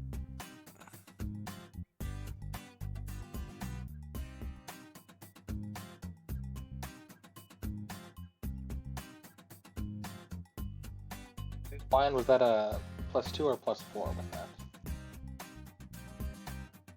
If you were affected by the buff, you get a +2. His blindness get is a +2 to hit +4. And then For being blind? should get. I don't know. Were you affected by recitation? I didn't have recitation, so I'm just. You get a +2 from being blind, right? Plus Plus 4. 4? Okay. And now Shandrak didn't get that recitation.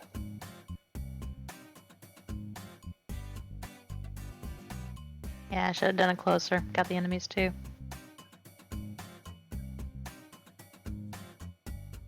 Alright, you cause 33 damage to him. Go ahead and describe how you take out your enemy. So this is the one that has arm chopped off, right? Yeah. Yeah, so Shandrak kind of jumps up and he stabs his long sword into the nub and like yanks the sword like up towards the neck and just like carves a big chunk up into his neck. Ew, nice. Tenzi.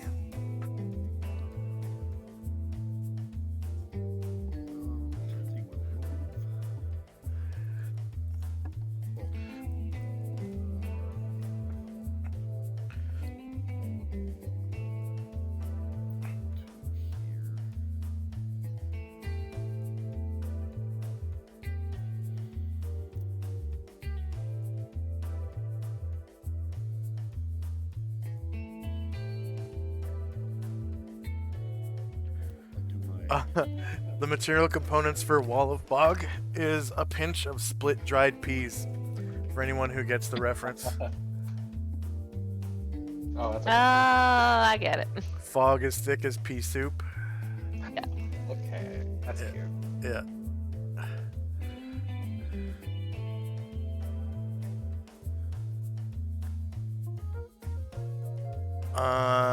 Oh yeah, he's gonna turn to face you. Because he won't Does that be mean turning Asher his gets an back. opportunity attack? Nope. Okay. Oh, won't be turning his back. And actually, he's gonna face both Tenzi and Asher this way. Takes 8 damage from Crown Cold. And then I'll Psi attack.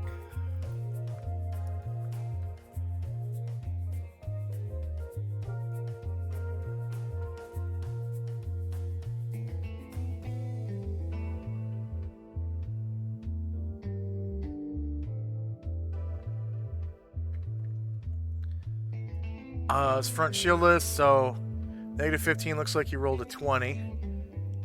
You cause 10 damage. And didn't you have an offhand side as well? Yep, coming right now. Except I forgot to put my +3 in, so I have to redo it.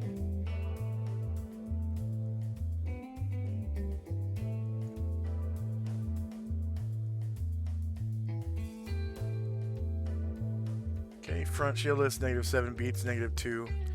You cause 8 damage.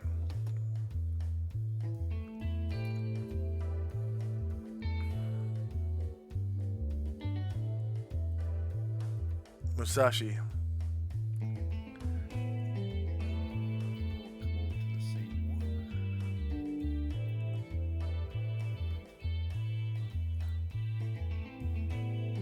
Yai. Brave man, Musashi.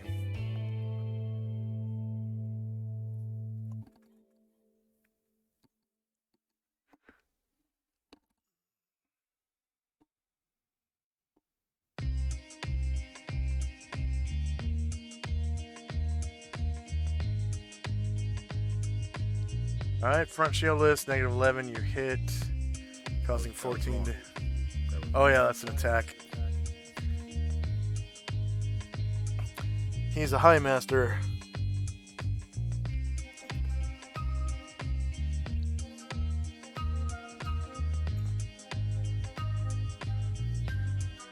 Katana High Master.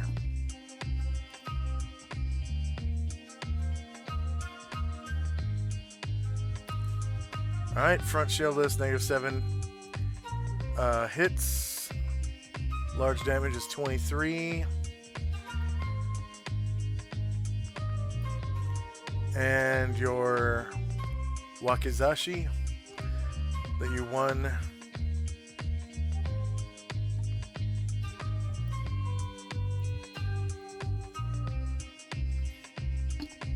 Shieldless front.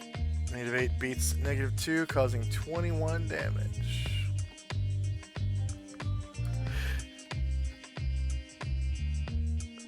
Goristro. That one returns his attack to Musashi. Right clubbing smash. Will Musashi die? Let's find out. Shorter melee. Same elevation. Shouldn't be any modifiers that I know of.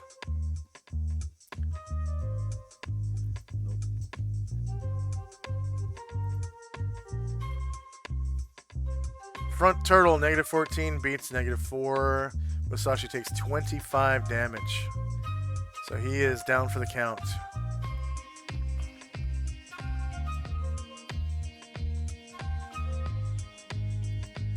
Bleeding out. Musashi's HP.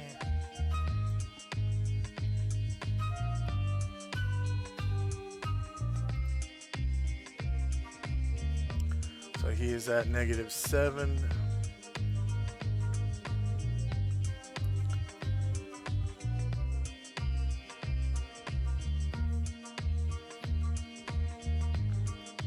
And the other punch for Tenzi. Tenzi will block. Try to block it. Go ahead. You have to beat what, AC 4? He's not his cloak, right? Yeah, well, I got that too. But So it's an automatic miss. Then he tries to stomp Musashi, and Musashi can block that. Tenzi, yep, I can block that. So shieldless. Yeah, Yeah, -5. So you are able to block the stamp as well with your Sai.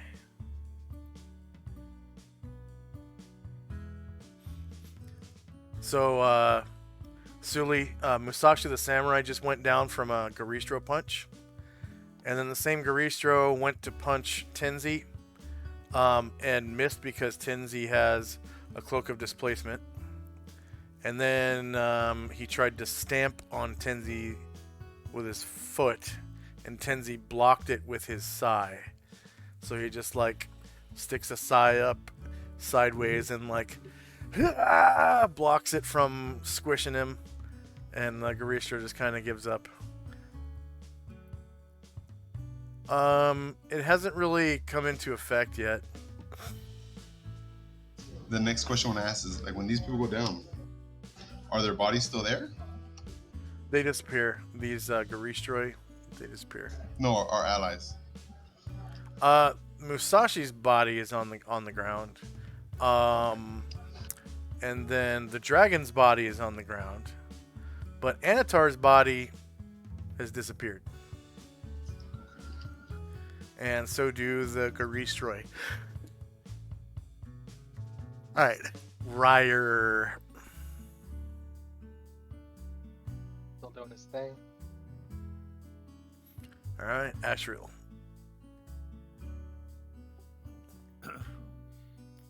Asriel will fly around the fog and be above Musashi's body and swing at that Garistro. Okay.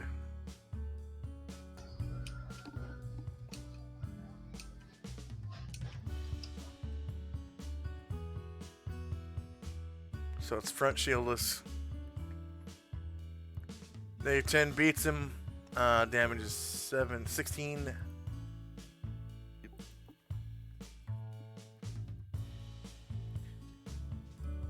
Two dead Garistros would have gone. Alright, Suli. I'll move here, maintaining concentration. Okay. Bombosa. Attempting to move silently further some more. That's it. And Jim with his Dispel Evil. Yeah, he's gonna try and get this slowed one. Get him, Jim. Let's see.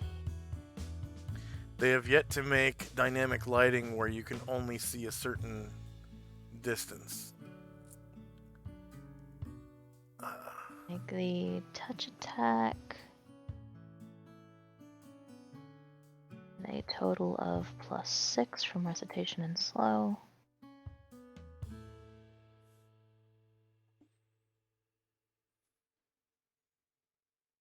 Touch attack. Shieldless is AC 5. So that does beat AC 10. And then he gets magic resistance and saving throw. So dispel evil. He dispels it. Sorry. Oh, you mean Asher. yeah. Alright, Asher. Not dispels it, but resists it. Yeah. Okay, that's what I thought you meant. Yeah. Alright, Asher's going. She can go through hostile squares invisible, or when they can't perceive her, right? Yeah, you can sneak through. Thought When you're invisible, you can sneak through Yeah. any square, even if it's Yeah, she's gonna- occupied by. Do that. Yeah. Unless it's something solid like a blob, like a gelatinous cube or, But She's these gonna things are try like for so that. tall, you could just walk under their legs. Just gonna try for that backstep. Hey, you can move through a gelatinous cube. I just don't think you're gonna like it. Yeah. Yeah, she can move through it once. Say +4 for slow. Yeah, I was gonna say you get one try, and that's about it.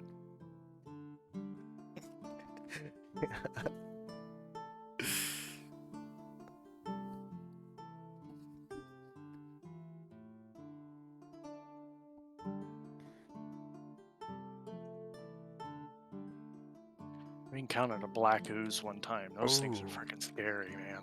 43 damage from that backstab. Nice. Thank goodness. Nice job. Thanks. All right, Kita Teginin. This one knows that he's not. Oh wow, he's not even threatened anymore. So he's gonna. GTFO. I'm gonna give them like basically henchman morale, which I believe is 15, and then. I want at least one to talk to if we survive this.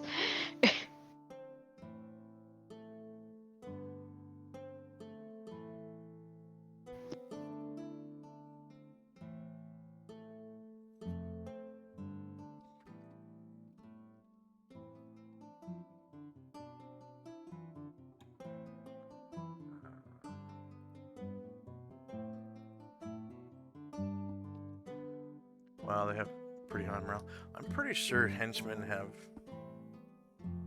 15.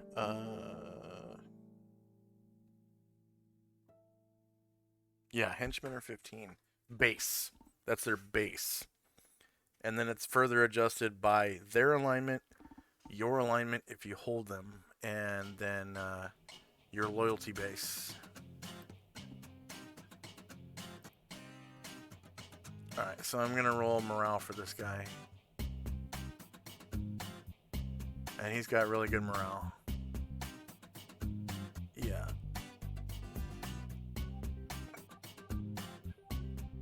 So he is going to...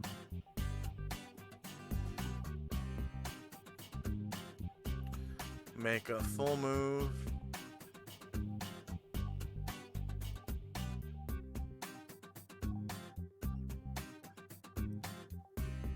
4, 10, 11, 12, and attempt to hide in shadows. Checks. Skill checks, hide in shadows. And disappears. Alright. This Garistro is going to attack Jim. Does Jim have Yeah. stone skin? Okay, so 3 attacks on Jim. I gotta take that red dot off too. Oh yeah, that one is slowed. So 1 attack on He Jim. didn't. Yeah.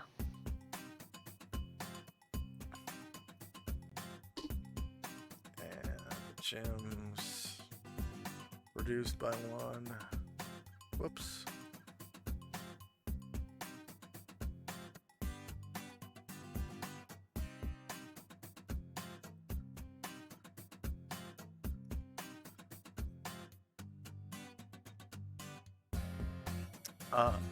Let's see, Varen's second sword attack. Things they look like they can reach 5 feet or 10. They don't have weapons, so they can only reach 5 feet. Okay. That's the thing There about. we go. If they had weapons, they'd be able to reach 10 feet. And they can actually. They might be able to pick up one of those pews and use it as a club. Ooh. Didn't mean to give you ideas. Right.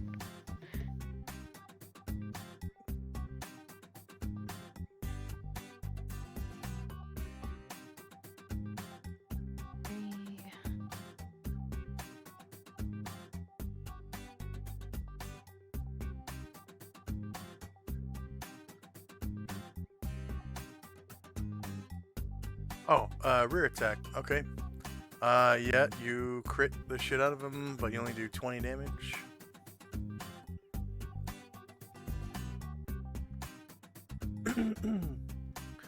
Alright, Karen Glor.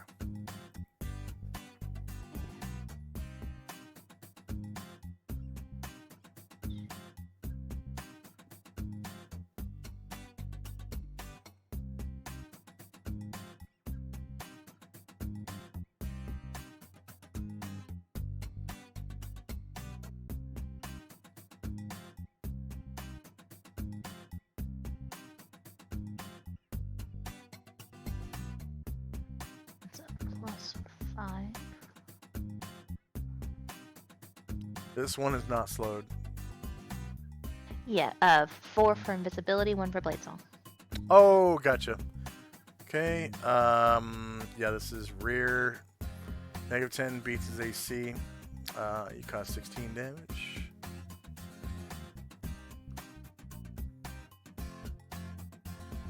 Musashi's down. Ashriel.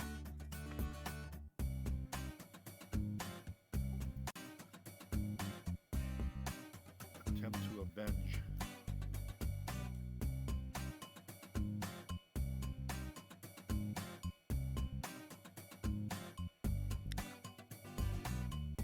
You moved Ashriel? Yeah, last time I moved him to move him and he's flying above Musashi. Okay, on my screen you moved him up here.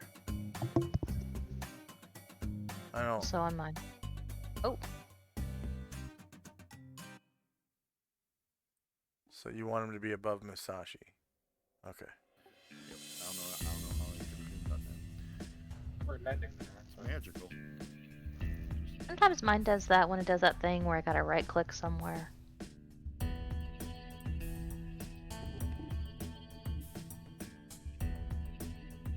I like this song. It's called Impact Moderato by Kevin MacLeod.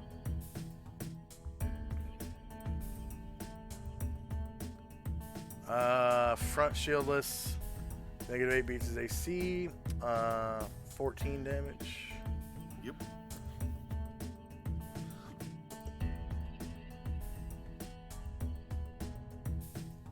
Baron.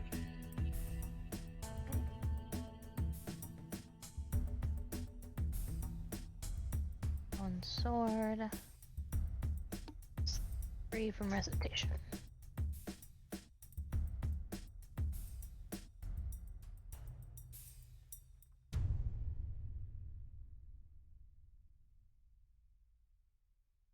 Okay, rear. Yeah, negative 18 beats his AC. You cause 12 damage.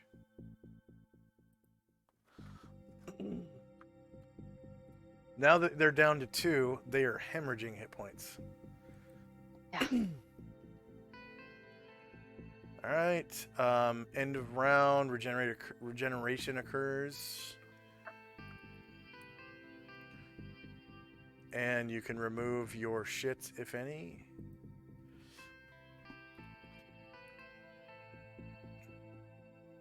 Could Jim theoretically use the withdraw action and stabilize in the same round, or is that 2 different ones? I will allow it. I'll allow it. Okay. Jim communicates to Masashi. That's what he wants, or to Ashriel. He said, "I'm coming from Masashi." Yeah.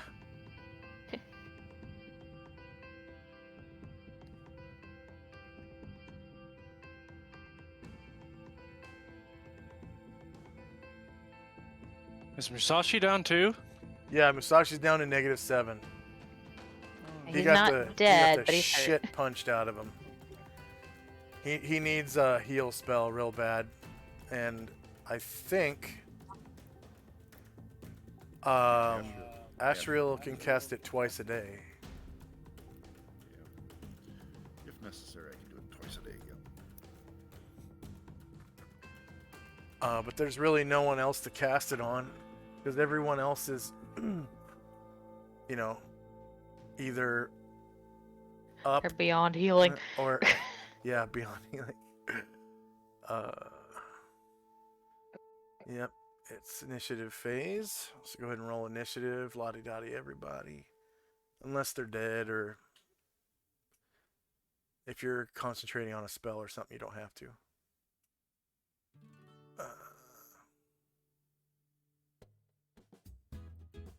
The other time I just keep it there.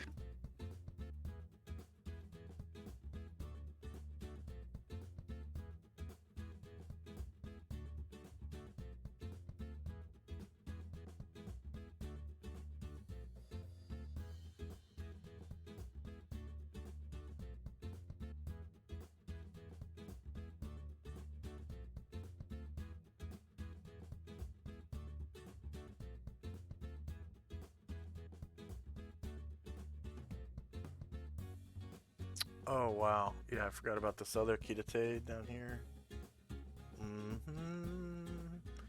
She wants to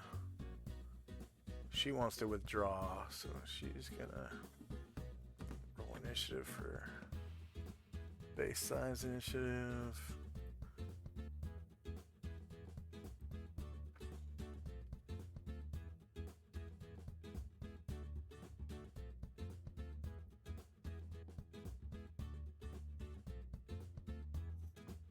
Oh, one of the Garistro rolled a 1. Wow. On initiative. Very fast initiative. Is there anyone still rolling? Oh, I forgot my bow, so 1 second.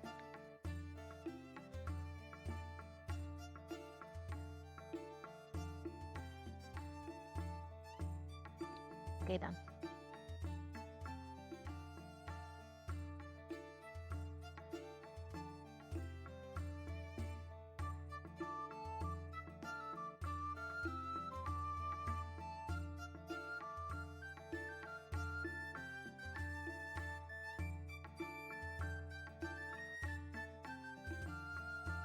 Okay.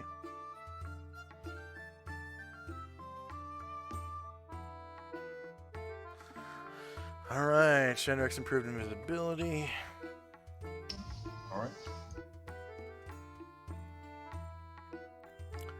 Got slow. Karen Gloria's improved invisibility. Tinsley's Crown of Cold. Both red dots are gone now. Time now is 10:09 a.m. Green Helmet 1, Protection from Evil. That's on Dante. Asriel has tongues. Here's the other red dot I need to delete. Okay, at the end of the round, Musashi's HP will be... What? Did I delete the wrong thing? Damn it.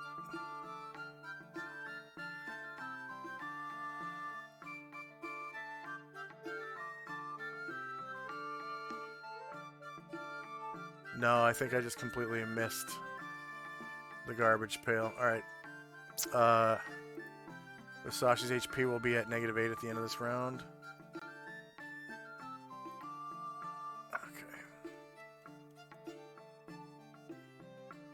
Varen's Recitation has 4 rounds left at the end of this round. I think the blind one is dead, so I'll just... Yeah, he's gone. Okay, Asriel's True Seeing has 1 round left at the end of this round, as well as Varen's. Fenmar has 1 more round of casting at the end of this round. Whoop, whoop. Ryer's Rally takes effect at the end of this round.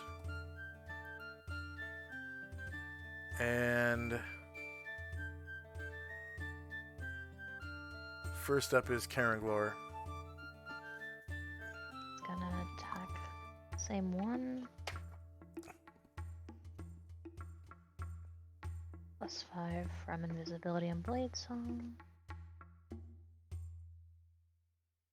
Like a miss to me.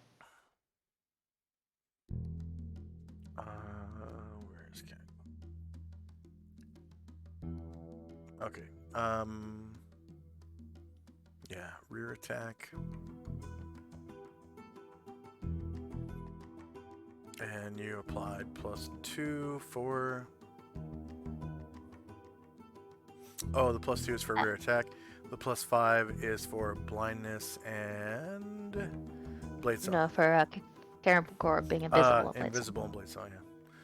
Yep, that is a miss. Dante. Yeah, I'm just playing my performance for people within 40. So I want to move forward. How far can I move forward and play at the same time? Half move. Yeah. So if you're unencumbered, that's 12. I can't remember if you're encumbered or not. I don't think I am. Unfortunately, my roll 20 is just frozen. I can't move it at all. Okay. It's really... That gives me a second to check. Let's see, you don't have pre-spells.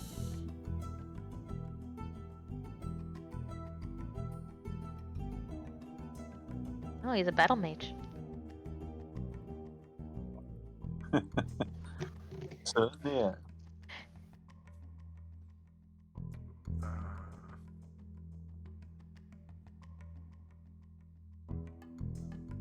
No, still frozen.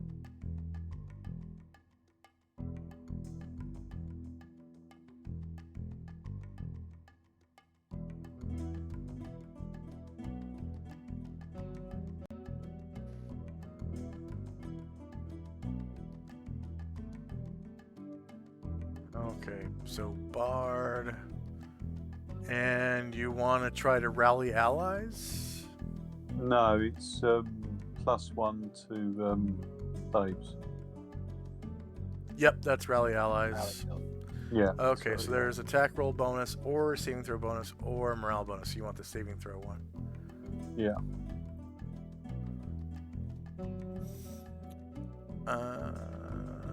After concentrating on Dante for 3 full round actions, characters whom are friendly to Dante and are within 40 feet of Dante receive +1 to saving throws for 4 rounds. So is anyone going to concentrate on Dante for 3 full round actions? Oh, like we have to listen to him attentively? Yeah. Sorry, he's going to be in the background. Yeah. Yeah. Afraid Okay. not, man. He's enjoyed himself. But Everybody I went to Ryder. will switch from guitar for now His nice ending this round too. to harp. And where's the harp? I know I did one for harp. Or lyre. Harp. There we go.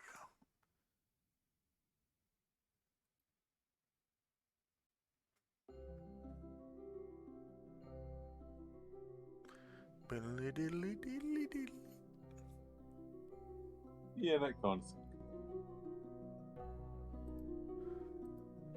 All right. Varen. Alright, we're going sorting this thing's back.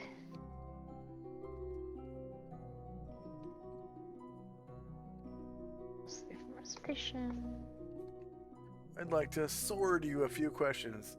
-8 hits. Large damage is 18. And then you can ask your chiropractor about this shield I'm putting in your spine. Or proctologist.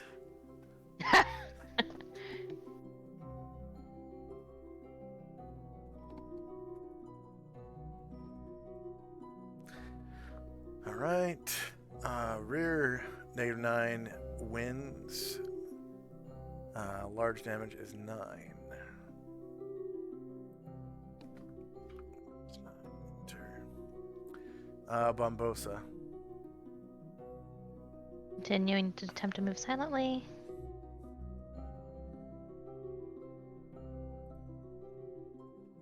I don't believe he even has anything that could hit these things, but I did get him close.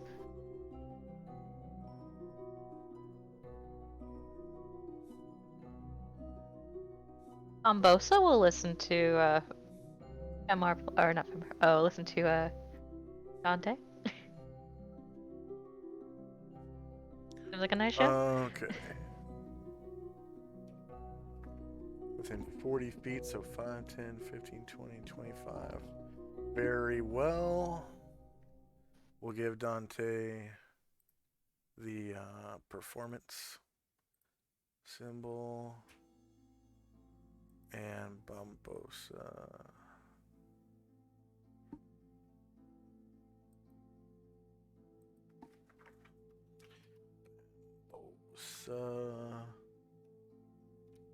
Listen to Dante.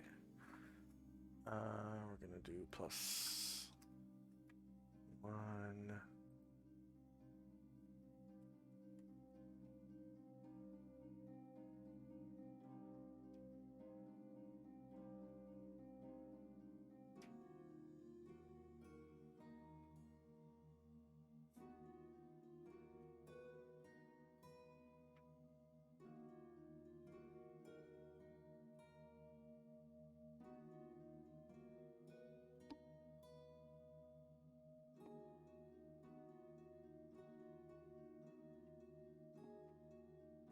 Okay.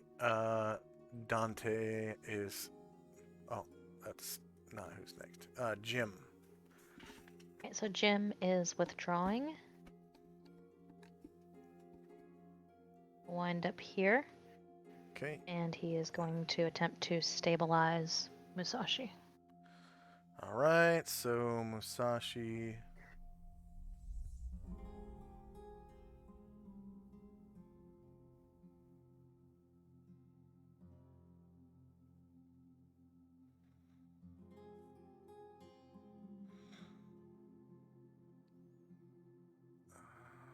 Where's his counter?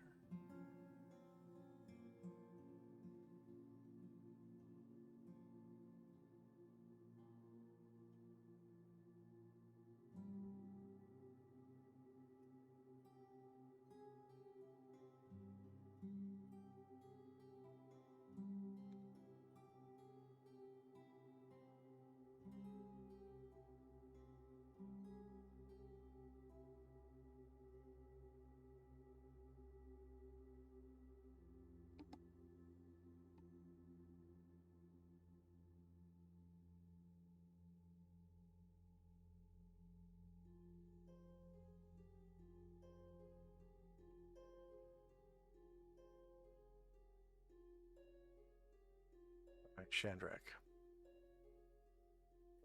Jandrek is going to move silently to get into position of the Gristro at the north and backstab him. Get him.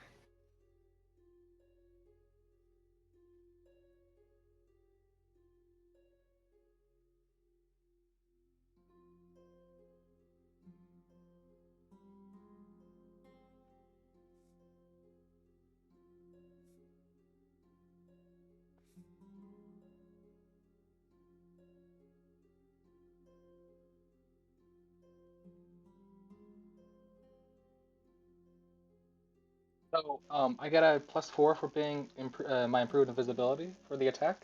Is that correct? Yeah. Okay.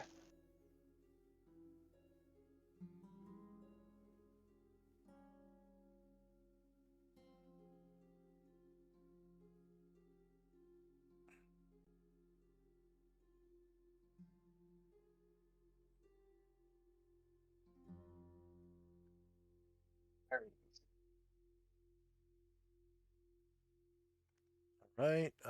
You cause 57 damage. Nice. So That's yeah. Good think you lord. rolled. Yeah, you Does rolled that prompt a 11. massive damage check? It does not. It just kills him. So Oh, go ahead and nice. describe how you kill your enemy. Even better. Alright, Sandrak silently darts across the battlefield, past Musashi next to Tenzi, and then he rakes his sword across his belly as he's running past, and just his guts spill out. Oh, hell yeah. And then the body disappears. All right, Asher. Alright, she's gonna try to backstab the other. Hopefully you roll a 12 and get that. What is it called? Use the slow Death blow or massive damage. massive damage. Yeah, massive damage roll. Every time we make it where it looks like they have to roll it, we just outright kill them, though. I'll take it, though. Alright, so that's a plus. Ooh. And she'll be visible again.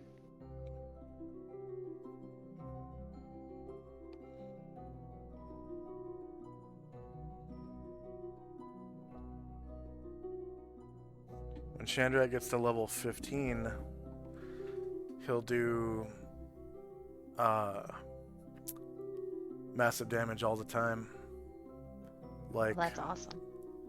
Like 8 or higher. 7 or higher.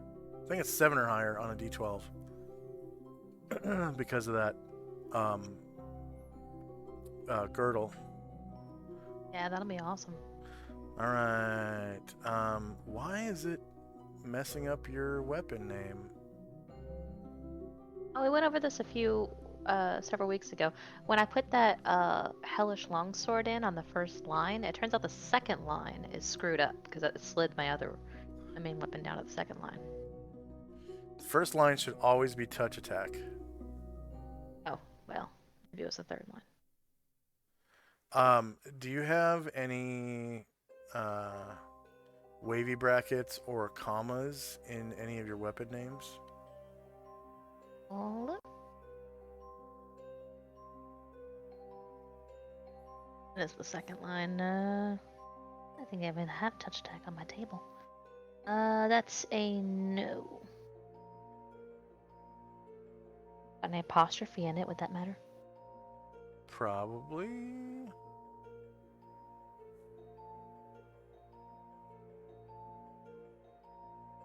Get out. We'll see what happens.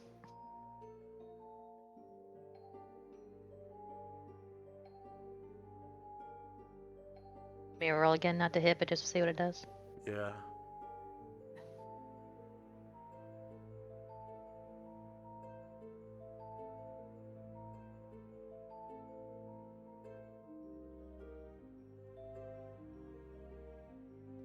So this is backstab 3. It's the third line, right?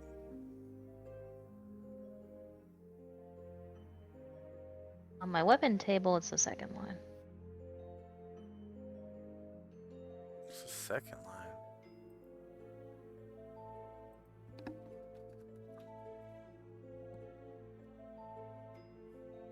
Oh, it is the third line. I see what you mean. Touch attack is the first line. Yes, you are correct.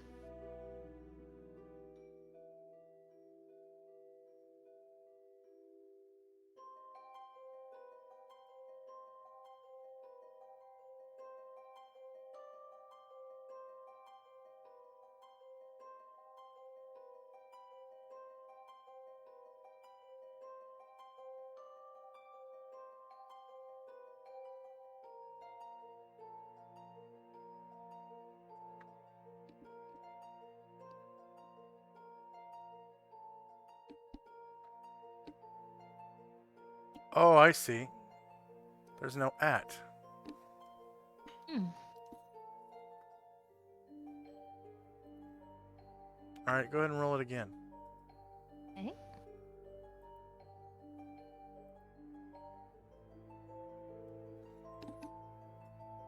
Yeah, it can't do selected repeating weapon 1 if there's There no you at. go.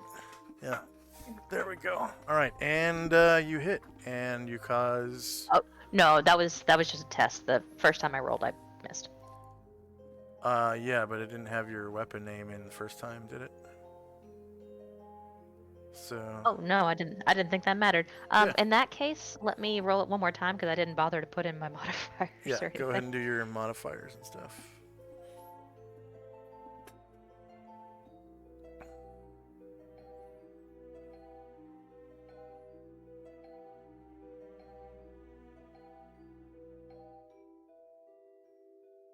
Well, that's much better. All right, negative 10 hits, and you cause 23 damage. Thanks for fixing that. Mm-hmm. All right, Suli's concentrating, right? You can still do a half. Negative. I'm gonna fly down to Musashi to get ready to heal him next round. He said he's down to -8, right? He looks like he's bleeding out. Nope, he's not bleeding out anymore. Oh, someone healed him? No, somebody stopped the bleeding. Alright, well, I'm coming next to him to heal him. So you still drop No, your what? concentration, Yeah, I'll drop the concentration. and the cloud goes away.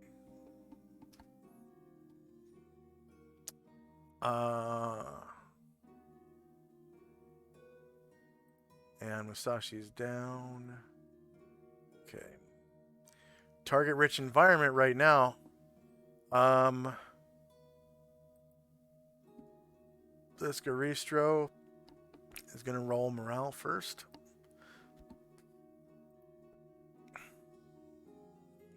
And succeeds.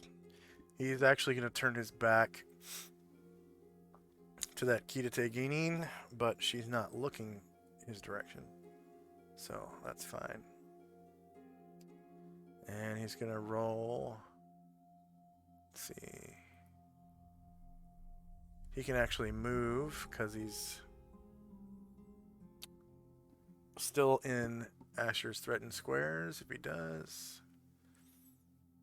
And he's going to punch Asher and then punch and kick Baron. He only gets 2 attacks this round. Oh, that's right. So punch Asher and I guess stamp Baron. If she still has charges, and Asher has stone skin. Okay, so there's 1 charge off of Asher's stone skin.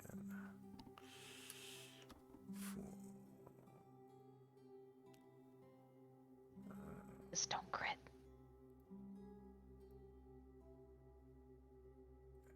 Good place for that. Stamp Baron. And Suli is within range now, so he has a -4 to hit. Suli has taken Anatar's place. Shorter melee, same elevation.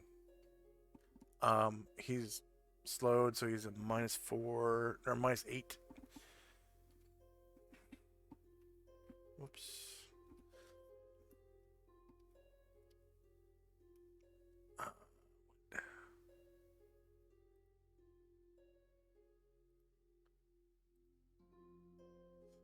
And no damage roll modifier.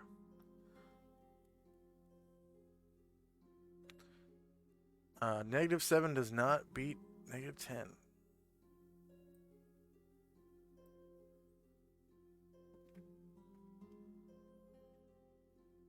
Right. Tenzi. Tenzi casts Dispel Evil. He'll take a 5-foot step and try to touch the grease throw. Okay.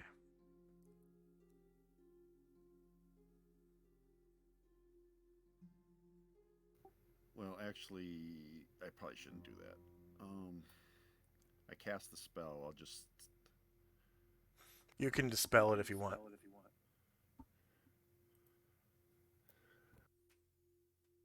Yeah, I'm just afraid if I take a 5-foot step, if I don't dispel him, he'll get an attack of opportunity when I move back. If you took a 5-foot step into Masashi So and he's facing directly at Shrill Baron. Square. Okay, so he won't see me like He's if I go here. facing this way. Okay. Yeah, so I'll step here and do it. So over here is his shieldless flank. Back here is his rear. And he's actually so big, he has like 4 rear squares. Unless he's... I think unless he's facing diagonal, he only has 3.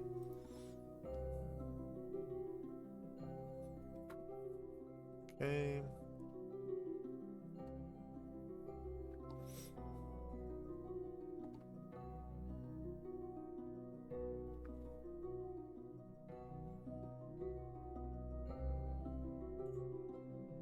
So you're gonna actually have to get closer Yeah, to just attack him. Yeah, 5-foot step into Musashi Square. Oh, okay. And then I'll step back. So that is shieldless flank. 2 versus -2 does not hit. For a touch attack? Do I have to hit? Oh, I thought you were gonna dispel your. Yeah, I'm gonna do Dispel Evil. That's Oh, you are using it. Okay. Yep. So he gets magic resistance. Dispel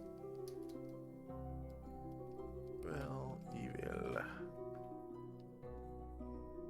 And I'm gonna give him a -20 because he's slowed.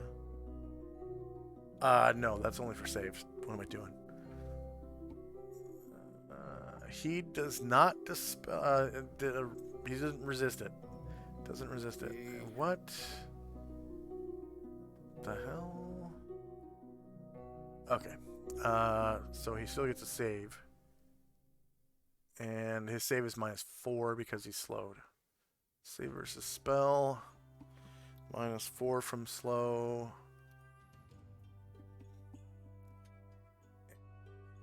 Counts as 20th level warrior, but warrior's saving throws only go up to 17. So he's warrior 17 plus on the table there. He saves versus spell. His target number was 10. He rolled a 13. Rats. Okay, one of the key to Tegain. It's this one. She's uninjured and is still in the fight. So she's going to step over here and take cover under the pew and try to hide. Checks. Thief skills, hide shadows. And she disappears. Only one of them is still uninjured. Good job. Yeah, she was lucky. She didn't get slowed. And she has passed her hide and shadows chance every time. Good for her. Yeah. Ryder. Or wait, there was another this turn. There was another key to Tegain. Nope, that was her. Go ahead and do Ryder. I think he's just doing the last bit of his song this round. Okay. Ashriel. Swing at that last creature.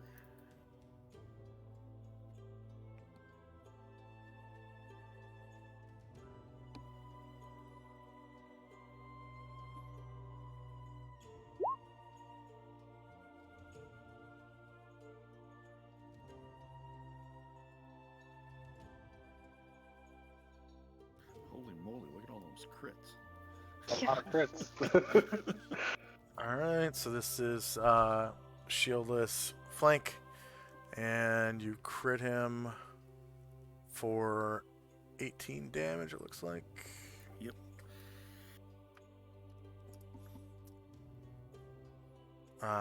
Benmar is still casting till the end of this round or next round?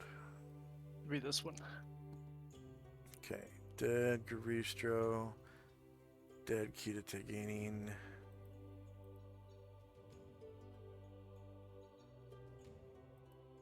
Wow, Erdrun, who has reloaded. Yep. And now he's gonna take a 5-foot step and shoot with the silver bullet. Silver bullet. You get, let's see, -4 +4, so that's negated. You get +2 from your recitation, and +4 is built into the backstab already. So you get +2.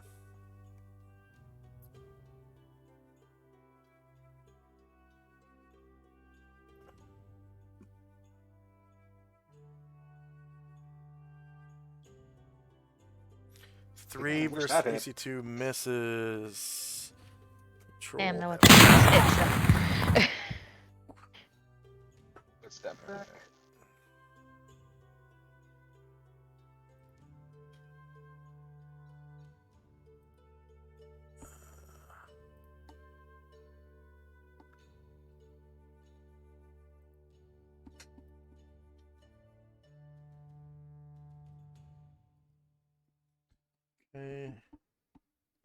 And then Karanglor's second attack. Coming up.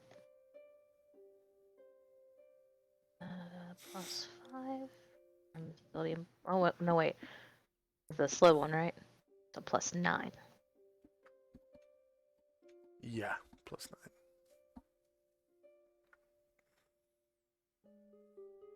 And that's front shieldless, so -4 hits him for 9 damage. Alright, Varen's second sword attack.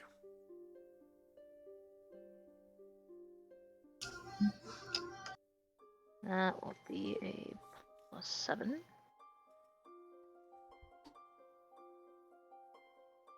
Uh-oh.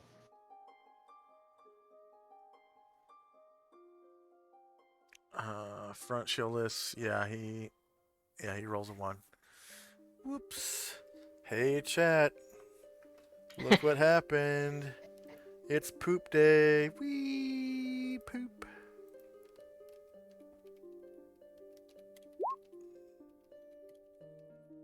Poop.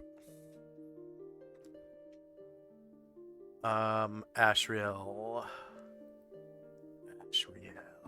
Swing that flaming sword. Shieldless flank. His ass.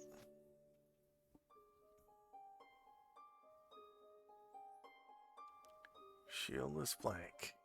Here we go. Another 1. And Varen rolled a 1. Okay, regeneration occurs. And any poison damage, you can now remove your shits. For Varen and Ashriel. And initiative phase. I'm going to do morale for this Garistro one last time, probably. He fights on.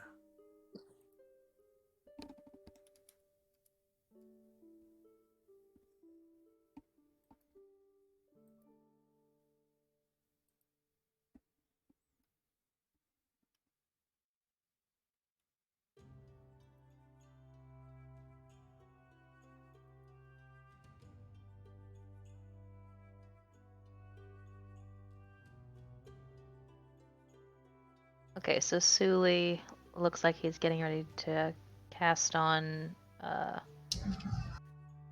Musashi. Or it looks like she's getting ready to cast. Okay. But it's just a cure light wounds. Yeah, that's Yeah. perfect. Just want to make That sure I will wasn't doubling up. that will, since it's secure, that will bring him to 1 health, and he'll be stuck there for 24 hours, unless a heal spell is cast on him. But Suli, is this a innate cure spell or one of your? It'll be an innate cure spell. Okay, so that is going to be interfering in the lives of mortals. Are you sure you want to do that? But I mean, we're kind of like not dealing with mortals now, right? We're dealing with immortals. He is mortal, so you will be interfering with his life. Man, But if you look to your right, it looks like the person who's standing next to you is a balding guy with a religious symbol and a big club. So he looks prepared to handle the situation. let me see if I stored any myself. Because I think I thought I could get away with not casting since I had innate. Let me see.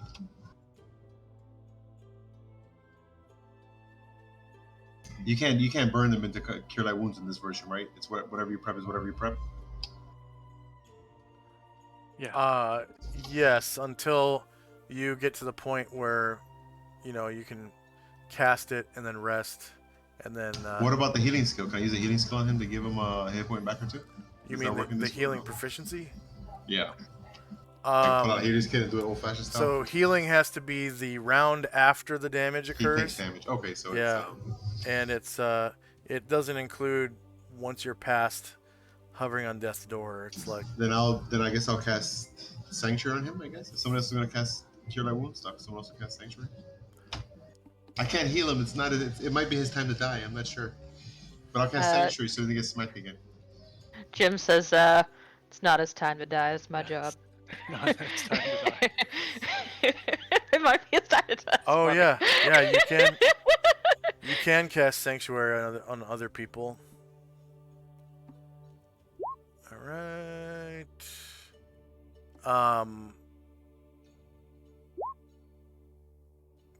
So this is initiative phase.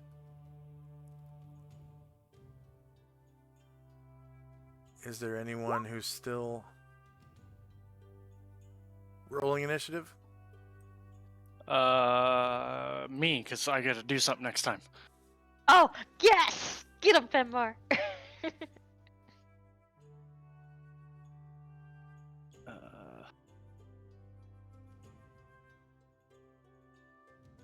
Sorry about that. Or isn't it done at the end of this round? Or Yeah, it's at the end of this round that it finishes. It says you still have a round left. Oh, Fenmar, really? Yep, Fenmar casting locate object. So it's at the end of the 0 round, which is going to be this round. Because as soon as I pass that, it'll go from -1 to 0. And then at the end of the round is when you would cast it.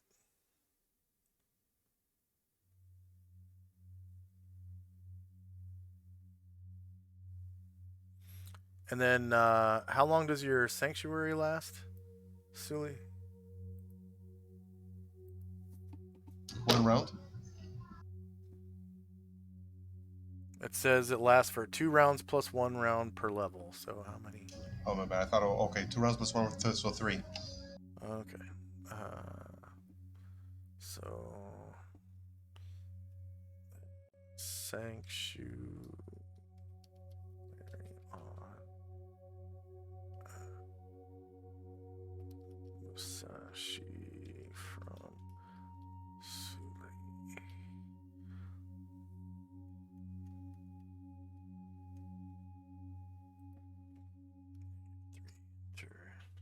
Casting time is 4. So go ahead and roll initiative for that. You actually roll the it's not an innate ability, is it? It's from your actual cleric spells, right?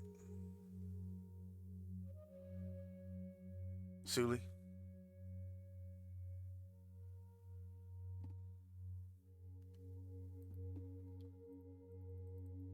go AFK again?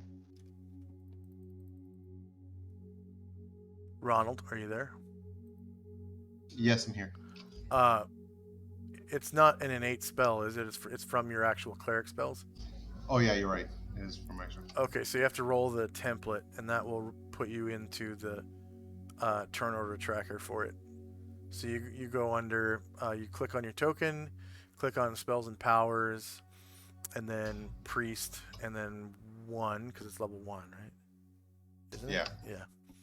And then sanctuary, and it rolls the spell template, and it rolls initiative for the spell as well. Also, I forgot to do the Crown of Cold damage last time. Can I just do that now? Yeah, go ahead. Round? Yeah.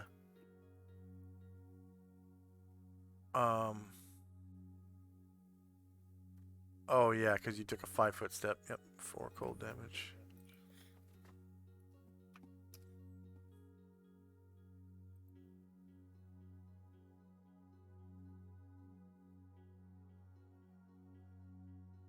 I thought you were casting Sanctuary, silly. You're right, man. I scrubbed out. I hit the wrong button. Sorry. Where's Sanctuary? There it is. There you go. And hey, it's got a shorter casting time. All right, so that should be everybody, right? Okay. I'm pretty sure that's... Yep. Chandrak's improved invisibility is the lowest number we've got on there. Okay, so improved invisibility, slow 1. Time now is 10 after 10 in the morning, August the 2nd, 11:85. Karen Gloria's improved invisibility. Musashi's HP is now holding at what, -8? It was negative 7. Pretty Yeah, sure a yeah. whole round went by, but okay. Doesn't matter because it's about to be 1.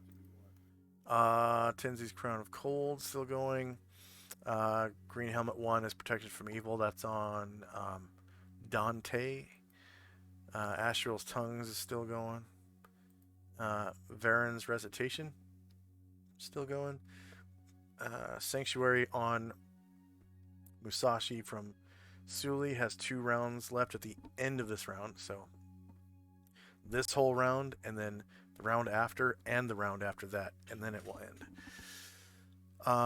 Asriel's True Seeing will end at the end of this round, as well as Varen's True Seeing, and Fenmar will have completely cast Locate Object for the Encyclopedia Demonica. And Ryer is still...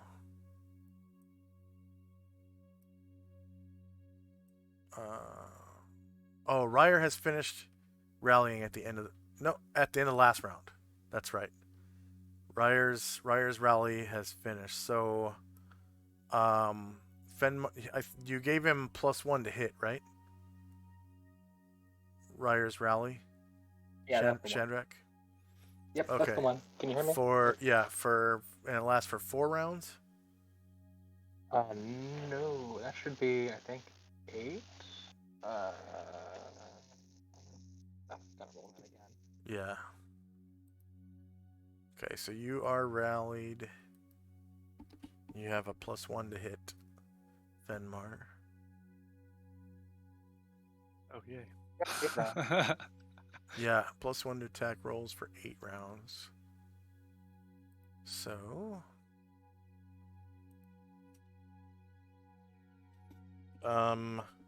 we're going to call it Rally 1.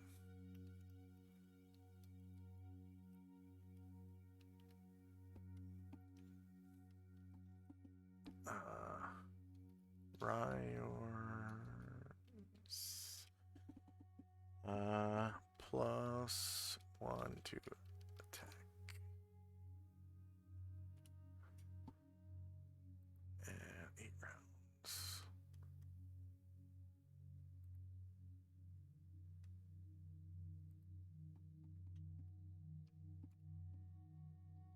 This doesn't sound like harp to me.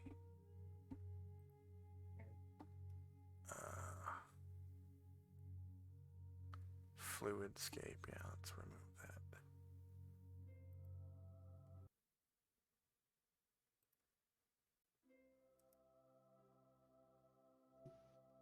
that. I do think that spell's going to be very useful, though. I'm sorry it took so long to cast, but I'll be glad you did it.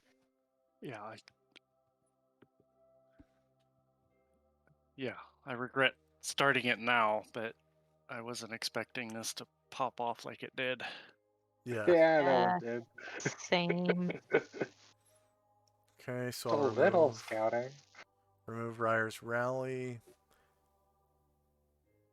And Bombosa's listening to Dante.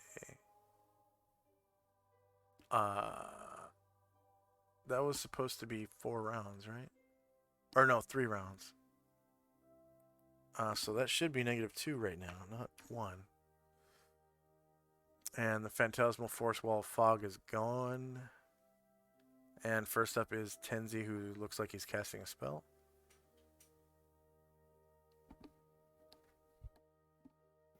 I'm just gonna move and do a psi attack. Okay. And I'm gonna try to get to one of his rear squares. Circling around. Tabletop just crashed. First time, though. Yeah. We've been playing for 5 hours and almost 20 minutes. That's the first time it's crashed. So that's way better than it was before. It was like every 30 minutes last week. Yeah. Oh, yeah, I forgot. I guess Google Chrome is doing some kind of leveled upgrade where they're doing it in waves, and it's supposed to be like, their first update was in July and their second one was in August, and now here's their third one in September, and it's supposed to be like one more, and they're like putting out fires in between. Last week I started out trying to listen to you guys on Twitch while I was driving home, but it was not good enough internet to support that operation. Discord uses less, though. Oh, yeah.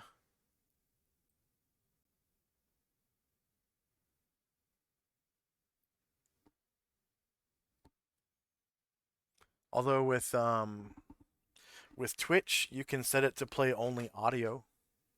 Did you know about that? I should have done that. Yeah. I did not know. Yeah, if you click on there's a gear for settings. Because all I was going to do while I was driving is listen anyway. Yeah, you can set it to different resolutions, and then you can set it to chat only or audio only. And chat only is like no video, no sound, and just chat, of course. And then audio only is the broadcast but no video, and with chat. Well, that's good. Thanks for that info. Yeah.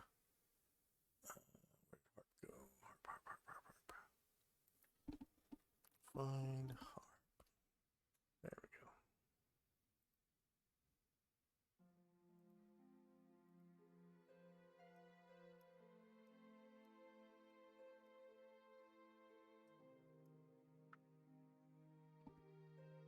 All right.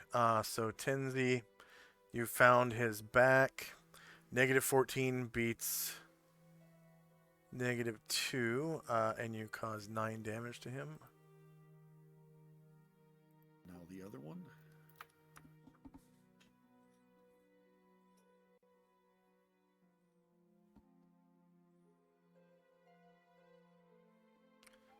All right. -9 beats -2 again. You cause 8 damage. Ooh, that's pretty. I like the flute in this one. Oh, that's nice. All right. Airdrin is reloading, right? Reloading a silver bullet, and seeing the Gristro getting surrounded, he'll actually kind of turn around and start listening to Dante as well. Why wouldn't you? Okay. One of the Kita is going to move silently. So checks and these skills move silently.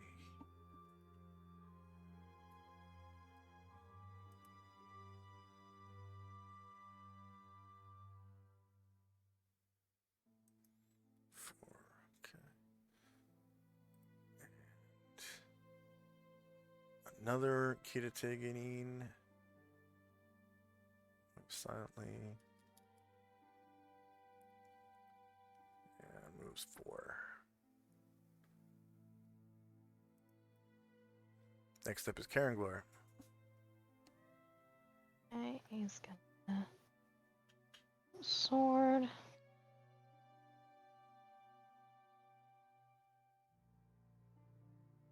+9 to hit.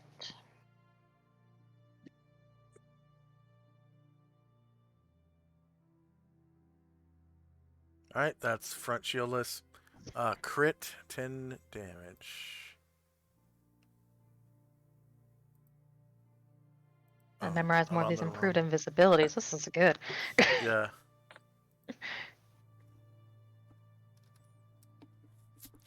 It's only good against stupid creatures, though. So. Yeah.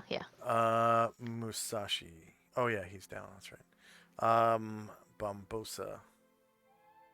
Still listening to Dante. He's kind of I hopefully hidden in shadows, but he's kind of swaying. Okay.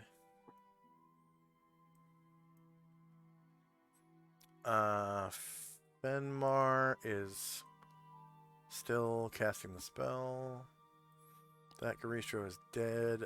Varen's first sword and shield attack. Here we go.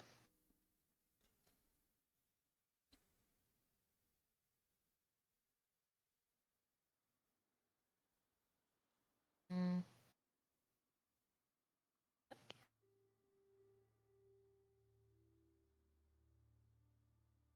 At a +7. Okay, front shieldless, -8 beats -2. You cause 9 damage with your sword. 7. Slash him across his chest a little bit. Punch him in the gut with your shield. Looking more like his navel. He's very tall. Yeah. Maybe you punch him in the knee. Yeah. Front shieldless is a crit. You cause 11 damage. All right. This Kita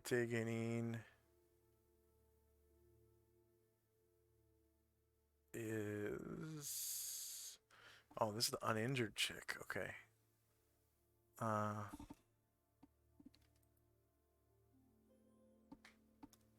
So checks these skills, move silently.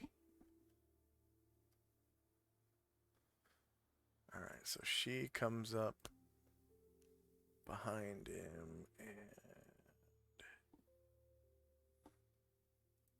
backstab with the ninja toe. Tiptoe through the tulips with me. This one is slow, right? So +4. She's level 8.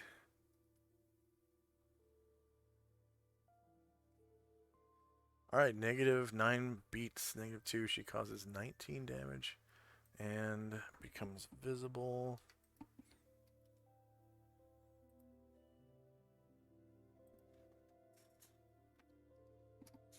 $19 damage with a ninja toe. Oh, she rolled max damage. Good. Okay. And her clan is pretty strong. Asher. Asher likes this chick style. She wants to do the same.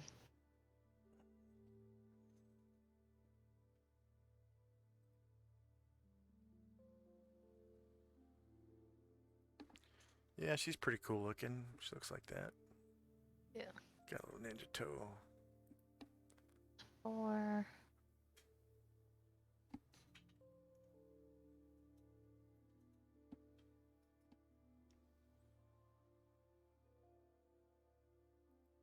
I like the males better though. They have these flowing scarves like that. And let's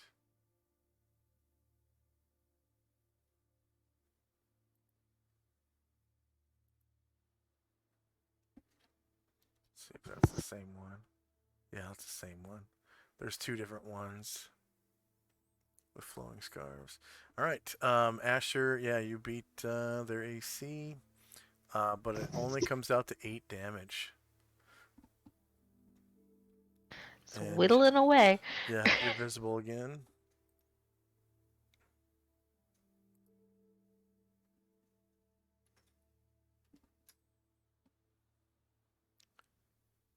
Yeah, definitely whittling away. Okay. Dead Garistro. Okay, Dante. Still playing. Yeah, he's going to strut forward. You can still do a half move while you're playing. Yeah, he's going to do that. Looking like he owns the place. Yeah. Okay. Shandrak. I move silently again to get right next to him, and I'll backstab him. You have improved invisibility, right? I do. Yeah, so you don't need to move silently. Oh, that's true. Yeah, I'll just Magical, walk over to the... magical invisibility is as good as both hide in shadows and move silently. And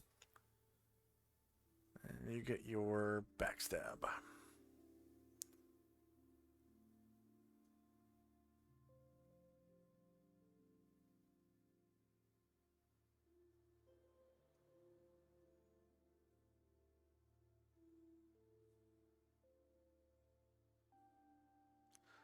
All right. Oh, damn. Yeah, you beat his AC.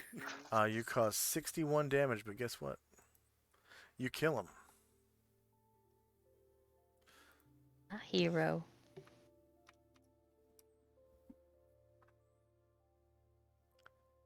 Go ahead and describe how you slay the last Garistro. Yeah, Shandrak just dodges past Ashrael and just sticks it right up in his armpit with his arm is raised. Just this spot of blood comes out when he pulls the sword out. And these ninja just kind of show themselves.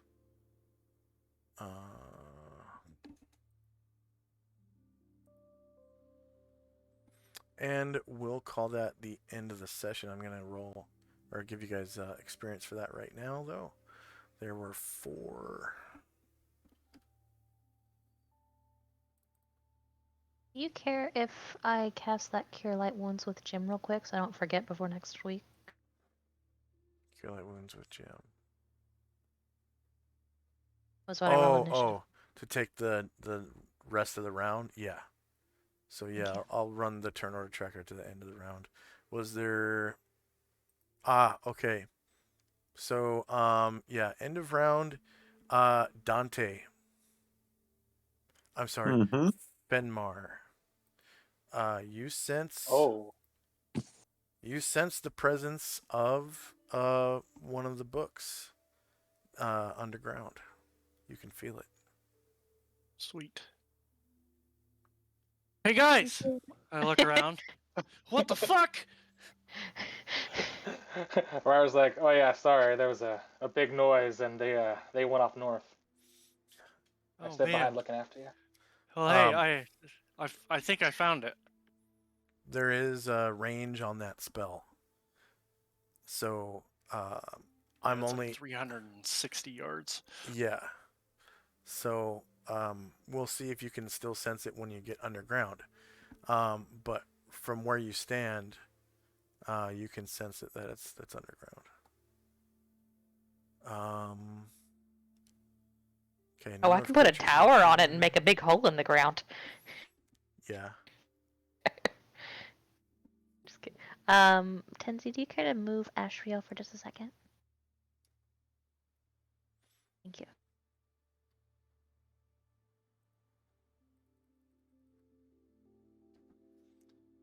Okay.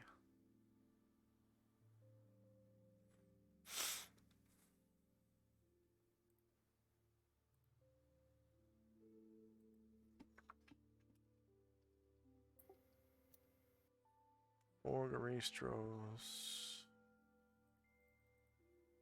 Goristroy. That's how you. What's their plural form? They're worth 23,000 each. Player characters is 1, 2, 3, 4, 5, 6. Number of NPCs are earn XP. Asher, how many of your NPCs earn XP? Surviving? Yeah, surviving. Yeah. Let's see.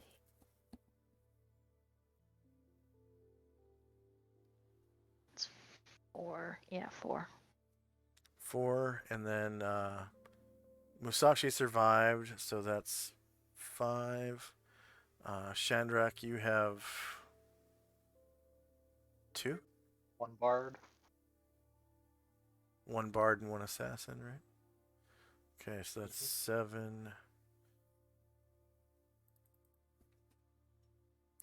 7, enter. Number of creatures defeated was all 4. Hit dice per creature. They had 20 hit dice each. Asher, how many warriors do you have? Currently 3. I'm sorry, currently 2. 2 currently. Okay, and then Tenzi has 1 samurai. Shandrak has. Oh, Shandrak has a bard.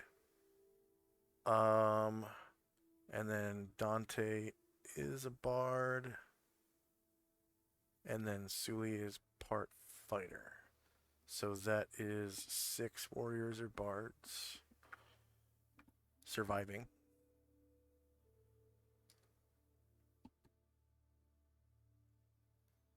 All right.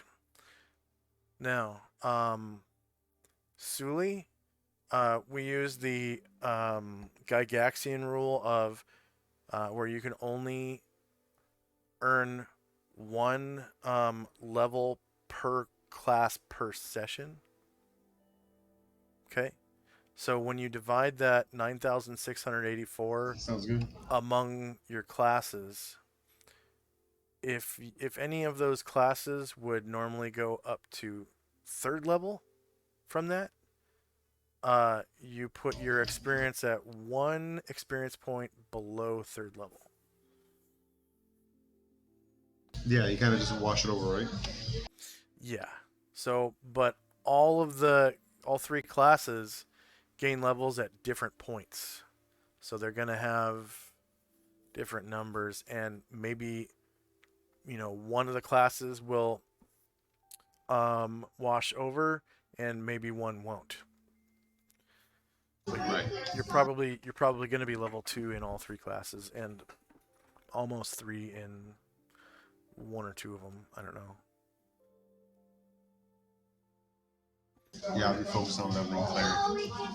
And then for the bards and warriors, it says, bards you get an extra 65 points per bard level, your current bard level.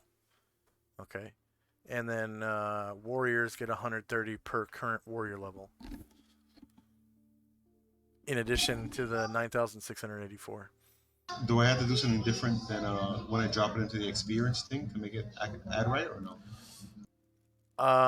No, you just put 9,006 plus 9,684, and then it'll give you a total. I'm gonna put you guys on the story arc page, the landing page for now, so you can do level ups. Because I'm sure somebody has leveled up. Dante, definitely. Yeah.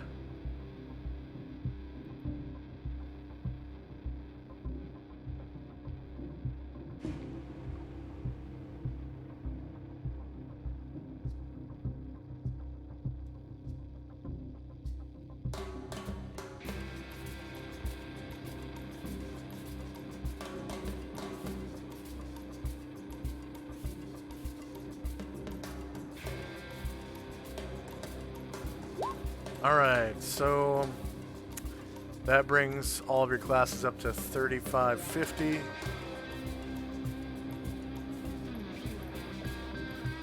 Why is it still doing 0.8? I don't get that. Just drop it, man. Don't let the OCD take over you.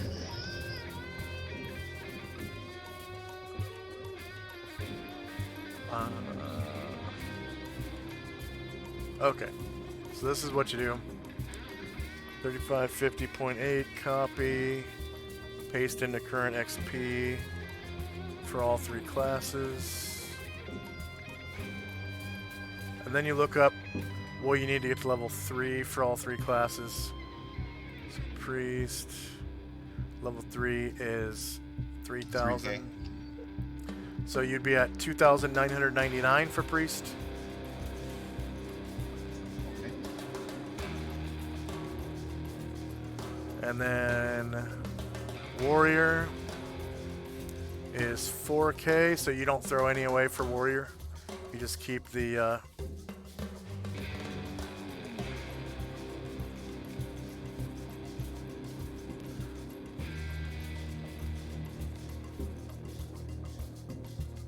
was 3,350.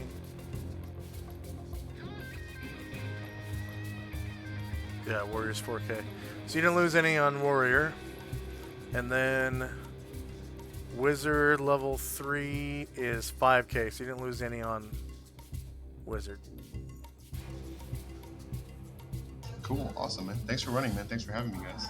Yep. Thanks for So coming. you've got gain fighter 3 at 5,000. So 5K. And cleric 3.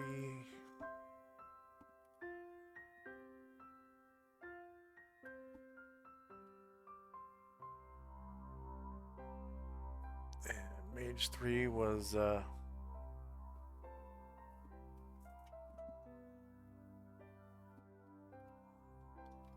was I think it? another 5K, right? 5,000, I Yeah. think, for Another mage 3. 5,000, yeah.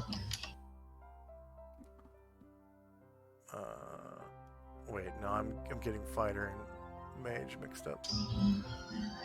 So priest was 3,000. Warrior 4,000. Wizard 5,000. So 3, 4, 5. So I lost some experience from warrior and cleric, and that's fine. It's all good. No, just your cleric.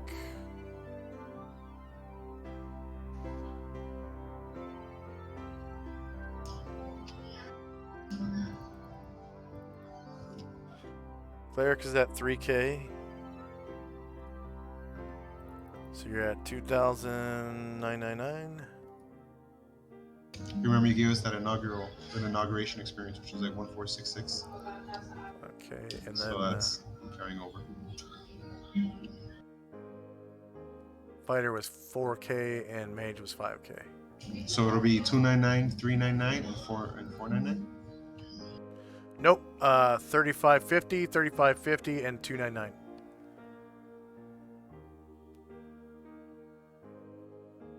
But what I'm saying is I'm gonna add the. Remember you gave us 4,000 experience in the beginning. It's already incorporated in there. Oh, okay. Oh, you just copied over it?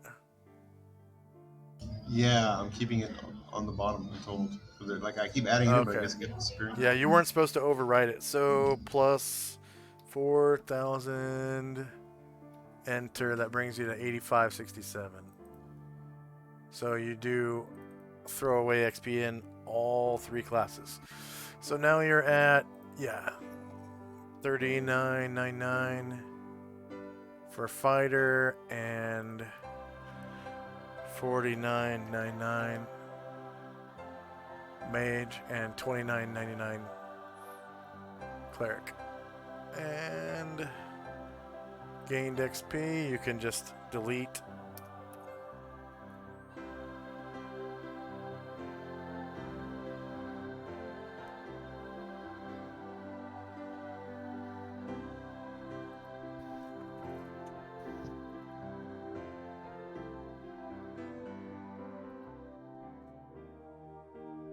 Okay. Any questions for me? No way, man. Thanks for having me. Yep. If anything, I'll check you guys on the Discord channel later in the week, man. All right, you guys be safe, okay? I got a lot. Alrighty. Gonna cook dinner. Now level Be safe. 2. We got to introduce ourselves, our characters next week. You got a what? I said Oh, just wait. be happy to we'll be able to introduce ourselves in character next week. Yeah. Yep. All right. And then, so did Fenmar level? No. How about Dante? Both did. Bumbosa Yeah, did. Dante did, yeah. Okay.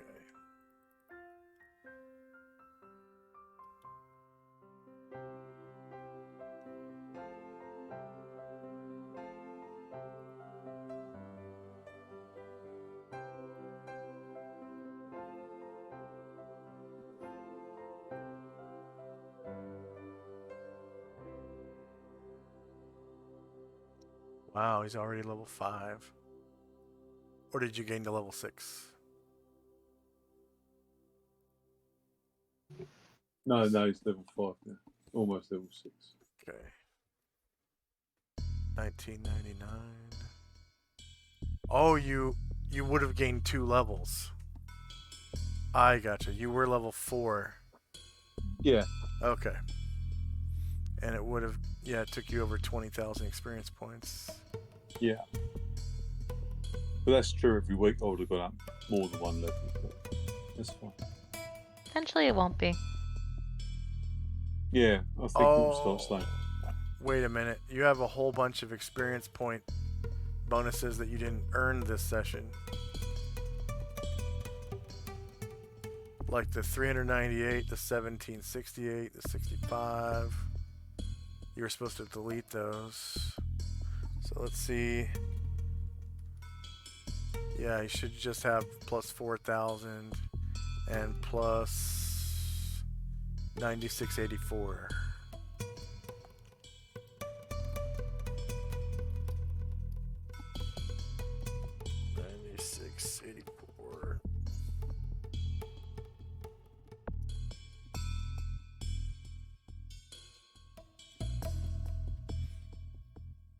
Do you remember how much XP you had last session? No. Oh, what? I knew what it was because it was 999. It was just under 10,000. Oh, 9,999. Okay. Yeah. I mean, I've not bothered breaking it down each week because it's gone so far over that it's been a bit pointless, really.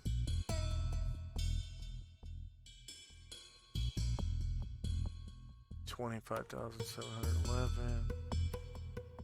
Oh yeah, that definitely would. It would have took you up to 25,000 experience. Yeah, and I didn't even have the 10 on as well. So yeah. So now you're at 19,999, Yeah. just below level 6. And then we can delete these bonuses now.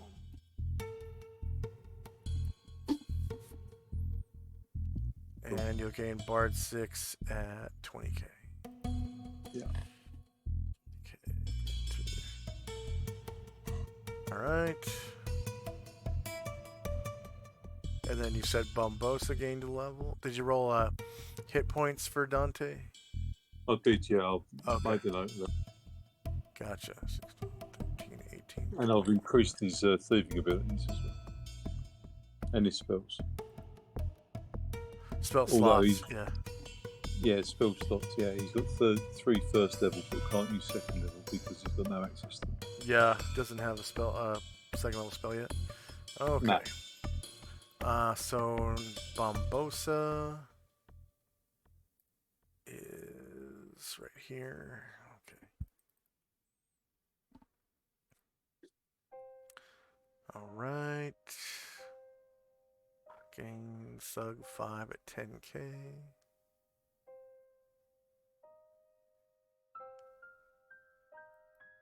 Is that what he's at now? Is 7342? No, he just now gained. Oh yeah, that's what he's at now. Oh, okay. He just gained 4. Is that a proficiency slot? I think it is.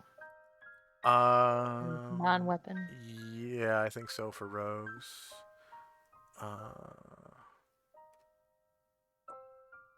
It is a weapon and non-weapon for rogues. Sweet.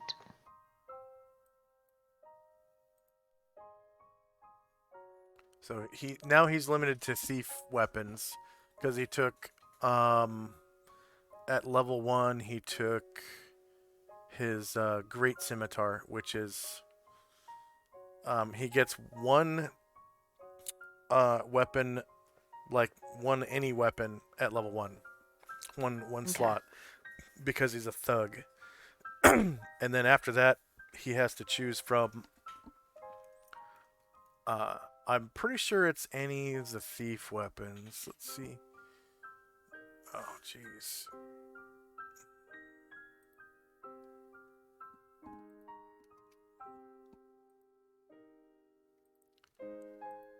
All right.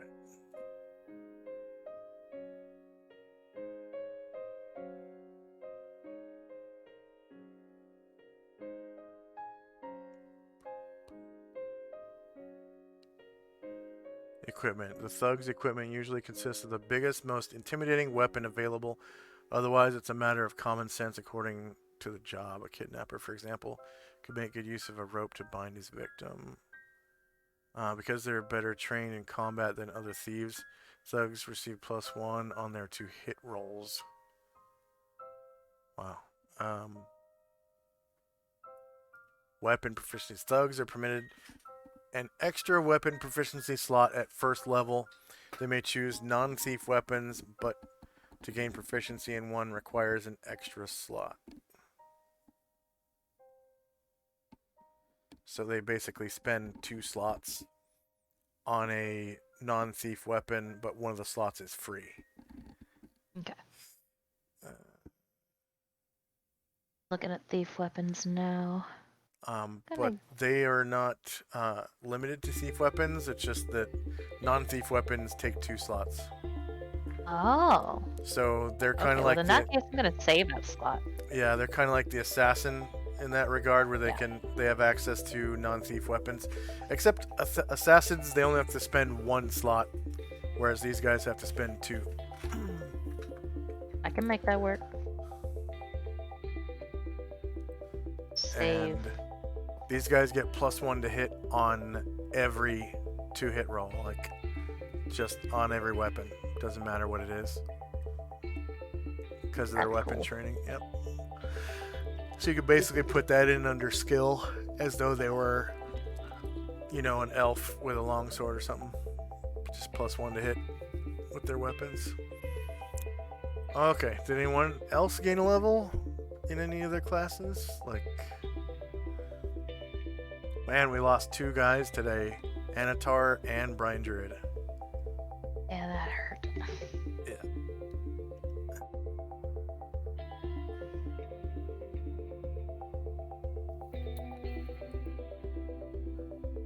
All right. Any questions, comments, concerns?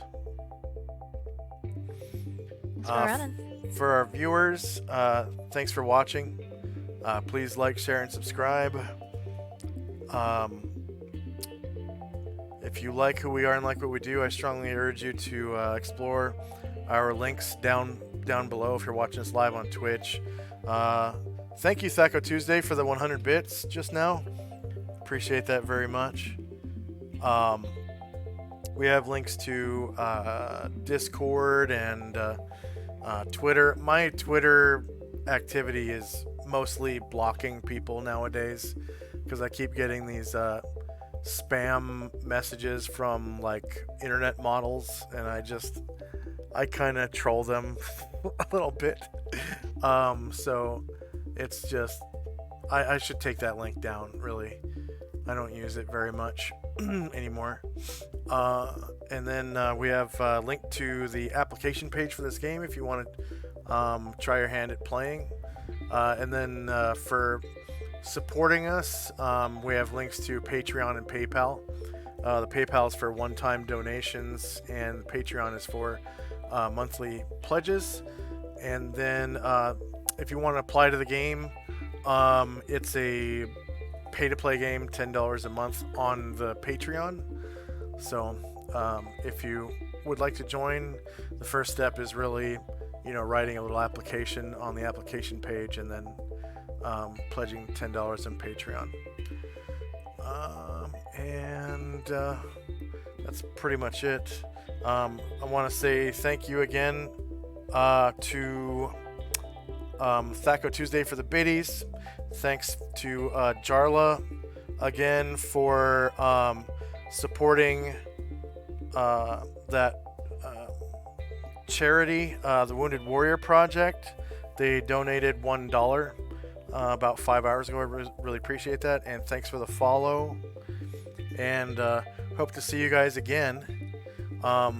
If you could, please stick around for raid. I want to try to raid Lord Gosumba, and it looks like he is streaming right now, so I'll build a raid to Lord Gosumba / raid Lord Gosumba. Pretty soon in October, Twitch is doing away with hosting people's streams and stuff, and I think that might include raids, because that's all a raid is hosting somebody and then going into their chat.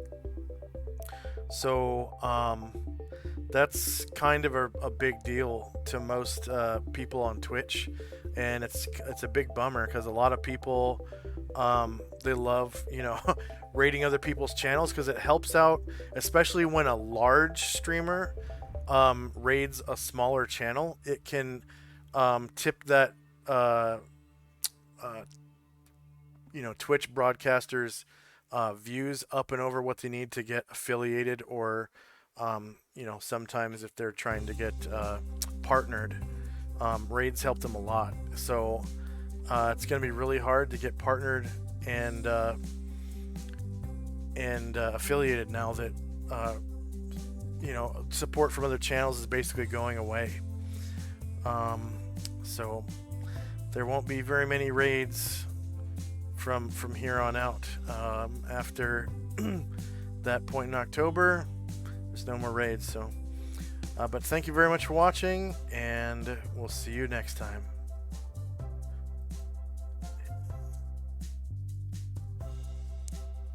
And appreciate your donations to the Wounded Warrior Project. Thank you very much.